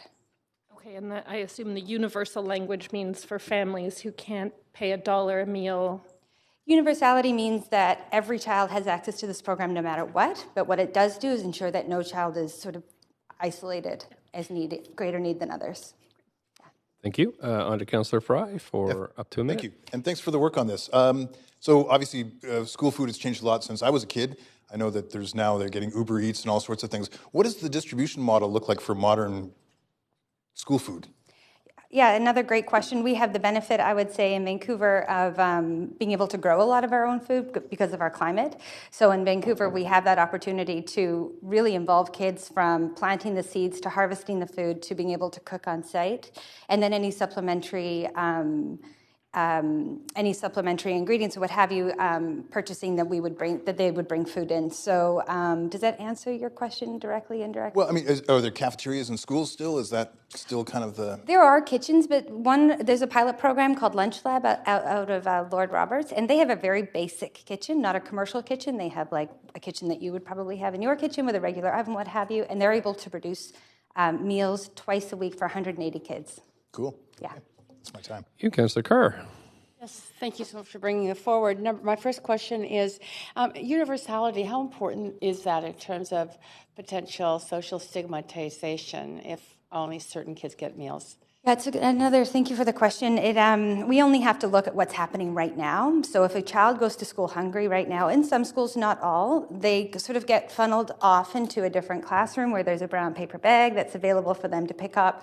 The nutritional quality of that food is, not to condemn anyone's efforts, but it's hard to provide quality food.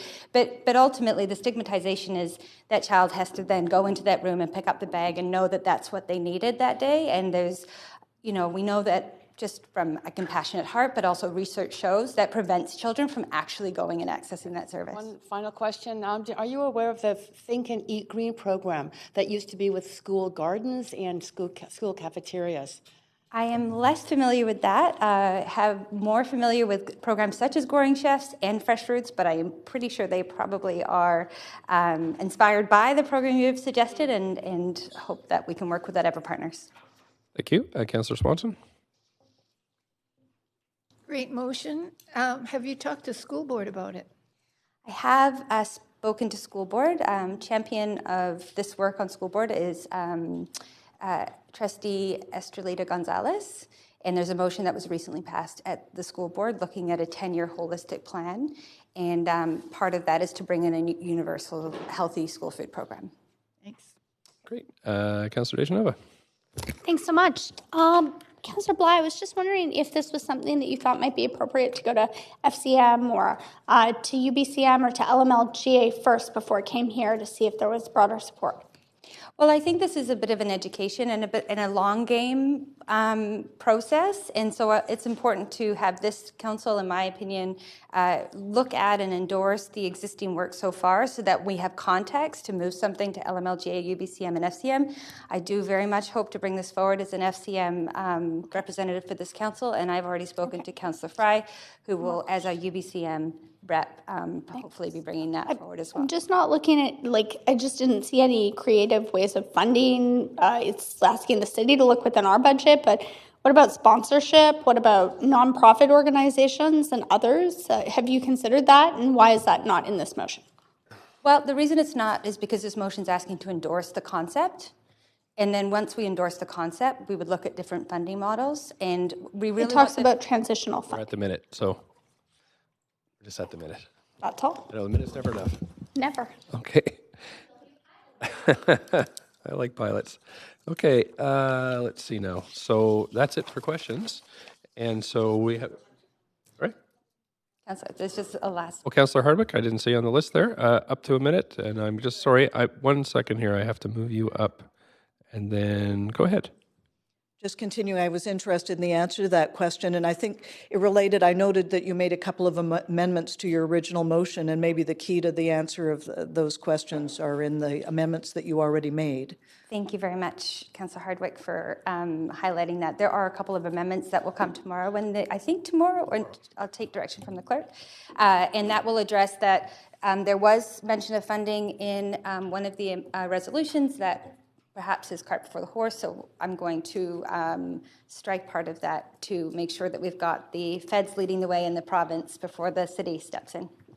Thanks. I'd just like to note, if I have time, that we currently fund just over $400,000 into school programs as it relates to food. And there's many, many hundreds, if not thousands, of organizations that are trying to fill this gap in their own way, but it's not coordinated. So there's a definite need there and a lot of people working on it. So if we coordinated, we may have a greater impact. Great. Thank you. Thank you. Anybody else? So we're good. Councillor Weeb, did you? Seconded by Councillor Weeb. So we need a motion to refer this because there are speakers. Thank you. Councillor Dejanova, seconded. Councillor Carr, all in favor? Any opposed? That's moved over. Great. Okay, thanks very much. We're on to motion number 4, water and washrooms as a human right, which presented by Councillor Boyle. I'm just going to get you queued up here. And up to 2 minutes. Go right ahead. Thanks. So this motion comes out of the Blue Communities campaign, and I know a number of councillors were in that an initial conversation about it. All of us, I understand, were invited. The Blue Communities campaign has been signed on to by cities across the globe, and particularly cities across Canada. Paris signed on, but also Montreal and many BC communities, Victoria and North Van and Nanaimo and many more. The city of Burnaby was one of the first signatories almost 10 years ago, and Burnaby is recommitting to the Blue Communities pledge this month in time for World Water Day, which comes up March 22nd. So the Blue Communities efforts are focused on public water and sanitation, which you will have read through in the motion, and which are increasingly critical as cities like ours start to feel the impacts of climate change. In addition, Councillor Weeb, who I worked on this motion with, Councillor Weeb and I added some specific references in the motion to public, accessible, and universal washrooms, having heard from a number of advisory committees as well as residents across the city about the need for increased public washroom access for seniors, for people with disabilities, for people who are homeless, for tourists in the city, particularly downtown and in the downtown east side, as well as at transit stations. And I'll just note the Downtown Vancouver BIA echoed a call for more public washrooms in a Business in Vancouver article today. There was a study out of San Francisco where they found, shockingly, that having more public washrooms meant there was less feces on the street, which I think is something we can all agree would be great across the city. As I said, the initial focus in Blue Communities is on public water and sanitation, and we felt strongly that in the context of Vancouver, weaving in washrooms makes sense too. Okay, thank you. You have a question from Councillor Dejanova. I'm going to hold my question for a minute. I'm trying to find the reference to it. Okay, Councillor Fry then. Yeah, sure. We received a letter from the Beverage Bottling Association earlier today that expressed concerns around water management and claimed that they already do a great job of groundwater management. I'm wondering if you could speak to that, or if that came up in the course of your research around the private beverage industry managing our groundwater. So I can speak to them as sort of two separate issues. The public ownership of groundwater is something that I feel strongly about, and we certainly hear concern about the amount of groundwater that's being sold, privatized at pretty low rates in communities where we worry about shortage. And then there's another concern, certainly from the industry that sells bottled beverages, that we wouldn't sell as many bottled beverages. I think we want to take a nuanced approach and not do it all of a sudden. But I do think, as the motion states, increasing access to water filling stations and less wasteful beverages is important. Thanks very much for articulating that. I appreciate it. Thanks. Councillor Dejanova, you ready now? Thanks very much. I just didn't see any reference to Metro Vancouver in here. Councillor Boyle, and considering that they provide our water in the city of Vancouver and the Metro Vancouver water, I'm just wondering if there was an intention to take this also to Metro Vancouver, or if you expected this just to be Vancouver-centric within the city of Vancouver. If it's a human right, I would assume humans living beyond the city of Vancouver would also need to benefit from this? Sure. So, whereas Clause 12 references the what was at the time referred to as the GVRD in a decision against the privatization of the operation of a water filtration plant, but the scope and the asks of this motion really is the City of Vancouver. Okay. Somebody, if they were interested, could add Metro. One more question, so somebody could do that, so it's not in there for that reason. Quick question, it says that we may here operate our own and promote publicly financed and operated water and wastewater. Just at the minute. So it basically, it says in here that we might build our own infrastructure for over the water, so minute. I'll have more on that tomorrow, but Okay, thanks. that might be. You can always ask points of information once they're on the floor through to councillors. I see a pilot motion coming. Okay. Councillor Carr. Yes, is this campaign at all concerned about leaded pipes and the delivery of water through pipes with leaded soldering? This councillor is concerned about that, sure.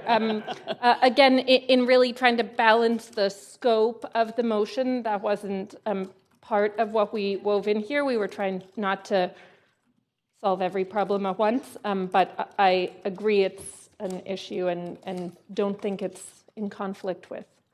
Not in conflict. Be added. Okay, just concerned there was anyway, I can go into detail later. Thanks. Okay, Councillor Bly. Hey, and thank you very much for bringing this forward.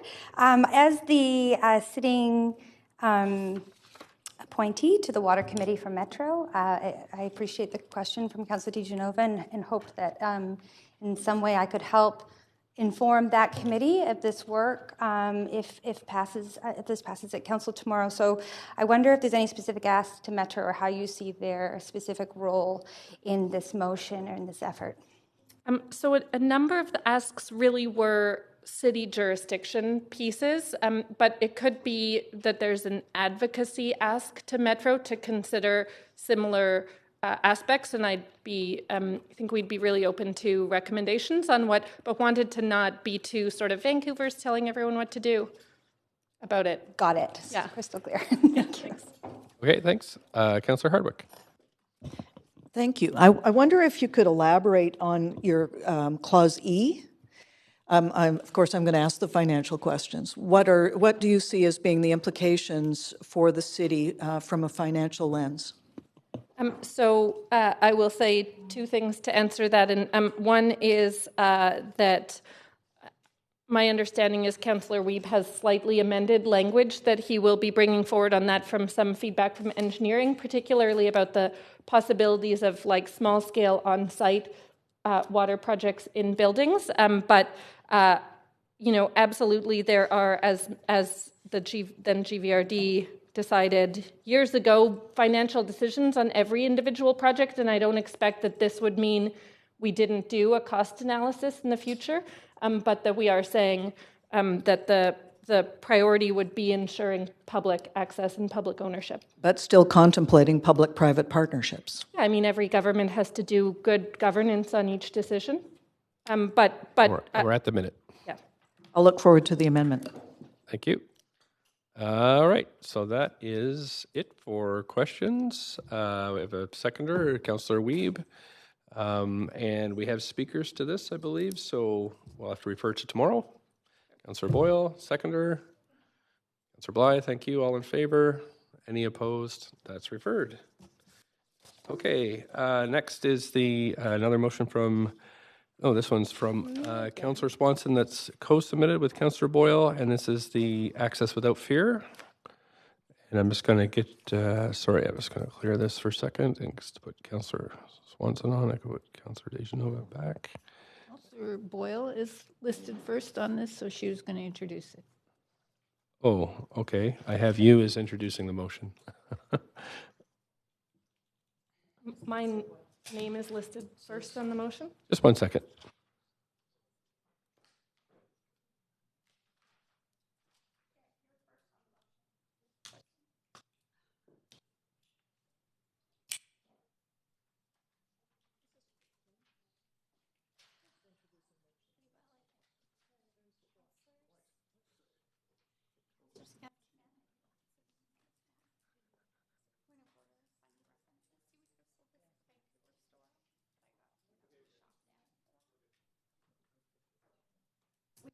Okay, so I'm just going to clear this queue and I'm going to put on Councillor Boyle.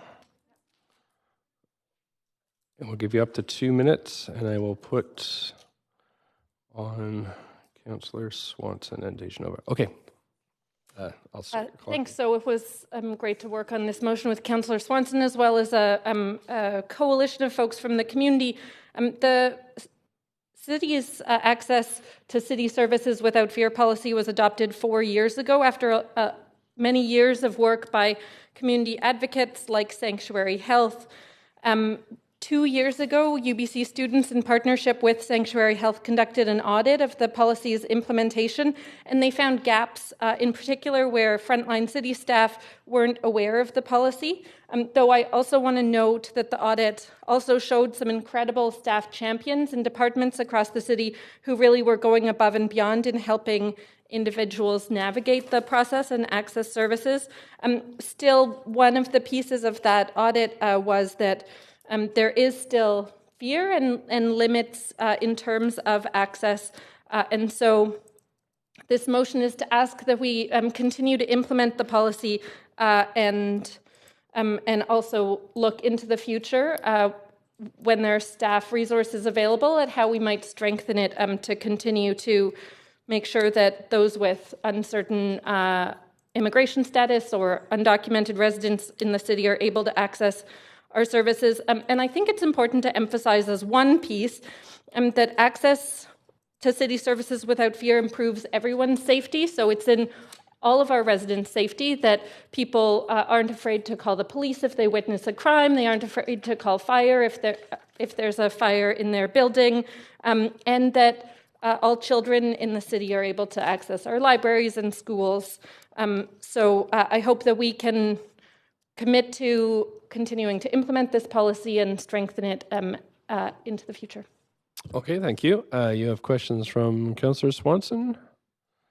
Yeah, can you talk a little bit about all the groups that had some input into the motion? Been leading this work for many, many years, and they have done a variety of work with residents across the Lower Mainland, across BC, who are undocumented, particularly in accessing health support, city services, and more. And then we worked with a number of other advocates and folks who are residents in our city who are immigrants or refugees or work for the folks from the Mexican consulate were involved, a range of people who understand the importance of this and have been continuing to advocate that it live up to its implementation so that there isn't fear in accessing these services. Okay, thank you. Councillor Fry? Yeah, thank you.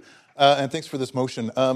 Fully supportive of it in principle. Now, I understand, though, from ACACS staff that they already have a full work plan dealing with anti-Black racism and South Asian discrimination, and I'm wondering if you've had any thoughts about amendments to this to reflect the existing work plan and how this might dovetail with the work that they're doing.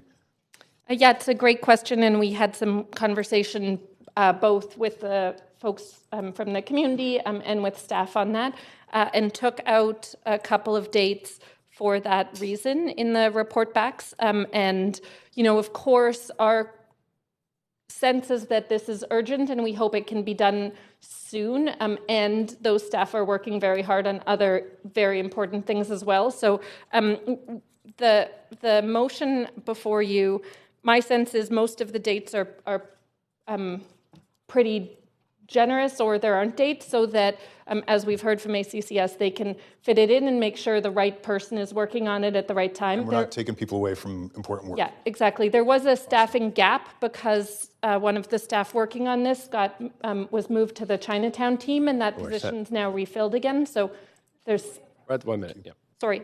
Thank you. Councillor DeGenova? Thanks so much. I was just wondering, as for recommendation E, talks about BC housing, to urge them to require that access to shelters and housing is not dependent on immigration status. Can you tell me, what is BC Housing's current policy? Do they ask for ID at shelters?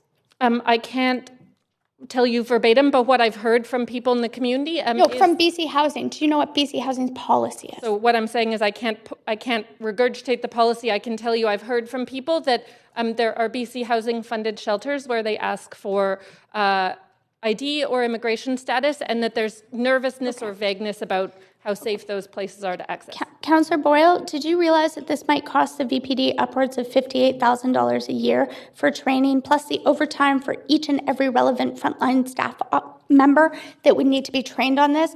On top of that, may actually push other topics off their training agenda. Are you aware of that? So I spoke to the timeline of our ACCS staff within the scope of My the question size is, of the are you aware of VPD it? budget. I feel very comfortable with that ask for training. We're at the 1 minute. Thanks. Okay. Increase. Councillor Blythe. Thank you very much. I just wondered if you could speak to why you think it's important, why you've chosen to bring this motion forward. What's the greatest risk out with the people that live in our city right now, perhaps particular groups, or what's your major concern? It's a great question. So one of my first interactions with this campaign was when Sanctuary Health was running a campaign to have medical services, particularly childbirth services, not ask for immigration status. And I had recently had a baby who's now my 5-year-old. And so I got involved in that campaign, and I heard some really moving and upsetting stories from folks who weren't going to seek medical help for childbirth because they were worried it would mean they would be deported. And these are, families and residents in our city who risked a lot to be here to protect the safety of their families, and whose safety means a lot to me. That's Great, the minute. thank you for that. Thanks very much. Point of order. What number is it? I do have it, Mr. Mayor. I'd hope others would have to too. Right. Okay. But under 8.7 of the procedure bylaw, Yeah. I'm concerned that this doesn't ask for clarification on BC Housing's policy. It doesn't ask you to write a letter. It asks you to write to BC Housing about changing their policy. Okay. And I happen to know that in their policy, which I've pulled up, they don't ask for ID at their shelters, so thus they couldn't ask for Does sound like immigration. debate a little So bit. for that reason, under 8.7, which would allow for a motion to be called out of order, I would like you to call this out of order because it certainly asks you to do something that's already being done. Okay. Right. So I'll just have to go take a look. Just if you could state one more time. I just wanted to state that under Redundant, I guess. Under 8.7 Yep. of the reasons motions can be called out of order of the procedure bylaw, that specifically it says that that we have to urge BC Housing to require access to shelters is not dependent on immigration status, and that they maintain privacy of information related to the access without fear policies. Right now, access to shelters does not require information. So because of that reason, I would like this called out of order. Okay. I will take a look at that. Thanks.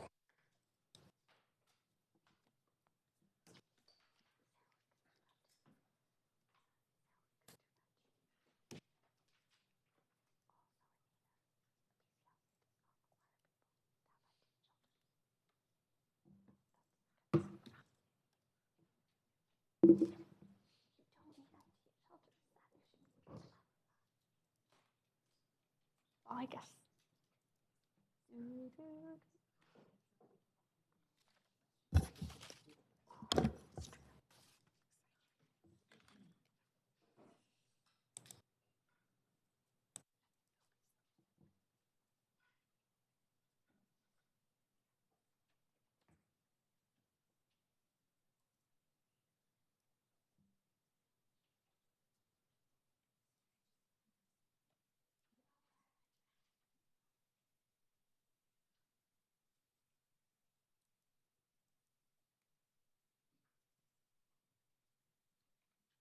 Okay, this is a tough one to review, but because it deals with the BC housing policy that we affect. So really, what the motion's calling for is for us to write a letter to various bodies asking for access. So, and we haven't done a similar motion of this nature in this council anyway. And so we haven't done it before, so it's not redundant. And BC housing policy, we don't affect that. We're only asking them for change. And in the very worst, they would write it back and say, we already do that, or something like that. So not out of order, but perhaps if we does get seconded and referred to tomorrow, that we could have more information on that specific question. Okay, thank you.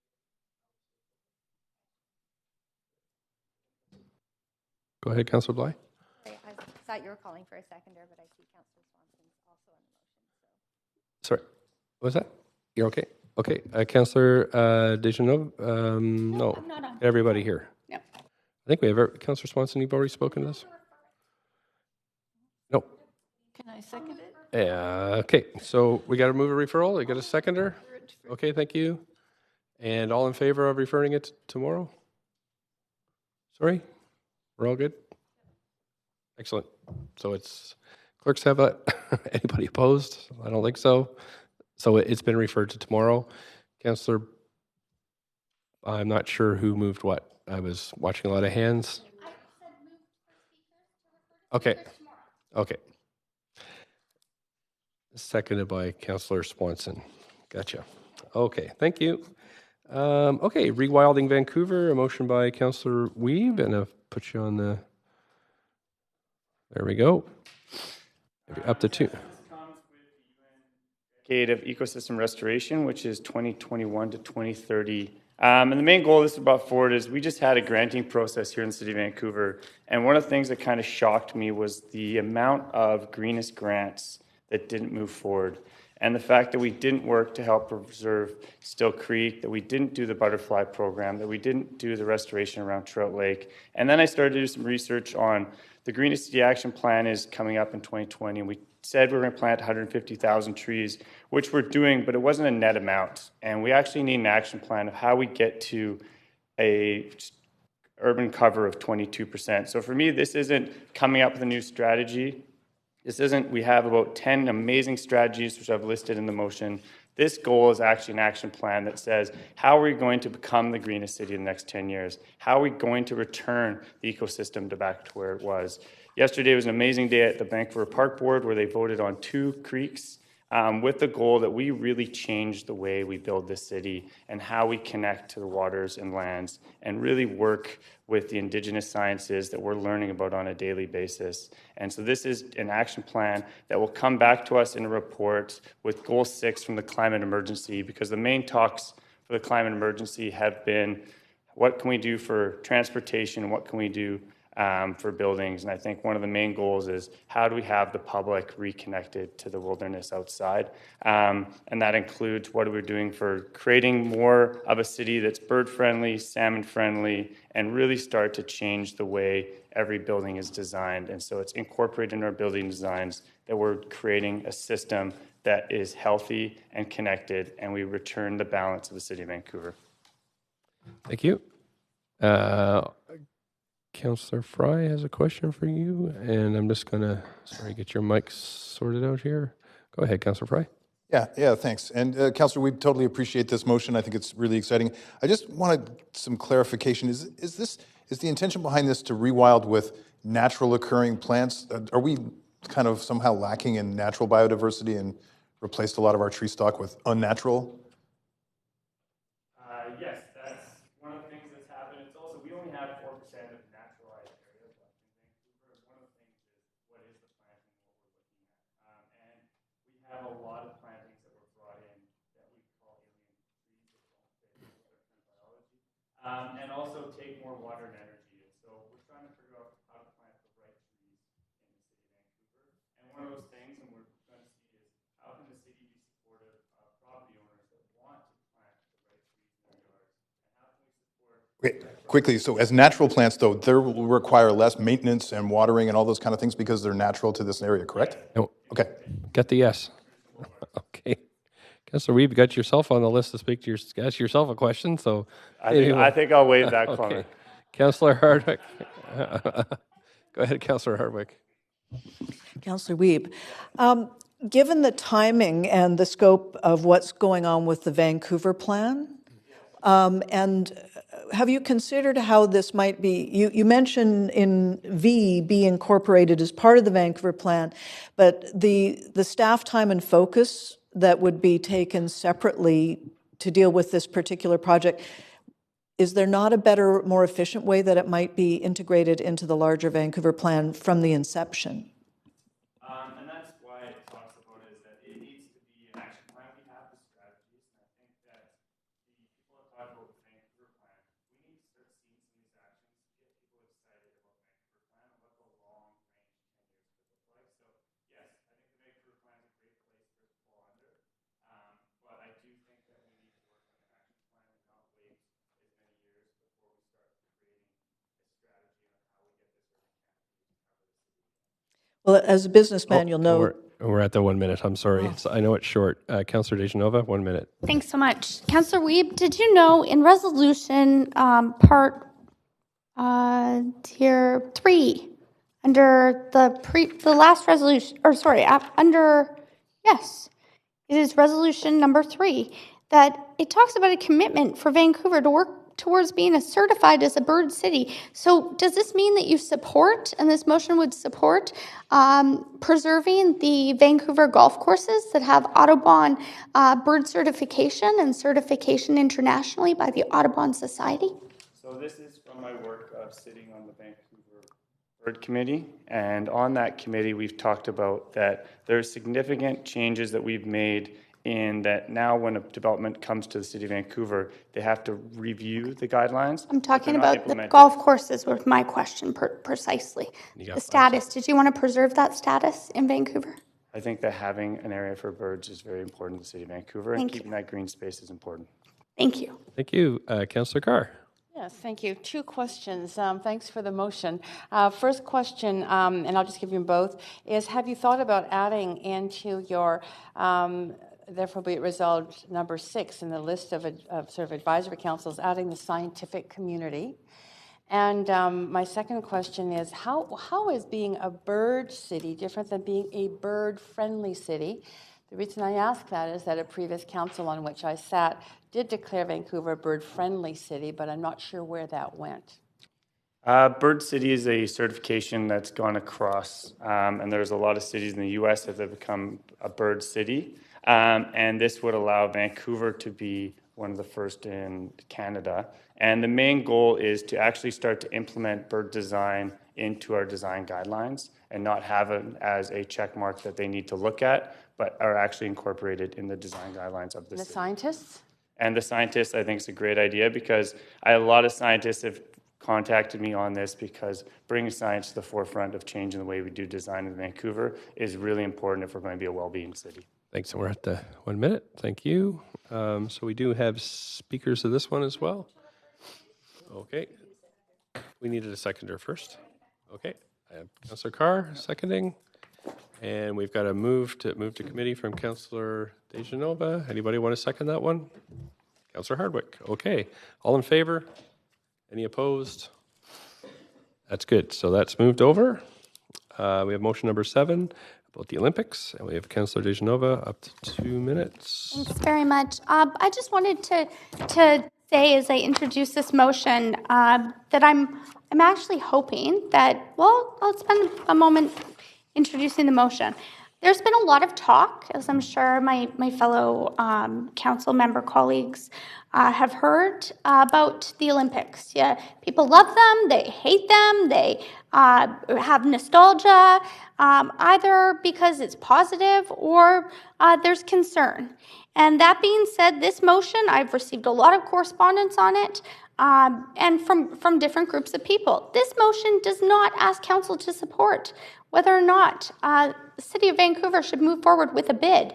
However, I'm hoping that considering some of the finger pointing that's happened at other levels of government, and considering the City of Vancouver has the smallest budget out of all levels of government, that we might do some simple work ahead of time. That being said, I incorporated staff comments into this motion, and the other thing that they did that I thought was most important, but staff had suggested the Canadian Olympic Committee go first in the resolution, is the 4 host nations, the 3 nations that the City of Vancouver, or the 3 First Nations, Musqueam, Squamish, Tsleil-Waututh in the city of Vancouver, but also the Lil'wat Nation that also was a part of the games through their connection to Squamish and Whistler and the area that we now know as that. That being said, I understand from staff that they had, although I might have jumped the gun a little bit on this motion and was really excited and got this in, that they have some planned correspondence for council in the coming weeks. So for that reason, I'm hoping to actually refer this motion off myself. I'd be happy to take questions now, but hoping we can hold those questions maybe until this is referred off to the March 31st committee meeting, which is what I understood would be preferable to allow us to have that information, council, and maybe at that time I might bring forward amendments as well. So I'm just hoping that maybe we could speak more about that then, and hoping for your support on that. Thanks so much. Okay, I do have a question from Councillor Swanson. Yes, I'm just, Not yet. you've got a lot in the whereases about all the financial benefits of the Olympics. But I just wondered if you're aware of the financial costs, which according to the Auditor General were $7 to $9 billion, which would have been enough to completely end poverty and homelessness in BC. Thanks very much for the question, Councillor Swanson. I think that it's not so much the benefits. I tried to take Vancouver factual information, specifically from the documents that you'll see noted in the reference clauses, and talk about some of the involvement across different areas of our city. The way that I cross-referenced that was looking at some of the comments that had been made about infrastructure in our city. As you probably know, community centers are only renewed every 5 to 10 years, if that, and out of that came Hillcrest Center. So if you're talking about that as a positive, I'm also talking about some of the negatives in that we can't renew assets fast enough. Also, in looking at the poverty that residents face in the city of Vancouver, and also some of the training that came with that, that's included in here. That being said, you're right. The whereases should include the small business owners on Cambie Street and could possibly include some of that other information that I did not see. Thanks. We're at the 1 minute. I tried to answer. That's okay. Thank you. I don't see any other questions on the queue, so we would need we need a seconder before we go any further, and we have a seconder from Councillor Wiebe. And then... Mr. Mayor, I would like to move this to the March 31st committee meeting for debate and decision, and I'm just notifying my fellow council members that at that time I may be bringing forward other amendments, and we'll all have had a chance to have more information from our staff. So hoping that that would be supported. A vote for this would not be a vote to support the motion. It would be a vote to refer debate and decision over to that meeting. Thanks. Thanks. And we do have speakers also that want... And speakers, my apologies. That's okay. So we have a seconder for that referral motion? Seconder? Yeah, Councillor Fry did, but I have a point of information. Okay, you have to put yourself on the queue because, so we have, just 1 second.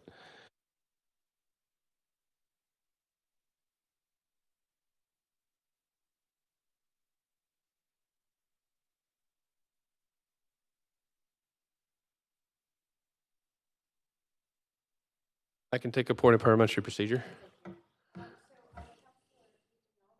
In her statement about referring it, said to the March 31st committee meeting. However, March 31st is a council meeting, not a committee meeting, and I'm wanting to know if there was if she wanted to go to committee or council, if the date should be April 1st or not.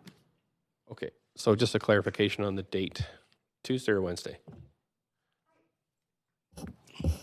I'm sorry, thank you for catching that. And it's Wednesday. Councillor Carr, it is Wednesday, so yes, that would be April Fool's Day, hopefully going to be before noon. Okay, thanks for that. Okay, so we the referral to Wednesday, the 31st, or April 1st.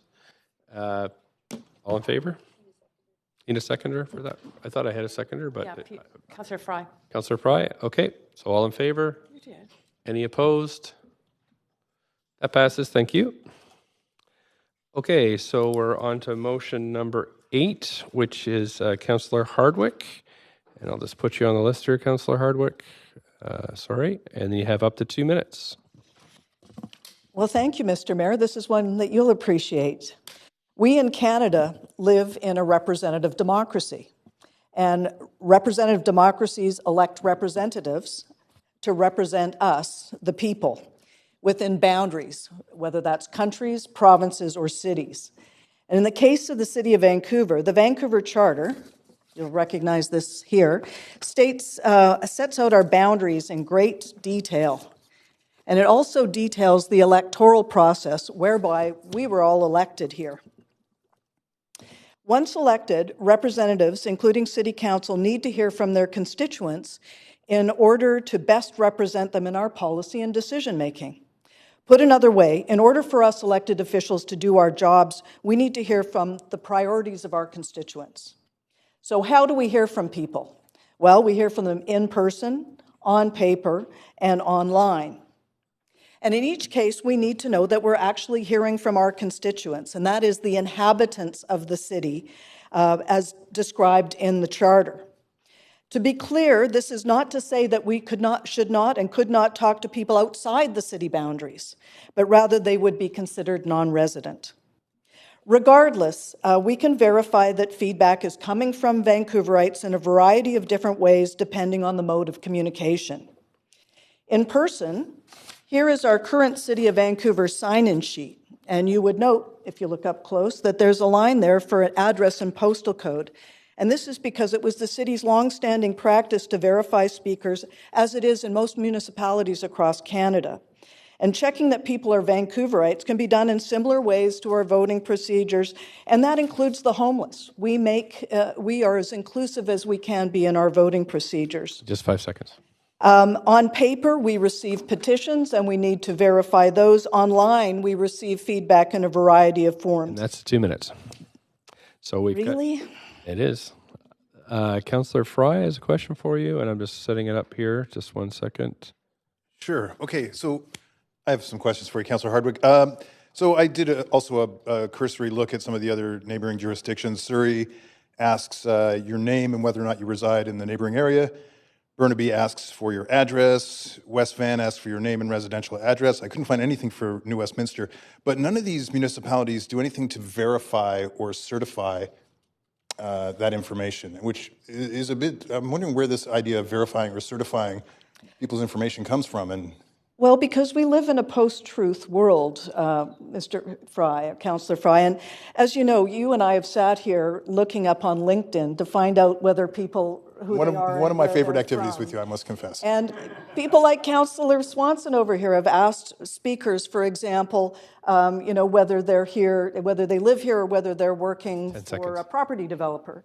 So it's really part of the public trust, and I'm not prescribing in this motion the way that we do this. I'm just drawing attention to the fact that we ought to. Okay, that's 1 minute. Councillor Swanson. Yeah, thank you. I was just wondering if some of your reason for the motion is because you're worried about trolls and bots and the new media, and if you think that these hurdles, bureaucratic hurdles, sort of like verifying your address, would deter participation in the civic process. I think that we can do this, and the city has started to move in this direction in refining its public processes. I just think that we can go farther. But ultimately, when the clerk says at the top of a meeting, we've received X number of pieces of correspondence, so many in support and so many in opposition, that's designed to tell us, the representatives, what the public opinion is. And if that's being distorted and we can't rely on the integrity of the underlying feedback, then it hurts our ability to do our job. Online can be a real boondoggle, there's no question about it. No one solved that problem, but we do know that we are living in a fake news, post-truth world where the equivalent of bussing in your supporters is being done every day online, and we should do something about it. Thanks, Councillor Boyle. Thanks, Councillor Hardwick. I'm wondering if you, in thinking about representative democracy, came across other barriers to participation that you think also affect how strong or weak our representative democracy is.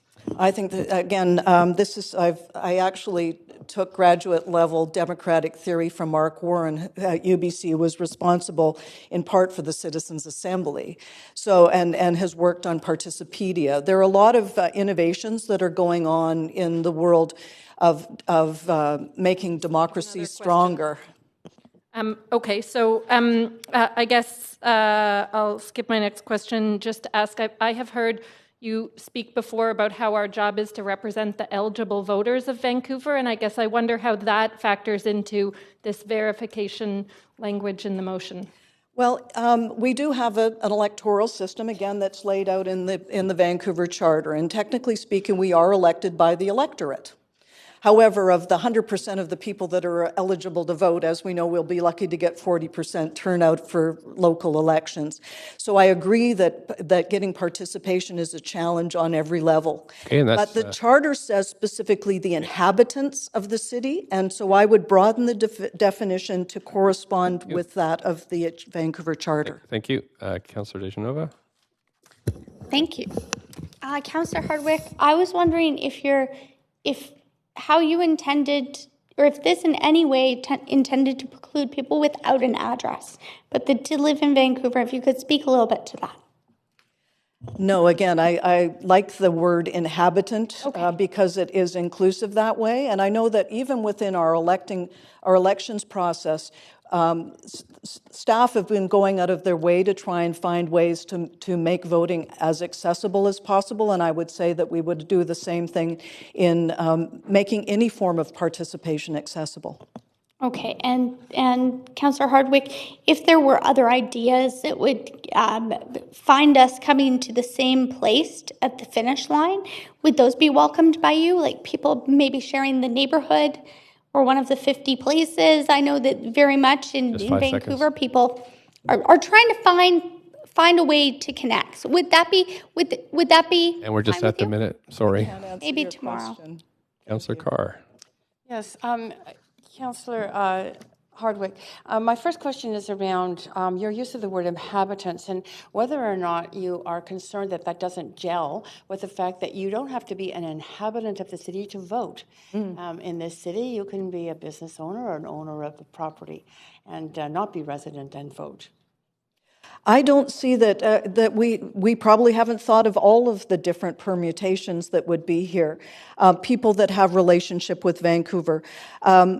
But a lot of the time what we're talking about are things that are at a local level, and we have to be mindful of the fact that there are people trying to influence our decisions from the outside. I'm not saying that I have all of the answers. I'm asking staff to help us come up with the answers. One last question. Are you at all worried about the use of terms certified or verified and what that might mean to people in terms of perhaps being off-putting? Well, perhaps we can modify that. I liked authenticate, but I was told that was too verbose, so we're trying to be more generic, but I'm open to suggestions. Thanks very much. That's the 1 minute. And on to Councillor Wiebe.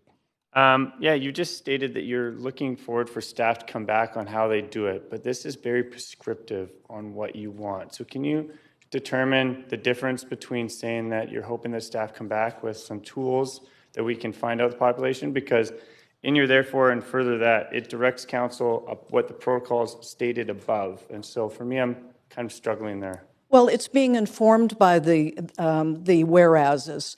I do tend to be a bit academic and detailed, and I tried to put as much of the research into it for people. But I am not being prescriptive, other than perhaps creating a matrix for examination.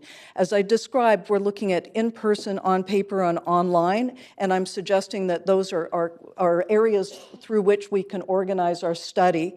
But I am okay, and then I guess not prescriptive. 8 more seconds.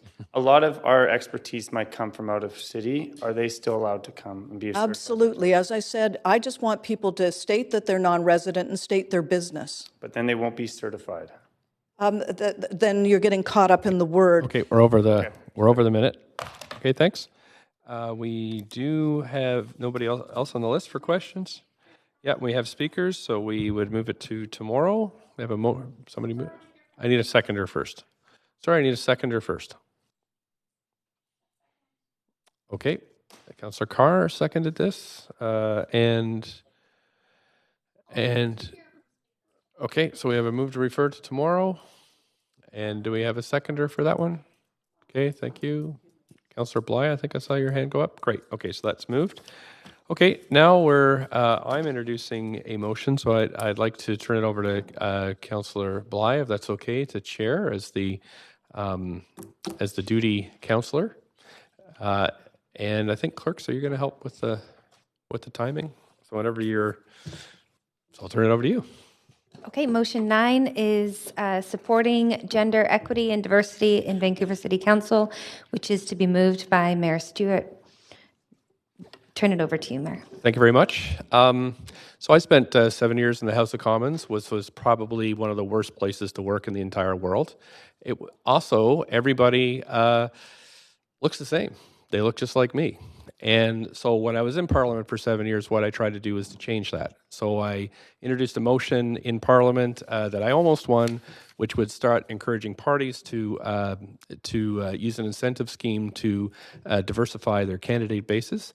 I also worked very hard with the Trudeau government on their gender-based analysis plus, putting that into their budgetary system. So I worked collaboratively in Parliament to try to make two things: to make Parliament more diverse, but also recognizing that where we are, whether it's in Parliament or here, is a workplace. Is that you go to work here every day, and there are norms that come along with the establishment of workplaces. So what they found in the UK Parliament was they did an audit of this. They went in and they looked at the Legislative Council chambers as a workplace, and they looked at it specifically through a gender lens. So the House of Commons has studied this on their own committee, has recommended now that we start doing these types of audits. So that's what I'm suggesting here, working with a team. The original audit that I did that I sent you has gone through quite a lot of revision from outside sources that are very interested in this. People that are very involved in the equity audit or the equity measures that we already have in place here. And this is specifically a gender diversity and intersectionality audit that basically it uses a checklist that's provided by the United Nations for the clerk specifically to go through and to see how we're performing. It takes the best practices from around the world and see how we measure up. I do think that we're going to measure up very well, and as being the first municipality in Canada to do this, it would be a very good signal to send to the 4,000 other municipalities around Canada that we take gender diversity and intersectionality very seriously and take our workplace safety and well-being very seriously too. So that's why I'm putting this forward. Thank you very much. And you have a question from Councillor Swanson. Okay.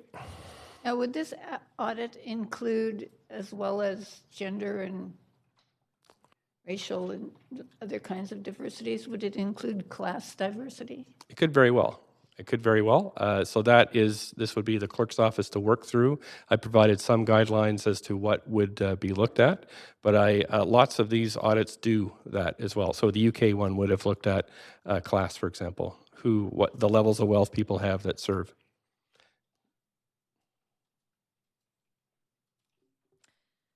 I think that's it. That's it? Okay.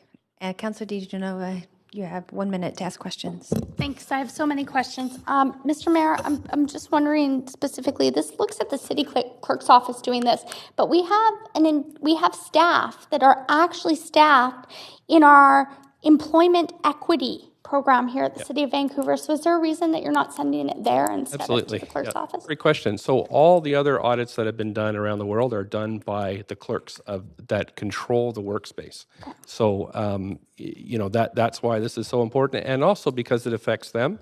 So one of the most illuminating things from the House of Commons is how clerks feel in the House of Commons when you get at all that barrage of heckling that goes on and on day after day after day, and how it actually affects their well-being in the workplace. Thanks. There's been some talk and chatter about this motion leading to proportional representation and award system, which, as you know, the provincial government, although certain ministers couldn't explain what proportional representation was, it was voted down in the referendum and plebiscite. Is this your intention with this motion? No, not at all. This is really looking at, the only thing it would talk about in elections would be looking at describing what are the characteristics of the candidates that run, who gets elected, and we talk about that a lot, 8 women, which is awesome. Time is up. I'm sorry, but you don't look like Dr. Fry. No offense to either of you, but when you said that, I had to. So that's it for questions. Okay, thanks. It's still over to you. Okay, so council, are there any other questions for Mayor Stewart? Would someone like to second the motion? Okay. We all do. And would somebody like to, wait, is this to be referred? There are no speakers to this one. Yeah, so somebody to refer, I need a motion to refer to tomorrow to hear. Oh, no speakers. No, we're just. Oh, sorry. Okay, so any discussion, council?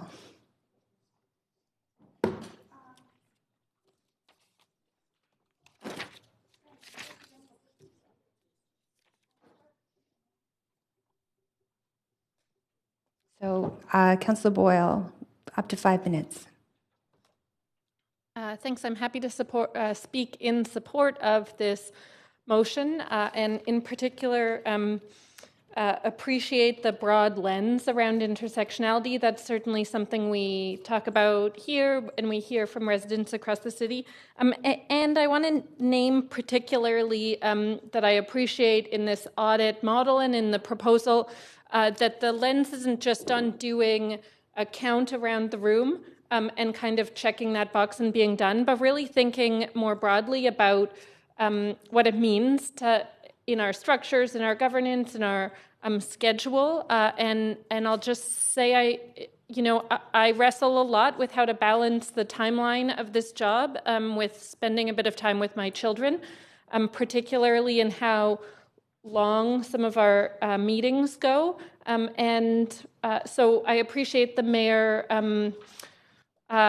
naming that that's the case, even though it's not his experience, particularly with the children piece, maybe the long meeting piece still, but really appreciate that being acknowledged and the ways we might learn from other jurisdictions and be able to develop some best practices or shift some things to support these goals. So I'm thankful that it's coming forward and happy to support it. Great, and so thank you. Mayor Stewart, you're next. Did you? Just wait here. Okay, great. I did circulate an amendment to everybody, I think, earlier today, which is basically the therefores are very similar to what they were before, except they're more exact and to give more direction to the clerk's office and to push, to provide sources where they might, help them in their work. But for me, this is I don't think it's going to be an onerous amount of work. I think that we actually have a lot of these policies and stuff in place already. It just pulls them all together in a way that we can present to other municipalities and also to push the province and federal government to move ahead with their own, because this, like what I said, the House of Commons is the worst place to work. Well, this is a great place to work. I mean, I really feel like, conversations are, opinions are strong and we have rigorous debate. I really feel like everybody walks out of here in a good mood, and that's more or less. And I think citizens feel served, but Parliament often don't feel represented. Okay, great. So we need a seconder for the amendment and move us over to, for seconder first, so Councillor Boyle seconding, and then we'll move over to an amendment queue. Is there any comments, discussion around the amendment? You could do a point of information if you have a question. I think everyone's just taking a moment to read it.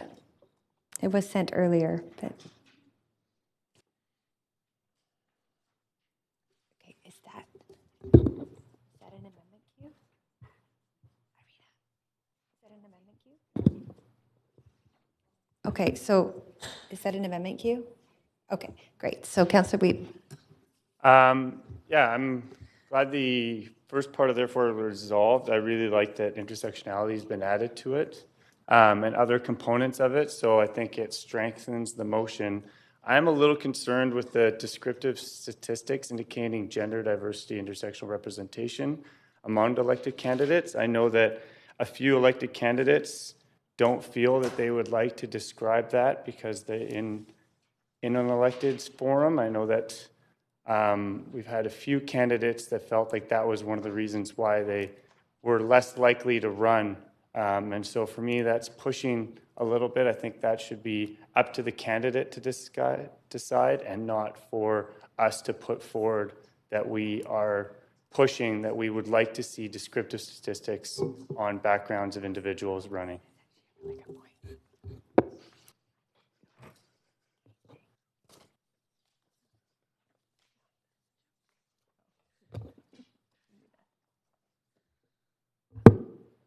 Sorry, keeping track of all the moving parts here.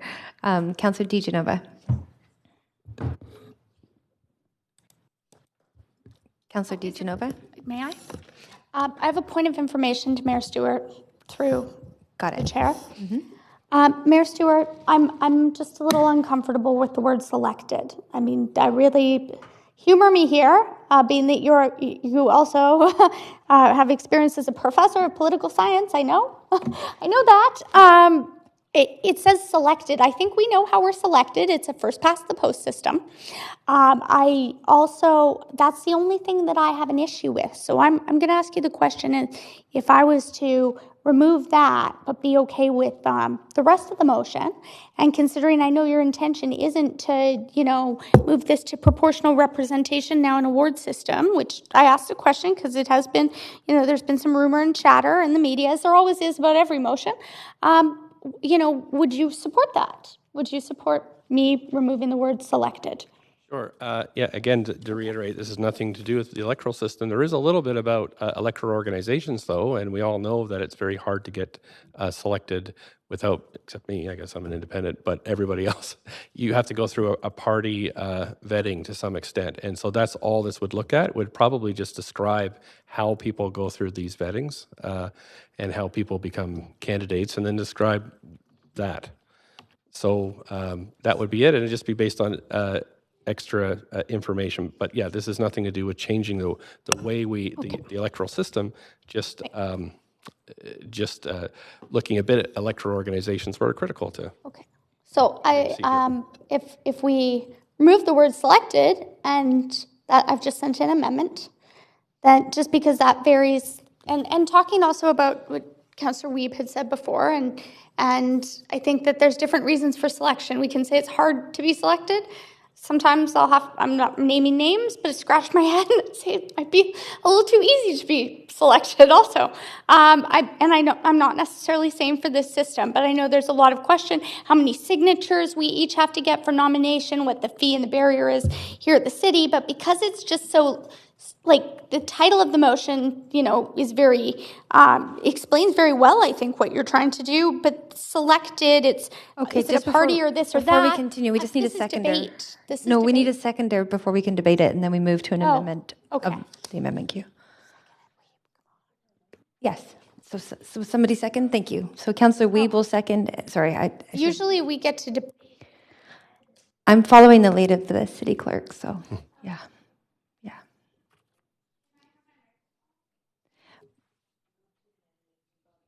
Yeah, so we've moved to Amendment Q2, so you might have to put yourself back on so that you can have your microphone. Oh, all right. I thought that was already done. Sorry. So I think I've explained why, but just considering we're getting the language today, other than that, to speak to some of the things that Councillor Boyle had spoken about, I may have some trauma that I'm remembering from my time in City Council when I came back 10 days after. Having my child, I was also notified that I could take medical leave if council allowed me to. But if they didn't allow me to, I would have been kicked out after 3 meetings. That being said, there's no such thing. Perhaps I will write up a motion and maybe ask Councillor Bly to bring it to FCM, because there is no actual maternity leave in the Vancouver Charter. BC government doesn't recognize that. There's only medical leave. There's no parental leave definition of that in our Vancouver Charter. And I think that that's really important. I mean, I was very fortunate that I was able to do that. And I had a partner who was also willing to take parental leave. But I think about the fact that if I was a single parent and I couldn't afford endless childcare and I wanted a parent to be with my newborn, that I wouldn't have been able to do this. I also had to beg council for the ability to breastfeed my child or pump. And sometimes that was allowed, and sometimes I missed votes. So I would, and not saying anything here about, because Councillor Carr did not chair those meetings, and it really was up to the chair. We didn't have a lot of votes sometimes, but I think that it's important that we do look at some of the struggles that are faced. And I'm not saying that I faced the worst struggles, but I know that there are issues and barriers to elected office. And I think that gender and diversity certainly is something that we could look at. I just want to clarify. That being said, taking the word selected, how we're selected, I think takes the focus away from looking at gender and diversity, because selected, then we'd be going into the elections and the electoral process. So for that reason, I'm trying to speak to everything kind of in one go. I would hope that we would be able to take out the word selected, and then I'd be able to support this. Thank you. Great. Mayor Stewart. Yeah, I'm okay with taking out selected. I don't want it at all to distract from the important work. So I see the descriptive stats as like 5% of the report, but the rest of it is how this place works in terms of through the lens of gender diversity and intersectional lenses. So really, it's just to kick. I think partly it allows us to say, in terms of gender on council, we've done a lot here, and I think that's important to recognize, but really the rest of it is looking at how we work. That's more of it. So I'm happy to take out selected. Okay, great. And Councillor Hardwick. Thank you. I'm just trying to wrap my head around this. Maybe you can help me. So is this suggesting then that we would be determining the composition of council, say 5 men and 5 women of... So we're just dealing with the amendment of selected. Maybe we can deal with But that. that ties back to selected in the manner in which we're selecting people. Okay. We're selecting candidates or selecting... I don't know if that's a point of information. I can happily answer it. Usually, basically, these studies will look right from the point where somebody decides they're going to be a candidate right through an election, right through the end until they start doing their work. But if people don't feel comfortable with that early election look, that's fine with me. I think more important is how we work here, and then so that's it. So I'm happy to take out the selected part. But what they found in the UK, for example, is they found. For example, their washrooms weren't accessible, right? That for people living with disabilities, so nobody could come and speak to they couldn't even go to the House of Commons and watch. That kind of thing is what gets looked at. I was under the impression that it had, some kind of structural impact on the composition of council, so that was why I was asking. Maybe we do that at the next one, but on this one, I don't feel like people are, and that wasn't actually my intent at all. So it was more to look at how we do our work here. Okay, great. So seeing no further people on the queue, I'll call the vote for the amendment. To the amendment.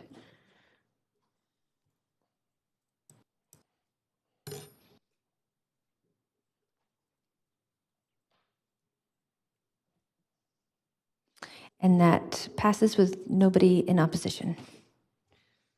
Back to the amendment as amended. I'll take myself off the queue for now. There's a holdover. Councillor Hardwick? Holdover? No, that's a holdover. Okay.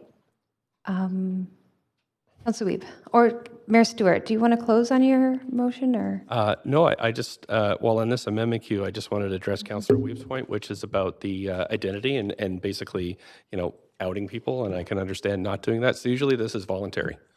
Usually it's a voluntary collection of information. It's not, so only when people are comfortable disclosing would you ever disclose it.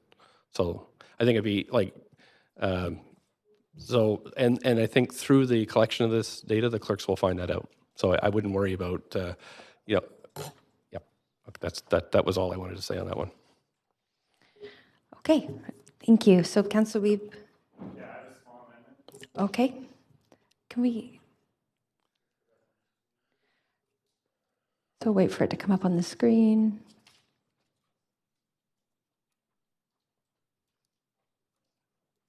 And mine's just, it's just to add support the volunteer reporting of and removing gender, just so that we are getting just to recognize that it's volunteer reporting of people's diversity and intersectionality and allowing candidates and people, if they feel comfortable,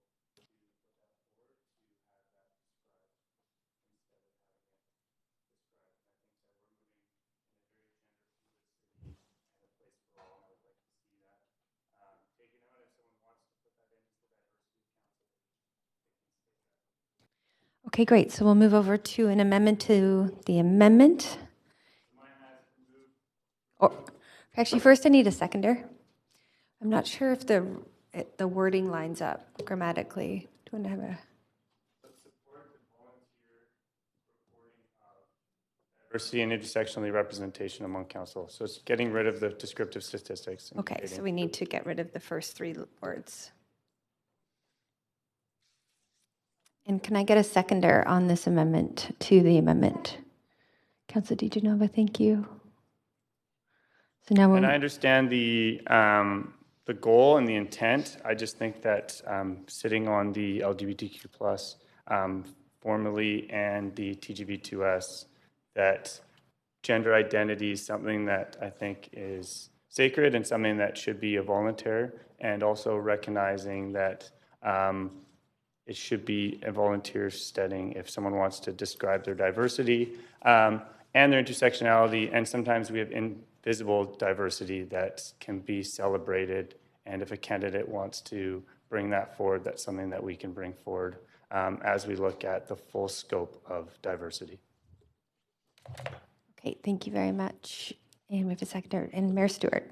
Okay, yeah, so really all this bullet indicates is that clerks would kind of take the existing information of these of groups, or perhaps if they wanted to talk to each of you, and then you would disclose, but that would really open the report and say how diverse our council is and workforce is, but it should be on a voluntary basis anyway. But it does kind of paint the picture of who is making the decisions. So if maybe I haven't described this well enough, but it really is just to kind of open the report and say what's the current state of affairs. So I can see the voluntary reporting, but as that's worded, it doesn't quite capture it. So I would say still descriptive statistics, including gender diversity and intersectional representation, all the rest of the stuff, collected through voluntary reporting or something. If that makes it more comfortable for you. You would just ask people and they would tell you, and if they don't want to, they don't tell you. So is that, we don't do friendly amendments, so. I don't think so. So we might have to rescind or vote to this one, and if it passes or fails, then we can make an edit. I can't hear you. So even if we said at the beginning, voluntarily collect descriptive statistics, that would probably do it, I would think. Councilor Weem, do you want to? Okay, Mayor Stewart still has the floor. Are you? Well, I can't do anything with it, so I'll just say my piece. Great, thank you. Councilor DiGenova. Thanks. Just considering some of the conversation around gender identity and not asking people those questions. I see what Councillor Weep is trying. I understand, and I understand what Mayor Stewart's saying as well. So, because I think that I'm stuck in a difficult situation, and I remember a lot of conversation, not only here last term, but here this term, about gender identity and self-identification, or not wanting to choose that. And that's why we have all gendered washrooms as well, that are, they're also considered trans-friendly, but we also have all gendered change rooms for that reason, for people who don't want to say that they are trans, who don't feel that they should have to disclose their what is known to be cisgender. So for that reason, I will be supporting you, Councillor Weed. Thanks. Okay, Councillor Carr. Yes, I totally see the dilemma here, and I just think the wording doesn't capture it for me. I think that we want this report is supposed to, that's done on an annual basis, is supposed to provide descriptive statistics. So I don't want to see the removal of that language. It's the process of gathering the statistics that I think is in question. So I'm not going to support this amendment just because it doesn't I don't think it captures what, in fact, I think may well be the intent of Councillor Wiebe. But I would prefer language like descriptive statistics, comma, as voluntarily disclosed, comma, indicating blah, blah, blah, blah, blah. So I'll put forward that once, because I don't think I can do an amendment. I think we're past the point of being able to do more amendments in this queue. Okay, great. So we could go to a vote. Or do you want to rescind? All right, we're going to go to a vote on this amendment to the amendment.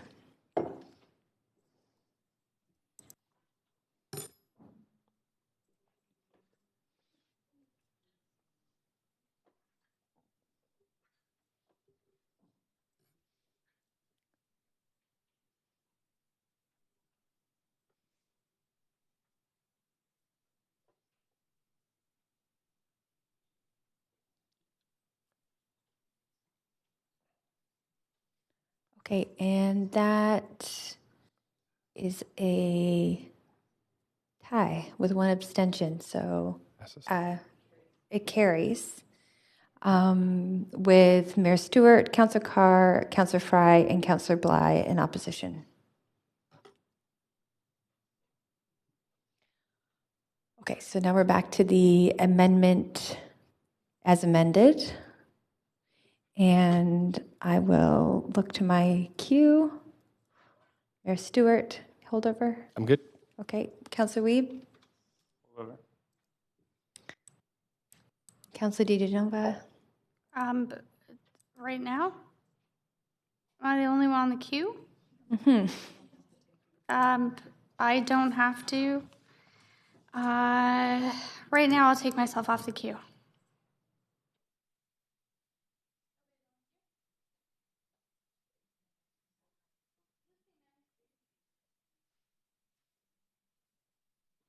Okay, I lost my mic for a second there. So this is an amendment queue. The amendment as amended, we can go to the vote if we're comfortable with this language. Okay. Well, I'll speak to the amendment. Pam, you can't as chair. And perhaps give some time for Chair an away amendment. to someone. Hang on. Forward. There we go. All right. Without some of the members of my caucus here, I'm moving some other amendments, so I will try not to defend them as passionately as I did this morning in moving other people's amendments. I think that it's important to, hang on, let me look at my notes.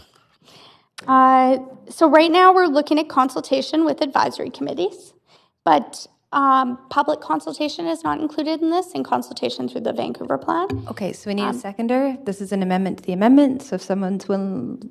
This is an amendment to the amendment. Okay, so Councillor Hardwick seconds, so we'll move over to an amendment queue. Okay. Thanks.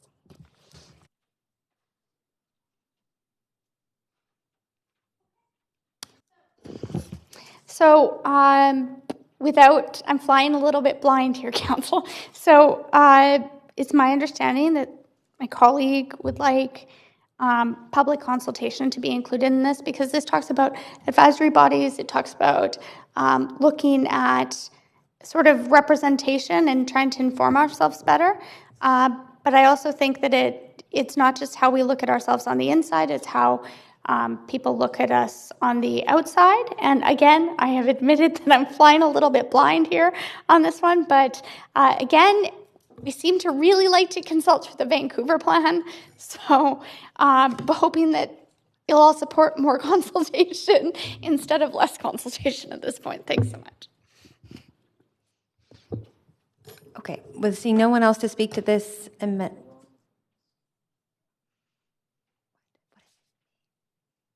We got a seconder.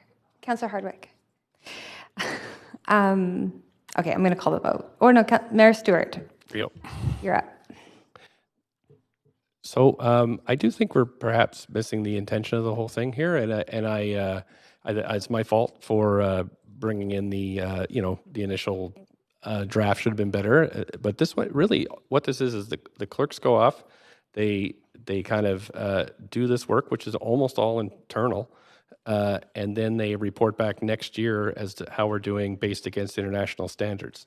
So it's not really going out to the public and talking about how we're doing our work. It's about how it talks about, working hours, childcare provision, and not making recommendation, as to what we would do. It's informing us about how our work is doing and probably interviewing different counselors about how they're finding the job, talking to the folks that are working in this place. So I don't know how it would work sticking this in Vancouver plan. I don't. That is the whole equity strategy that we have. This is quite a finite thing that has. It's essentially a large checklist. Are we doing these things? And then reporting back. So I don't, I think that the First Amendment, I'm not sure what that's going to do because we don't even support anything until after we get our first report back. But on the second one, I don't know how adding it into this Vancouver plan I don't know how that meshes at all. So that's my thought.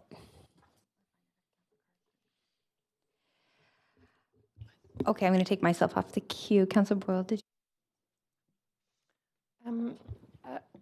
Yeah, I'll also be voting against this amendment. And I guess it's not clear to me how this would relate to the Vancouver plan, specifically in the internal audit pieces. And I know we are throwing a lot of things into the Vancouver plan, and while that may feel like the sensible thing to do, it makes me worry about the Vancouver plan.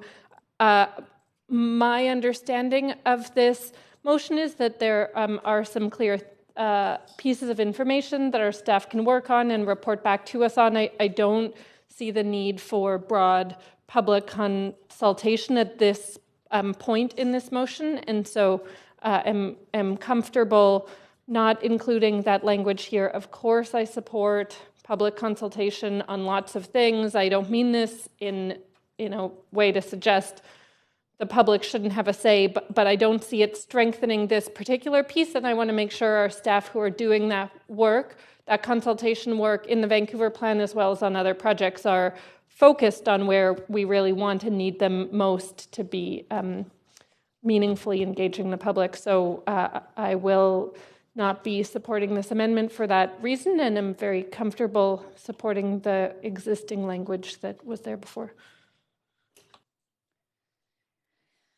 Okay, seeing no other speakers, I will call for the vote.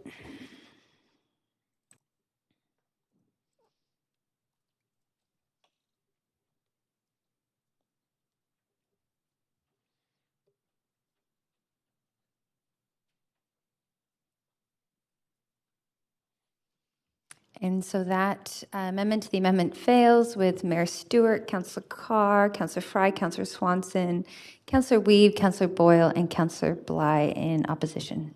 So back to the amended amendment.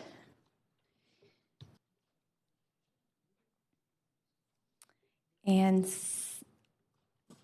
Councillor DiGenova, is that a holdover? Yep, hold over.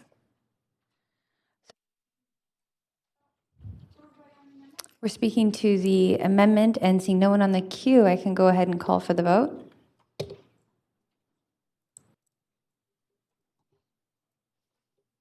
Sorry, which amendment are we voting on? The whole thing now.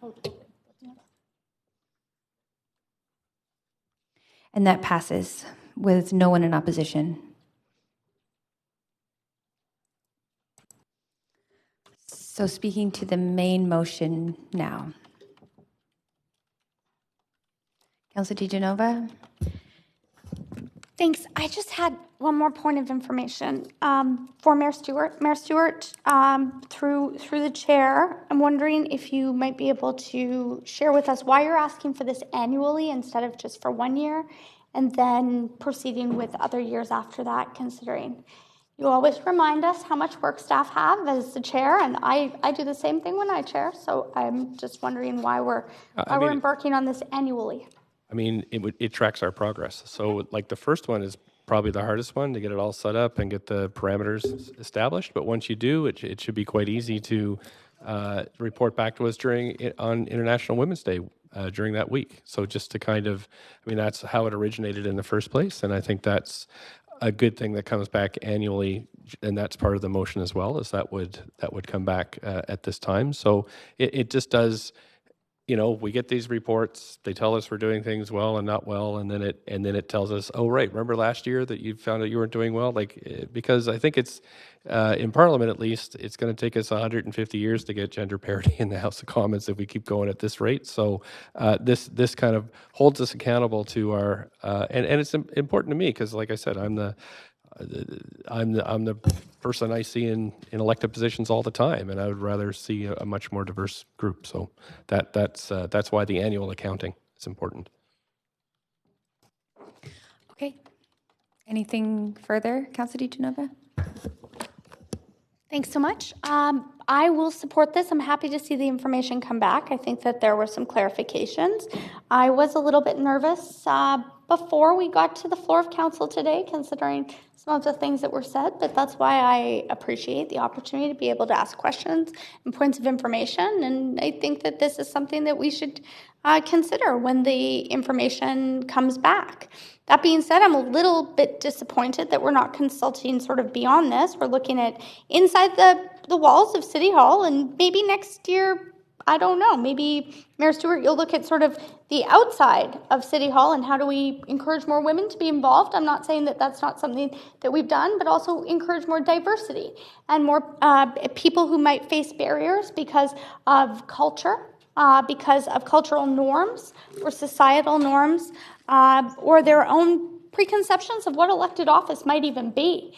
I didn't wake up when I was a little kid and at kindergarten say I want to be a politician, despite what others may think. And I grew up in it. It wasn't something that I knew that I'd want to be in front. I thought I'd always want to be in the back, looking at policy. But that being said, I think that also is different once you have a chance to see what it's like. And hopefully we'll be able to tell more people what it's like for us really and tell the story of this once that information comes forward. So I certainly appreciate it. I feel that it's refreshing and looking forward to receiving that information. And just wanted to remind anyone who is on the fence about this that it's receiving information that the clerk is going to collect. So we'll have a chance to judge that information and look at the information when it comes back. As I know Councillor Hardwick really talks about statistics a lot and collecting information, and I'm hoping that she will see the value in this and we can move forward together in looking at how this is going to inform not only us, but in what we're able to put out there for others who may come after us. Thank you very much, Mayor Stewart. Thank you very much. Councillor Wiebe. I'd like to thank the mayor for bringing the thoughtful amendments today. I think it really helped bring an intersectional lens to it, and I really appreciate that, and listening to the people that were involved. So thank you very much, and I will be supportive. Great, thank you very much. And Councillor Carr. Yes, thank you. I did send in an amendment to try and create a sentence that makes sense, but I'm not going to put it forward because it's just too complicated and I don't have the text in front of me. So we'll drop it. It's not grammatically correct, but I think the gist of that can be thought through in terms of the last amendment on voluntary reporting. Yeah. Well, I sent something in, but I just didn't have that language, so I wasn't able to work with it. So I didn't know if I had it quite correct. Do you want a 2-minute recess? I would appreciate that. I just think it is not. Okay, that's been moved. All in favor? Opposed? Thank you. And it passes. So we're recessing for 2 minutes. Did you send that to us? Do I have to copy it? Did you?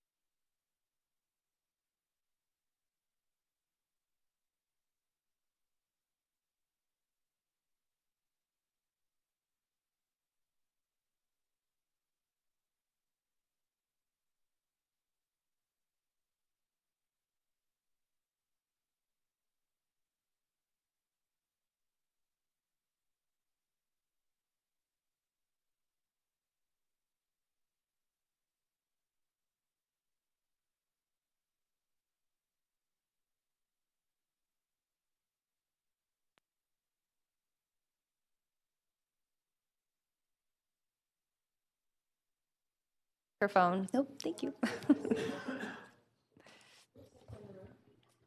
Okay. Council Carr, we're back from recess. Basically to clarify what the language, which was just not understandable. So it reads, it keeps the idea that was forwarded of volunteer reporting by Councillor Wiebe in his amendment, and puts back in the word descriptive statistics and gender identity, which had been in the original amendment by the mayor. So, Okay, we need a seconder for that amendment. Everybody? I saw Councillor Wiebe first. And then we'll move over to an amendment queue. Councillor DiGenova, is that a holdover or no? Okay. I have a point of information. My point of information is how are we going to, and maybe this is to Mayor Stewart, but maybe this is, actually no, this would be the city manager. How are we going to reach out to every candidate in just this past election? Are we going to reach out to candidates in previous elections? Because it says candidates. So I can accept that we're elected right now.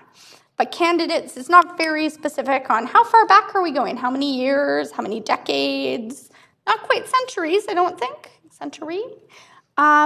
I'm just wondering, how much work do we expect staff to do? To go down to the Vancouver Archives to figure that out? So I'm just wondering if the city manager through the chair could maybe answer that. Because, there is no time frame here for how long for candidates, especially. And I would assume staff would be staff now, and I would assume electeds would be electeds now. But when we look at candidates, it doesn't say in which election. I will. Sorry, I had to put my comment. I personally think that either of you are qualified to answer it, but staff are the I'll take ones a shot. carrying out the work, right? So maybe the clerk could. It'll be determined by the clerk, so it's left broad because of it, and because the first report really just sets out the parameters. Maybe the next one comes back and say, one election's not enough. We want to go way back, but I would think one election's fine. Like the last election would be fine. So right now, can I just ask as a point of information through the chair to the city manager, would the city manager at this time see this to be one election?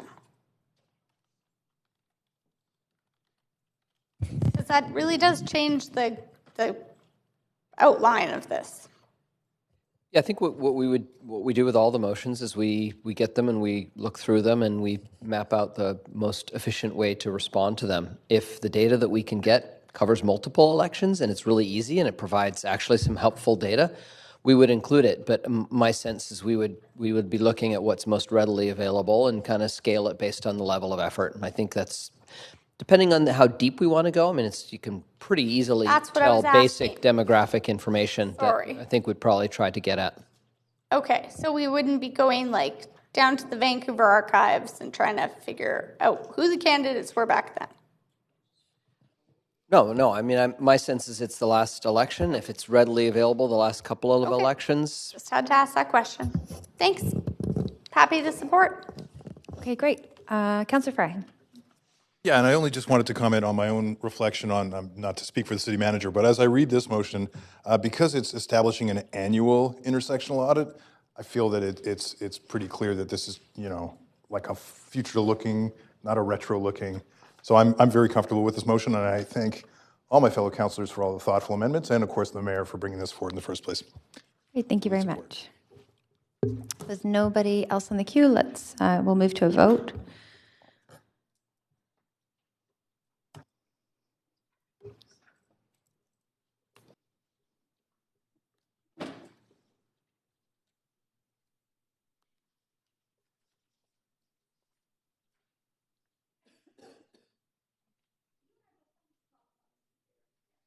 And that passes unanimous with unanimous support.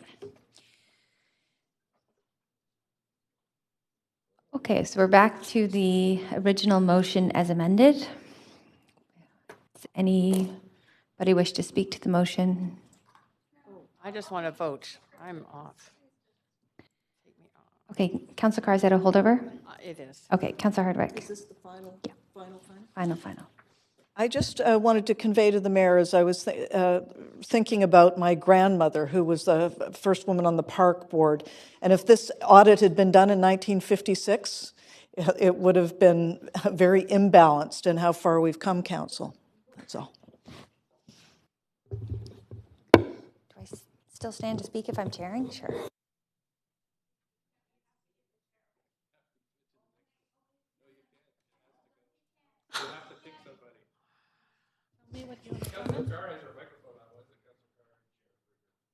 Okay, Councillor Carr, can you chair for a second? I can. Thank you. I really want to make a point of... That's right. Council has to select. Oh. Excuse me. No speaking.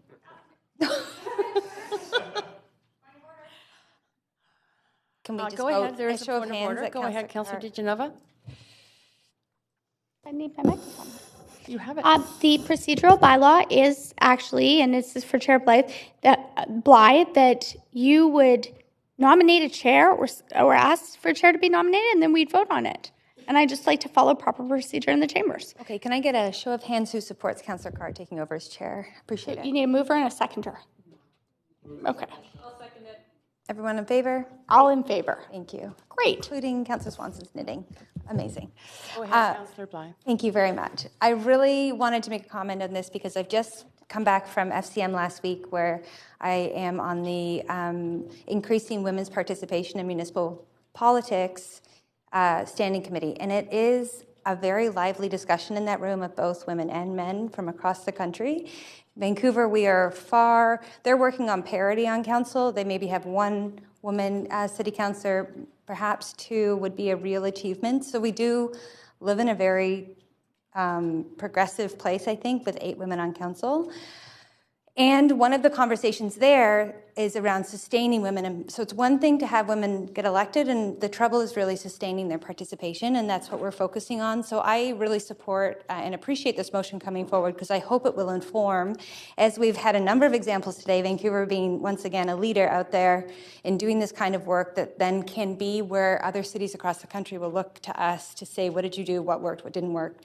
And all that being said, there are other councils that are doing things like babysitting, childcare services for people who come and speak to council, which I know has been a great effort of this council, and particularly Councillor DiGenova. So I think there's a lot of really great work in here, considering what the impact of late meetings and night sittings has on family and balance and being able to, again, sustain women.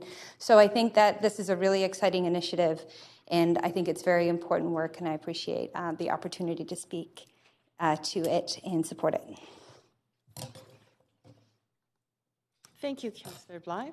Would you like to resume? Thank you very much.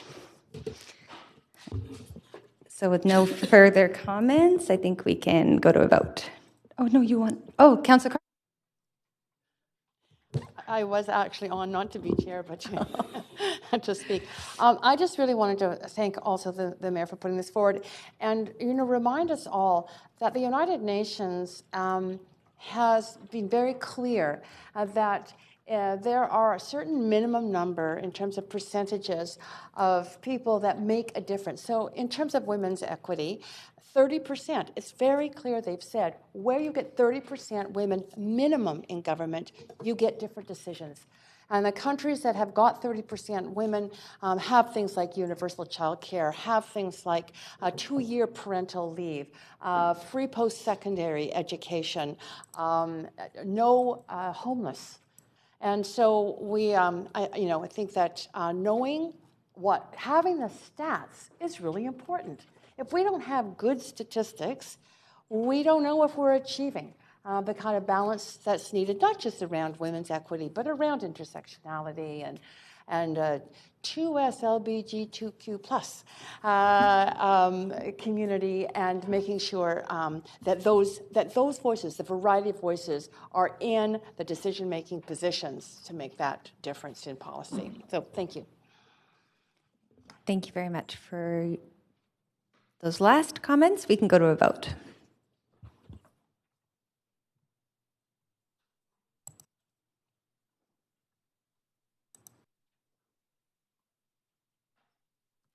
And that passes unanimously.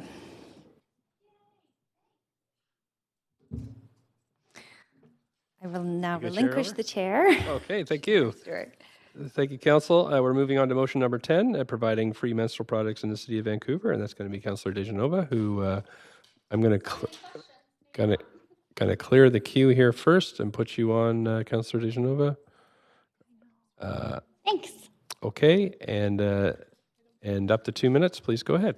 Thanks very much. I'll be brief in my comments to introduce this motion, but I'm moving this motion and I've submitted this motion. I understand Councillor Bly will be seconding the motion.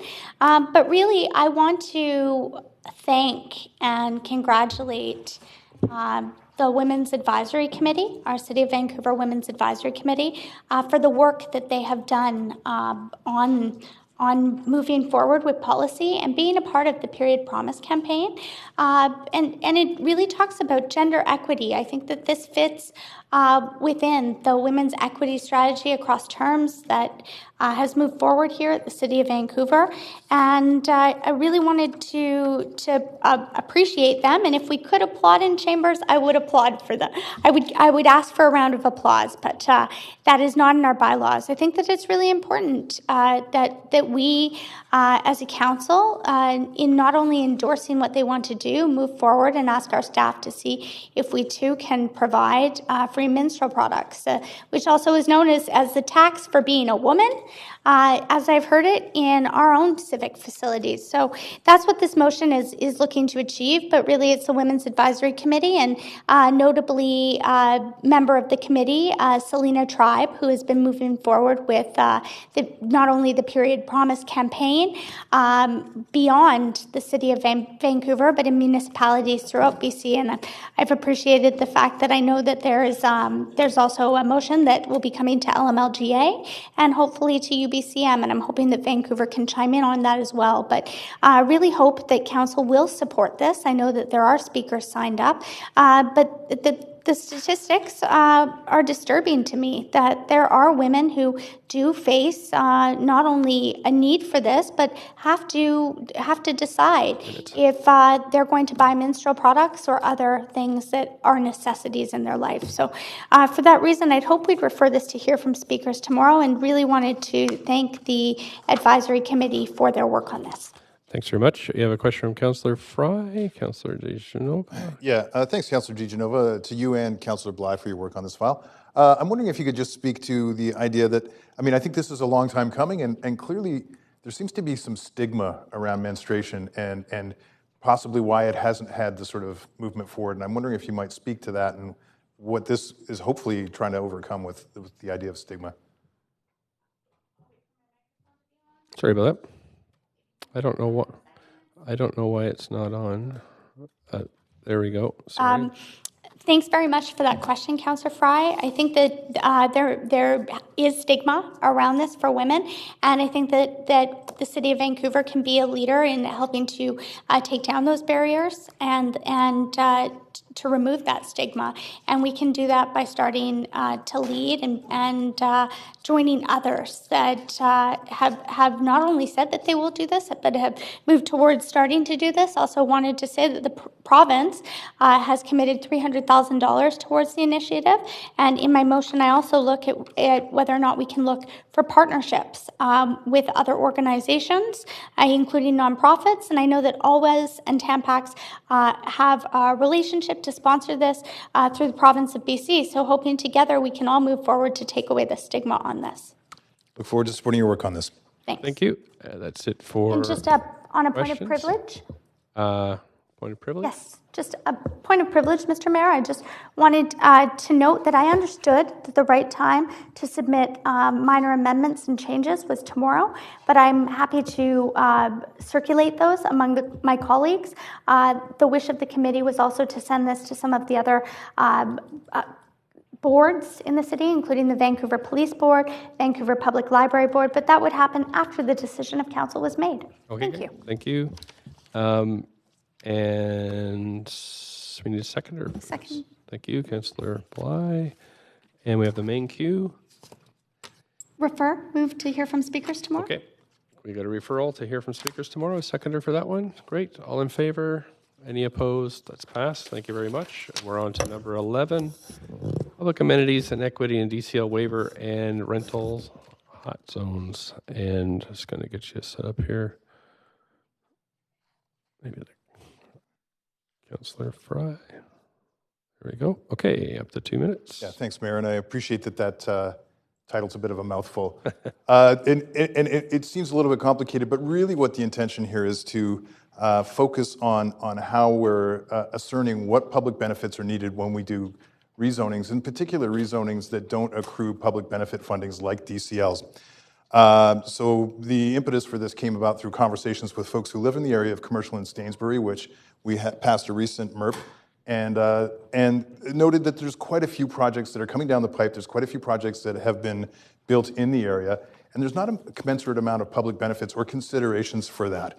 And they pointed to all sorts of things. In fact, we have a letter today from one of the directors of Trout Lake Community Center who says that they're already at capacity and they need more infrastructure spending. And similarly, I know Cedar Cottage neighborhood house around the corner is also faced with similar things. So I think it's prudent for us when we're looking at new rezonings and new development applications that are specifically asking for DCL waivers that we are analyzing what is in the neighborhood, what is needed in the neighborhood, and what deficiencies there might be in the immediate neighborhood. So in this case, speaking to they're concerned about things like impacts on traffic and traffic calming, how they can make for a more livable community. They weren't against the developments per se. They just want to have a more proactive approach to the public benefits. Currently, the way things operate, we have it on a 4-year cycle where we review these things. And from my own experience in the Downtown Eastside Local Area Plan, when we approved that plan back in 2014, we predicted that there would be a real impact on public benefits because we were putting all our public benefit monies into housing, which is very important, but we weren't dealing with the public benefits. And now we see those chickens coming home to roost, as it were, because there's a lot of gaps in youth services and community centers that are at capacity and need more investment. So this is really trying to take a new approach. And so when we have these development applications, we're taking a proactive look at what is needed in the community as well. Thanks very much. You have a question from Councillor DeGenova? Thanks very much. I was just wondering, Councillor Fry, how does this fit into the current work staff are doing with the updates they are coming back with on the DCL strategy? Well, this is so the DCLs come back every 4 years. So we get a report back every 4 years. So this is looking for something a little bit more timely and something that's also invested into, or not invested, but it's inserted into the specific reports on each DCL waiver. So I only have a few minutes, but Councillor Fry, you've asked staff to report back in our housing strategy update on the impact of DCLs and DCL waivers. You have several motions. I can't name them all in even a minute. So I'm just wondering if you've asked them how this fits into the work they're already doing on those. Yes, we do have a report back mechanism, and that was all reflected in the report back. Do you know how this fits into those? Or if they're undertaking this work?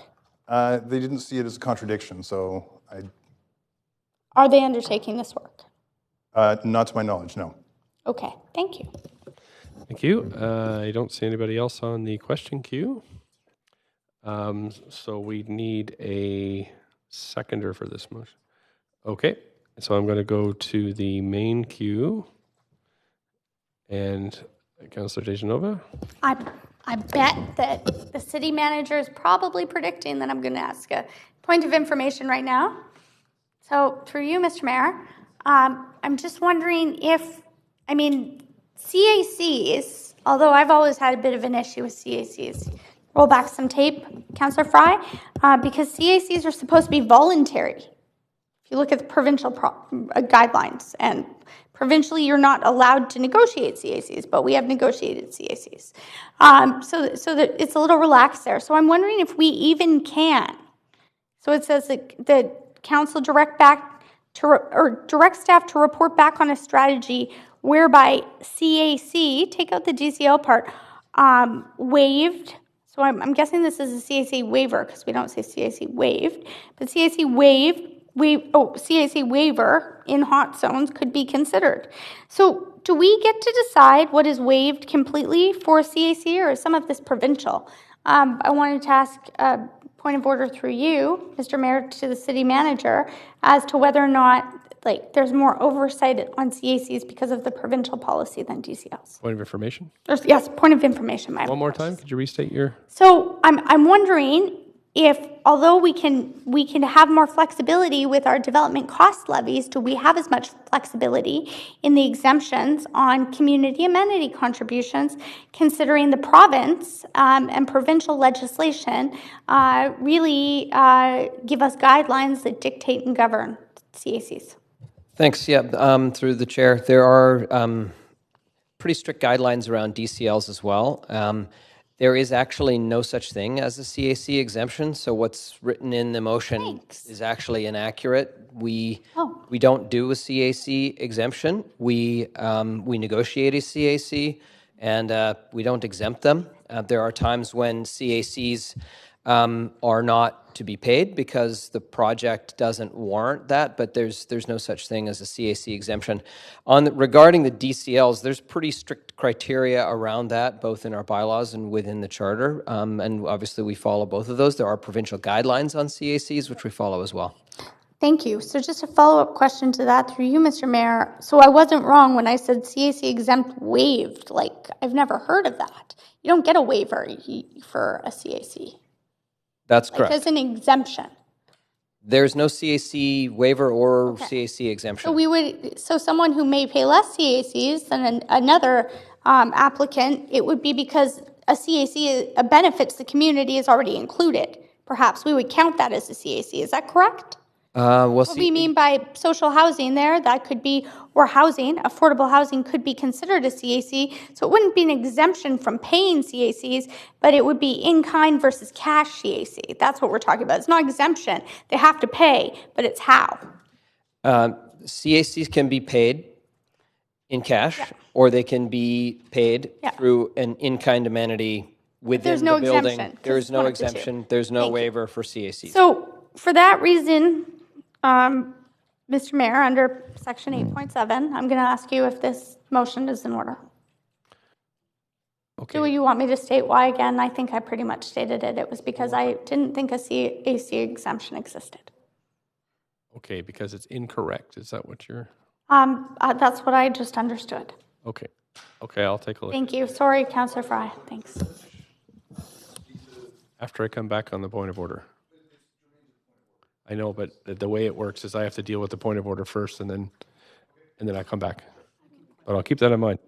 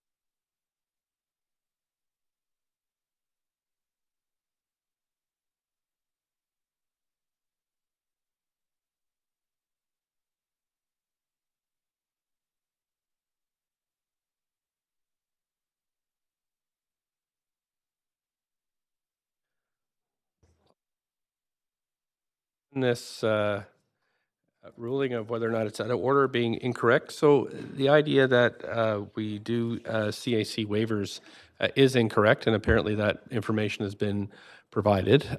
However, I don't think that where the incorrect clause occurs has any kind of massive impact on the motion as it is. The wording is, and again, I don't mean to be I don't know, derogatory here, but it's a little sloppy, and some motions are, and that part is incorrect. However, because we don't waive CACs technically, however, it's not out of order.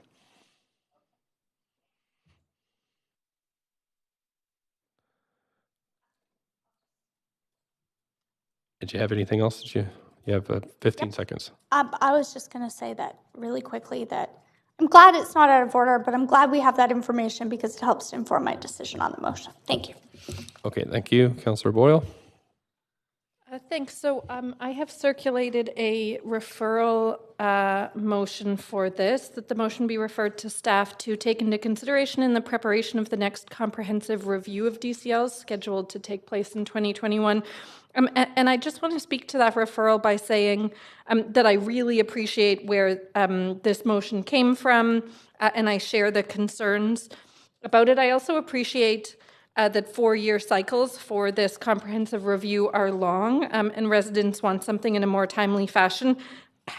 However, also conveniently, the next comprehensive review is next year, and I think it would take that long anyway to do the significant amount of work in shifting this policy. So I feel comfortable that that timeline doesn't dramatically slow down what I think is an important conversation Councillor Fry has raised in this motion. I also want to note that the recent CAC report that came to and was passed by this council was also looking at citywide CACs in the same vein of neighborhood equity and equity in terms of public benefit. So again, support the goal of this motion. This isn't in any way to try to punt it or slow it. I simply think we can do this important work in the best way by doing it through the comprehensive review cycle that is coming up soon anyway. Okay, so we have a motion on the floor. Do we have a seconder for that? Okay, thank you. We're on the amendment queue. Anybody like to speak to this? Councillor Fry, have you on the queue? Okay. And I appreciate the sort of support for this in referring it. I did want to speak to a point of personal privilege earlier, and I'll just. Yep, I'll stop your. Well, I mean, it's okay. I can reference that now. I just want to point out that I didn't refer to CAC waivers in this motion anywhere. I did talk about CAC exemptions, which was on the recommendation of staff.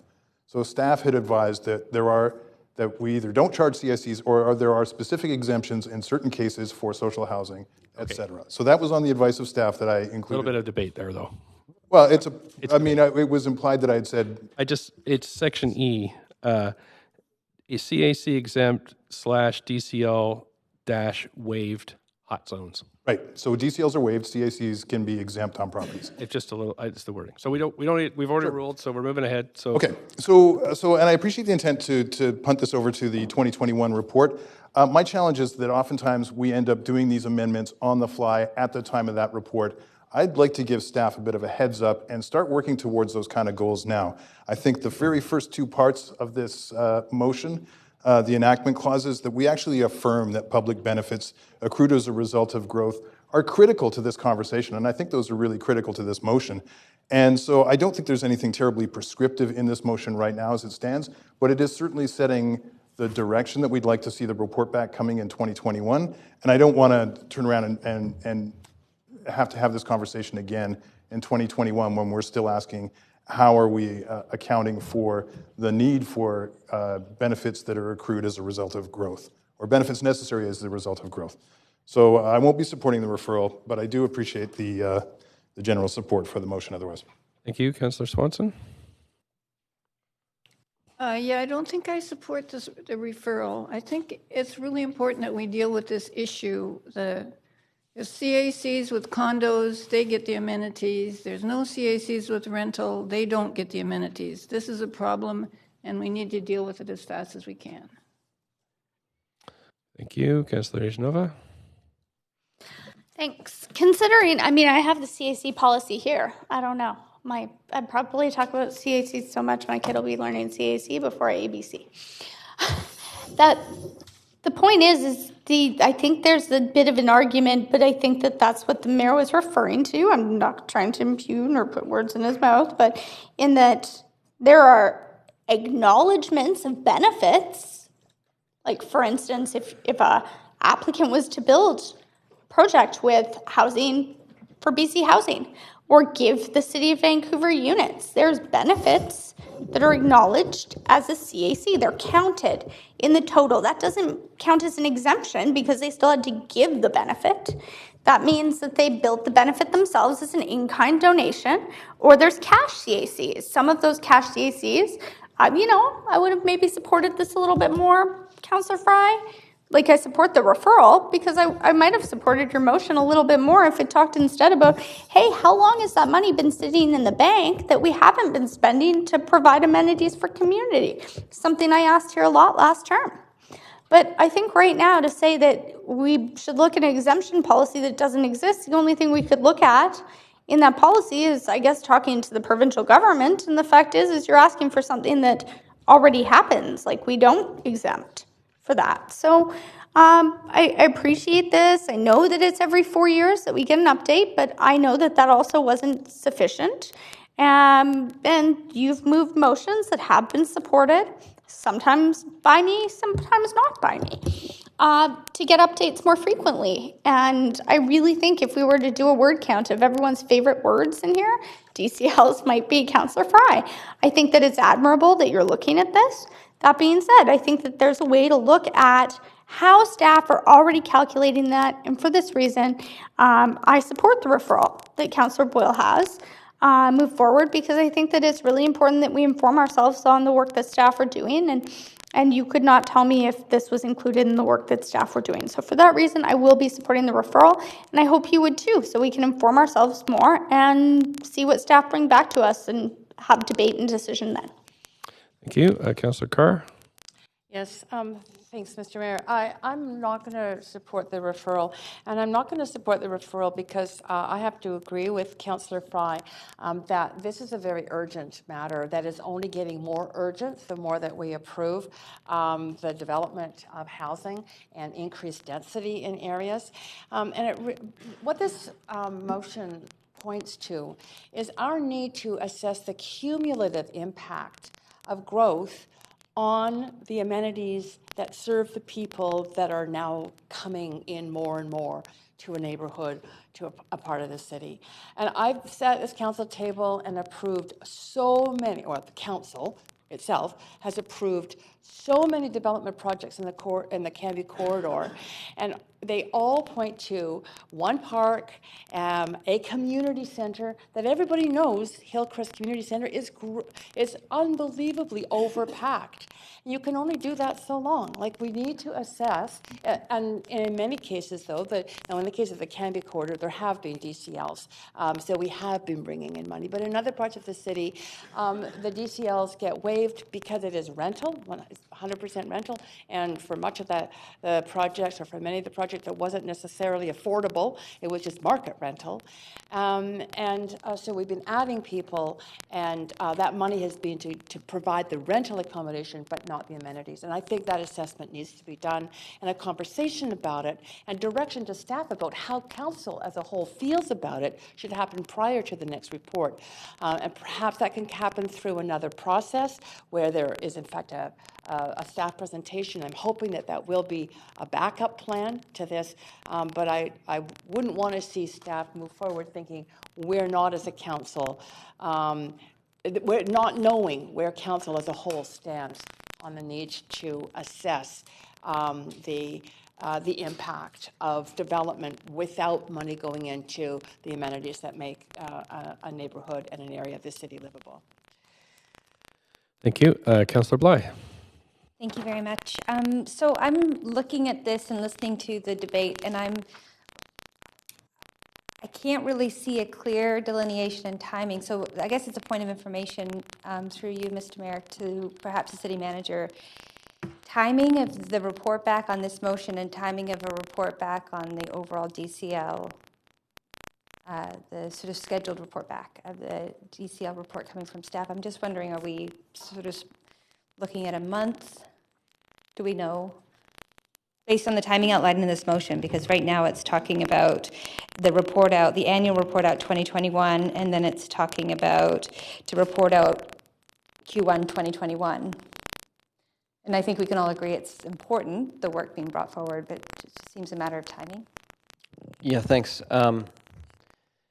When we do the 4-year review of the DCL program, it's a pretty extensive effort, and we bring in consultants. We spend maybe about a year kind of working through. We do analysis of what other cities are doing in our region, across the country. So we would be doing that throughout 2021. It's really off from a staff perspective to have a 4-year review and then to do a review the year before on one component of it. Like it's pretty awkward.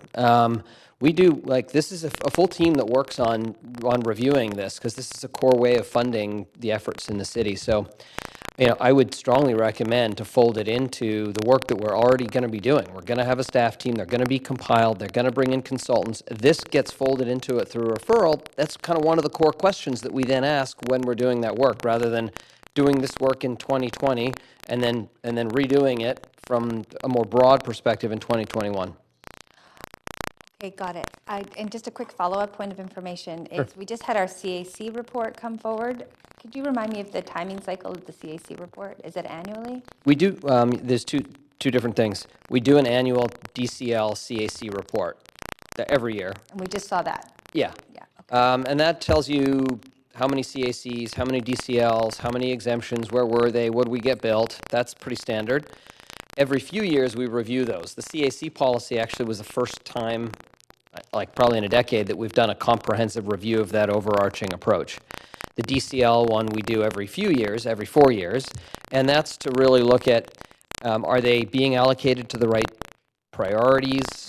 Are the amounts correct? It kind of looks at the broader DCL approach across the city. Okay. And evaluating what other places are doing. Okay, that's helpful. I'm not sure. Yeah, I'll wait to hear other comments. Thank you. Okay, thanks. Councillor Fry. Yeah, I feel like I should further unpack a little bit of this, because I think there's conflating of some ideas here. This isn't all to be referred to the DCL report back. Certainly, item C really talks about having a map to list all the waivers and exemptions and include that in the report back, which theoretically could be a referred motion. But the other parts of this include having a component on all new applications that are either getting a CAC exemption or a DCL waiver, to include in the application itself the extent of... I'm sorry, you have to call a point of order if you're going to talk over me. You shouldn't interrupt. I'm sorry, keep going. The extent of nearby growth and projected growth. So we know that what we're dealing with when we approve these. Identifying public benefit needs as applicable to that application. So we know what needs are going to be coming. So when we're approving the application, we're doing it with a thoughtful, informed perspective. We recently had, so even identifying things, item C of D, talks about identifying things that are outside the city's purview, and so that we don't have to hear about the need for an Olympic Village school from Brent to Darien, that we're anticipating it in this report. So when we get our application reports, we know that, oh, wow, we need a school in there. We're going to have to lobby extra hard with the province as well. This isn't just about the DC. This is about recognizing that we're putting density in areas, we're not giving the commensurate amount of public benefits, and that we need to have a more thoughtful approach to this. And, so it's not really just about the report back. The report back's certainly a part of it, but there's work I'd like to see us beginning as soon as possible. I said by Q1 2021, just to give staff a little bit of chance to put that together, but I'd like to see it actually happen sooner than the report back on the DCL strategy. So, yeah. Thank you, Councillor Hardwick. Well, I'm extremely concerned about how the city has been approaching financing growth and its dependence on developer contributions in a variety of forms, including DCLs. So anything that prioritizes closer examination, I'm inclined to support. And I share Councillor Fry's concern and appreciate focusing attention on this area. So I'm inclined to not support a referral. Councillor Dejanova, you have 3 minutes left. Thanks. I'd really like to ask a point of information because it seems to me we have, I'm not sure, I'm not going to ask a point of information, but I saw a chart of how many motions staff are working on right now. And we have been told that this work is being done. And in fact, not only are we saying, look, let's wait and see if this comes back, but I support what Councillor Boyle actually said. Let's have this whole motion because there's stuff that's not coming in the DCL update or report that's coming back. So let's have them bring that back in the context of the strategy, which I think, that really strengthens what Councillor Fry is asking for because we're looking at it through that lens.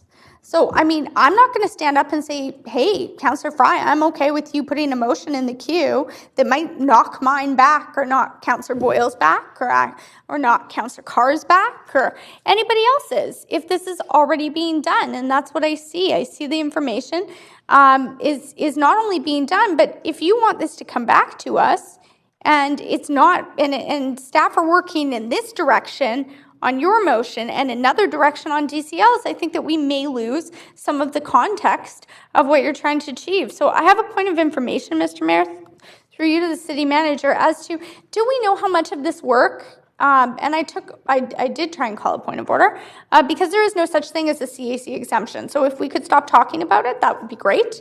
If not, we can talk about other things that don't exist. But I've been told, and I've checked the policy, it doesn't.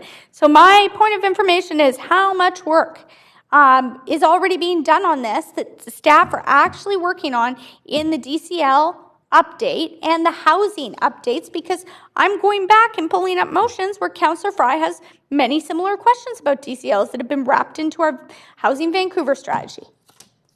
Thank you. I'd like to know. Just 30 seconds. So the last review we did of a comprehensive review of the DCL program is in 2017, and the next one, as I've already indicated, would be in 2021, and that's about a year's worth of work. It's a considerable level of effort. This work that's outlined in this motion is not currently being pursued, and it will be the reallocation of staff in order to do it from other priorities that Council has already indicated that we should work on. So, this level of work is not currently underway. It could be folded into the DCL review that we will be doing otherwise, but this isn't current work. That wasn't my question. Okay, thank you. Councillor Bly. Okay, so after listening to this discussion, I'm not going to support the referral. And the reason I'm not going to support it is, one thing that stood out to me is schools. So that's something that we flagged months ago in the public hearing process, is we don't hear back on school capacity. It's outside of our jurisdiction, but it's a critical part of the livability and sustainability of families in our city.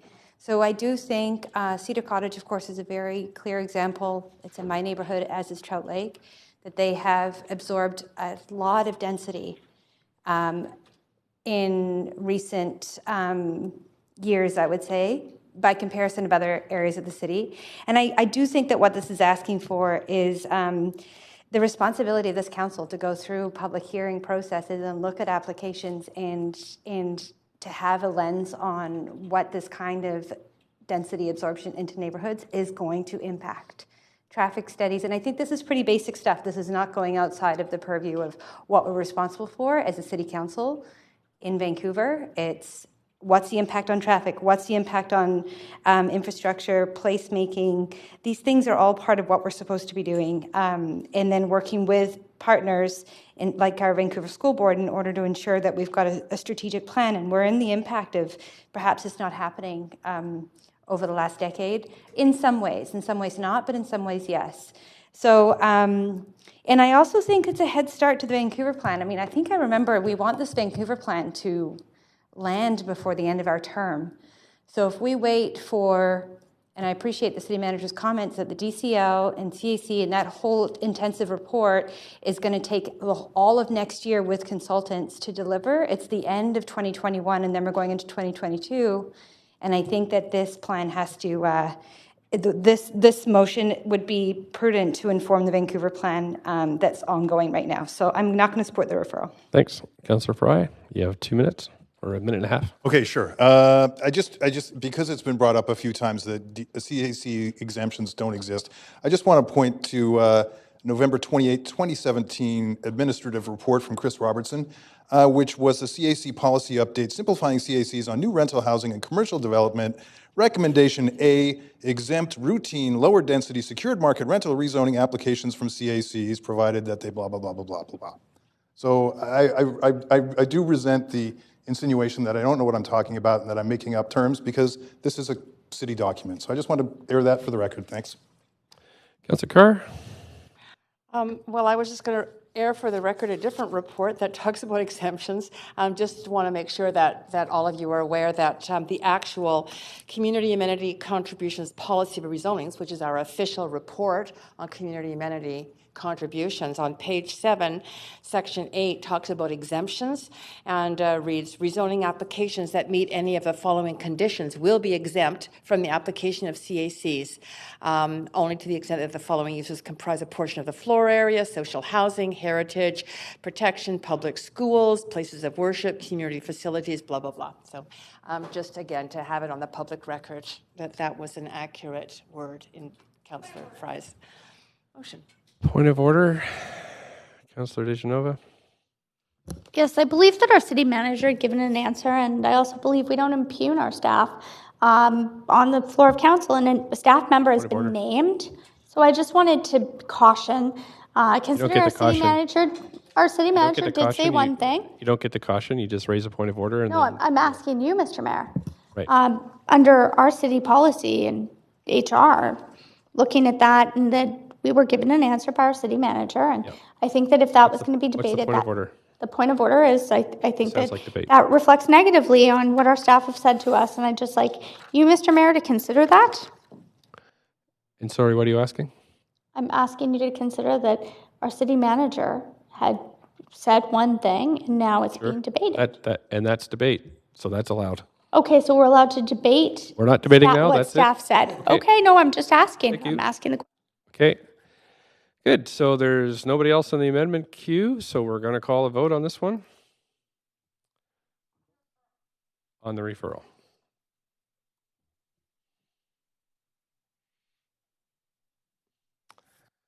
And that fails with Councillor Bly, Weeb, Hardwick, Swanson, Fry, and Carr in opposition.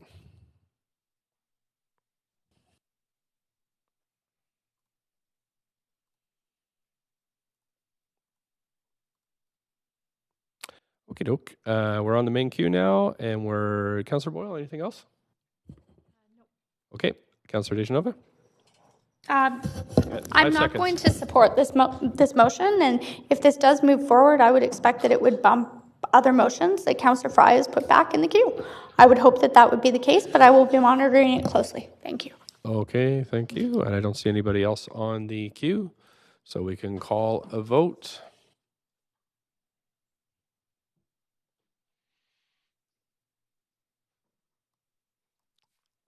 And that's passed with Councillor DeGenova in opposition. Okay, so we're on to notice of council members' motions. So if you want to put yourself on the, sorry, I'm going to switch queues here onto the main queue. If you just want to put yourself on the queue now. Councillor Swanson, just reading the title is great. Yeah, from March 31st, developing an all on board and raise a rider pilot. Thank you. Councillor Weep. Changing the green deconstruction bylaw to a green, or good question, I can't read my own writing. Changing the green demolition bylaw to a green deconstruction bylaw. Okay, thanks. And just a reminder to council, you got to email these titles over to the clerk as soon as you get a chance. Councillor DeGenova. Thanks so much, Mr. Mayor. Meeting the City of Vancouver's rental housing goals is the first motion. And the second motion is a similar title to the motion that I'd had before. and it is it's actually almost the same title, but right now I'm going to have a placeholder in unintended consequences for affordable housing in the city of Vancouver. Okay, thanks very much. That looks like it for new motions. And we should go on to new business, inquiries, or other matters. So we start with new business. Anybody have new business? So new business first. I don't see any new business, so we'll move on to inquiries. Councillor Swanson, inquiries? Yeah, a few days ago we got a copy of a paper that's been sent to the feds, basically asking them for money for a whole bunch of different projects. And I was wondering who decided how much to ask them for what, if we could get a report back on that. Sure, anything to add right away, or would you rather circulate an email? No. Yeah, thanks. I think you're asking about the budget submission? Right. Yeah.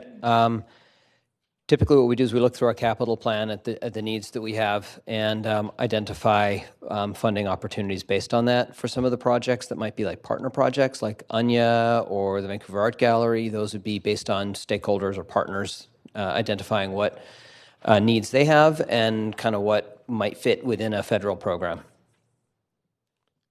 So what stood out to me was the one about the 300 million for modular, when we've asked for 600 units, or the money for the 300 modular units. 300 we've from asked feds. for 600. We asked for 300 from feds, 300 from the province, so that's why the 300 ask is to the feds. I thought it was for 300 total over 3 years. We asked for 600 in 1 year.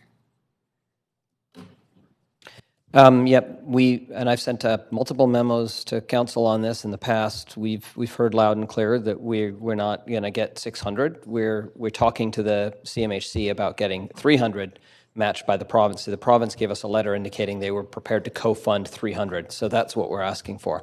We'd like to obviously ask for everything. We're trying to be realistic about what we're seeing we will actually be able to get and identify those needs through our partnership with the province as well as the folks at the federal government that we're working with through CMHC. Yeah, thank you for that. I'm worried because of the crisis and because the need is obviously much more than we're asking for. And how can we expect different levels of government to give us what we need if we don't ask them for it? Well, if I can just because I'm part of the negotiation with the ministers, is that we asked for 600 and they refused at that level and they go for 300. But then we get into the actual negotiations and that's where the number is now. So we asked, they said no, we're at 300 and that's what we're negotiating. And that's moving along though with city manager too, right? We're actually in negotiations for these now. Yeah, we are having positive conversations on that and other things as well. I think to Councillor Swanson's point, there's always more we would like. We don't get half of what we ask, but we ask multiple times. We keep trying, and so that's sometimes some of the requests move forward. Anything else on that, Councillor Swanson? Okay, Councillor Carr. Yes, thanks, Mr. Mayor. My inquiry is regarding the West End participatory budgeting process, and it's interesting. It also came to me in line with the motion that was being debated that Councillor Hardwick put forward, and so I'd like a report back on this. I was interviewed by a member of the media on that process, and that media member said to me that there was, whether it was a rumor or indication of somebody having used bots to vote somewhere in the order of 300 times in that process for a particular project they were keen on seeing.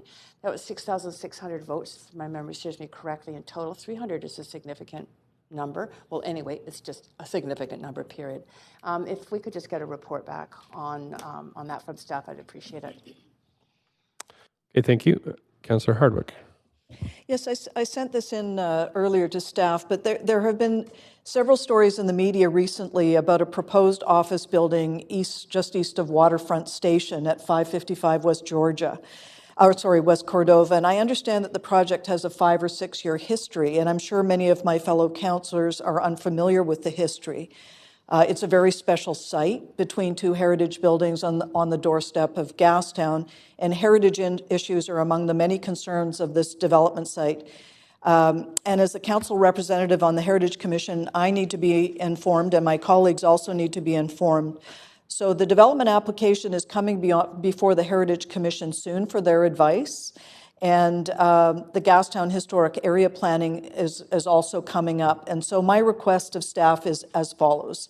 A chronology of this office development proposal and the reasons why the proposal was turned down in the past, a summary of the discretionary zoning for the subject site, a brief summary of the Central Waterfront Hub framework endorsed by Council in 2009, which provides planning guidance on the future development of the Central Waterfront, including relevant policy for the subject site, a map showing the major landowners in the Central Waterfront Hub framework area, and a progress report on the Central Waterfront study currently underway. And so I'm thanking you in advance for the information and sharing it with Council. Thank you. Could you email in that? I did. Okay, great. Okay, thanks very much.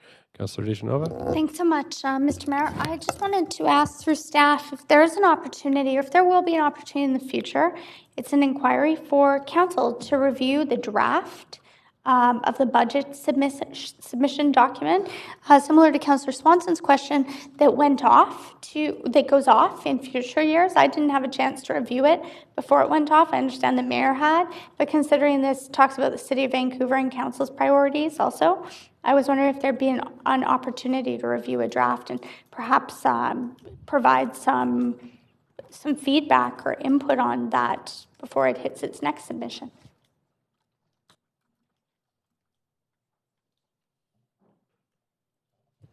That's something we can explore. In the past, we have submitted it, and I don't believe it's actually been shared with council, so we wanted to do that this year. It's obviously raising a number of inquiries, but we're happy to explore the process by which we develop it. Okay, thanks. And just to clarify, this went from the mayor, is that correct? Don't actually recall. I think it might have come directly from me or from our IGR team. There's like a website submission type of process. Okay, so I had noted in the email that there was some discussion about maybe the mayor had seen it ahead of time, maybe not. I would appreciate staff exploring that opportunity with council at the right point. I think you just said that, and I said yes. Thanks so much. Another inquiry that I had was regarding childcare. I didn't see very much mention about childcare in that document. Really looking forward to the report that I'm waiting for to come back this year, that was to come back last March, but just wondered if there were any opportunities for childcare, looking at infrastructure, funding, granting in the federal budget. I know that the province is doing a lot, and thanks, Mayor Stewart, for going and helping to secure that money. And I know that housing sort of more so was what we were looking at, and action on climate on the federal budget, but really was wondering about childcare and the opportunities that the federal government does have in their budget, and if there was any desire to pursue those. And if so, if not in that document, at a different time.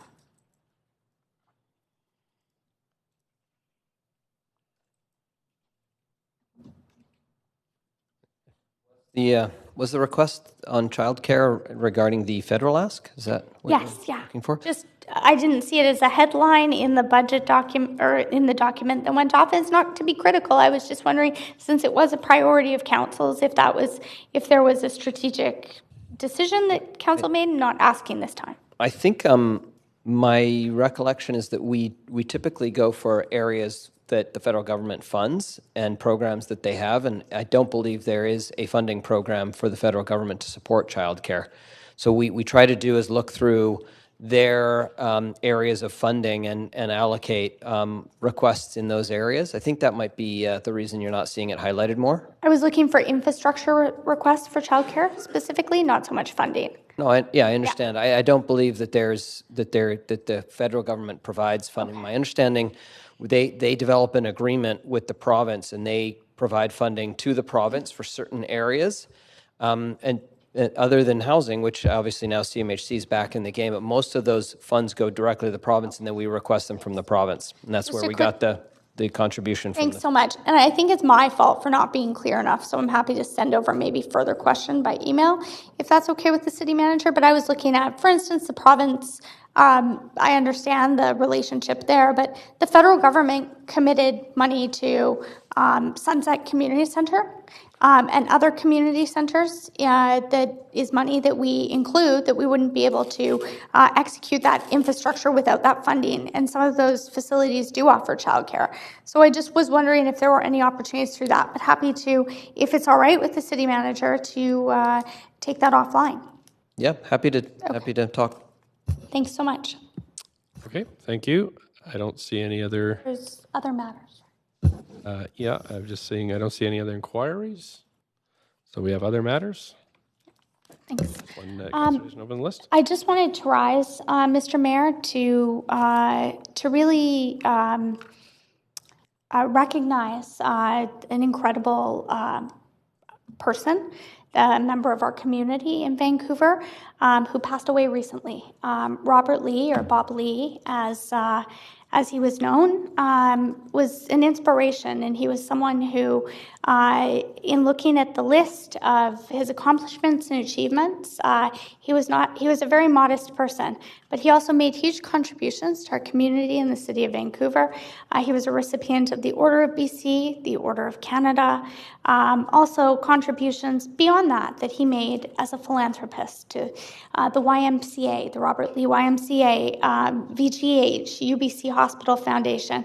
And I only have a few minutes here, as I appreciate my timer's not running, Mr. Mayor, but please turn it on. I won't belabor this, but I mean, he also contributed as a member of the Vancouver Police Department Board, also to the Vancouver Foundation. He really made huge contributions to UBC, to housing at UBC, to affordable, nonprofit, social housing, to low barrier housing in our city and beyond. And the people who knew him, and I've heard people talk about him since his passing, it's not just a great loss for his family and for Vancouver, but for those who did have the opportunity to meet him, or his family, whose values were instilled in him. And I just wanted to share my condolences to his family, to his wife Lily, to his children Carol, Derek, Leslie, and Graham, and to thank them for sharing their father and their husband with us in the city of Vancouver. And note that we lost someone who made many great contributions, and it wasn't just contributions in a monetary way. It was contributions to his community and especially to Chinatown as well in Vancouver. Again, it was all throughout our city. And I know that, Mr. Mayor, you and I had an opportunity. You spoke at the prayer breakfast, and myself, I was attending as well. There were a lot of events on in town that day. I know the Equality of Breakfast, some of my colleagues were there as well. But I noted that some of the words about him were that he was a very kind person. He was a very generous person, and he went out of his way to be kind to people. And I know that certainly resonated with me, and it's how I will remember him. And again, just wanted to extend my deepest condolences to his family and his loved ones, and recognize the contributions he made in our city. Thank you. Thank you. And that's it for folks tonight. So if I can have a motion to adjourn. Councillor Hardwick, seconded by Councillor DeGenova. All in favor? Any opposed? Thanks so much. We'll see you tomorrow morning at 9:30.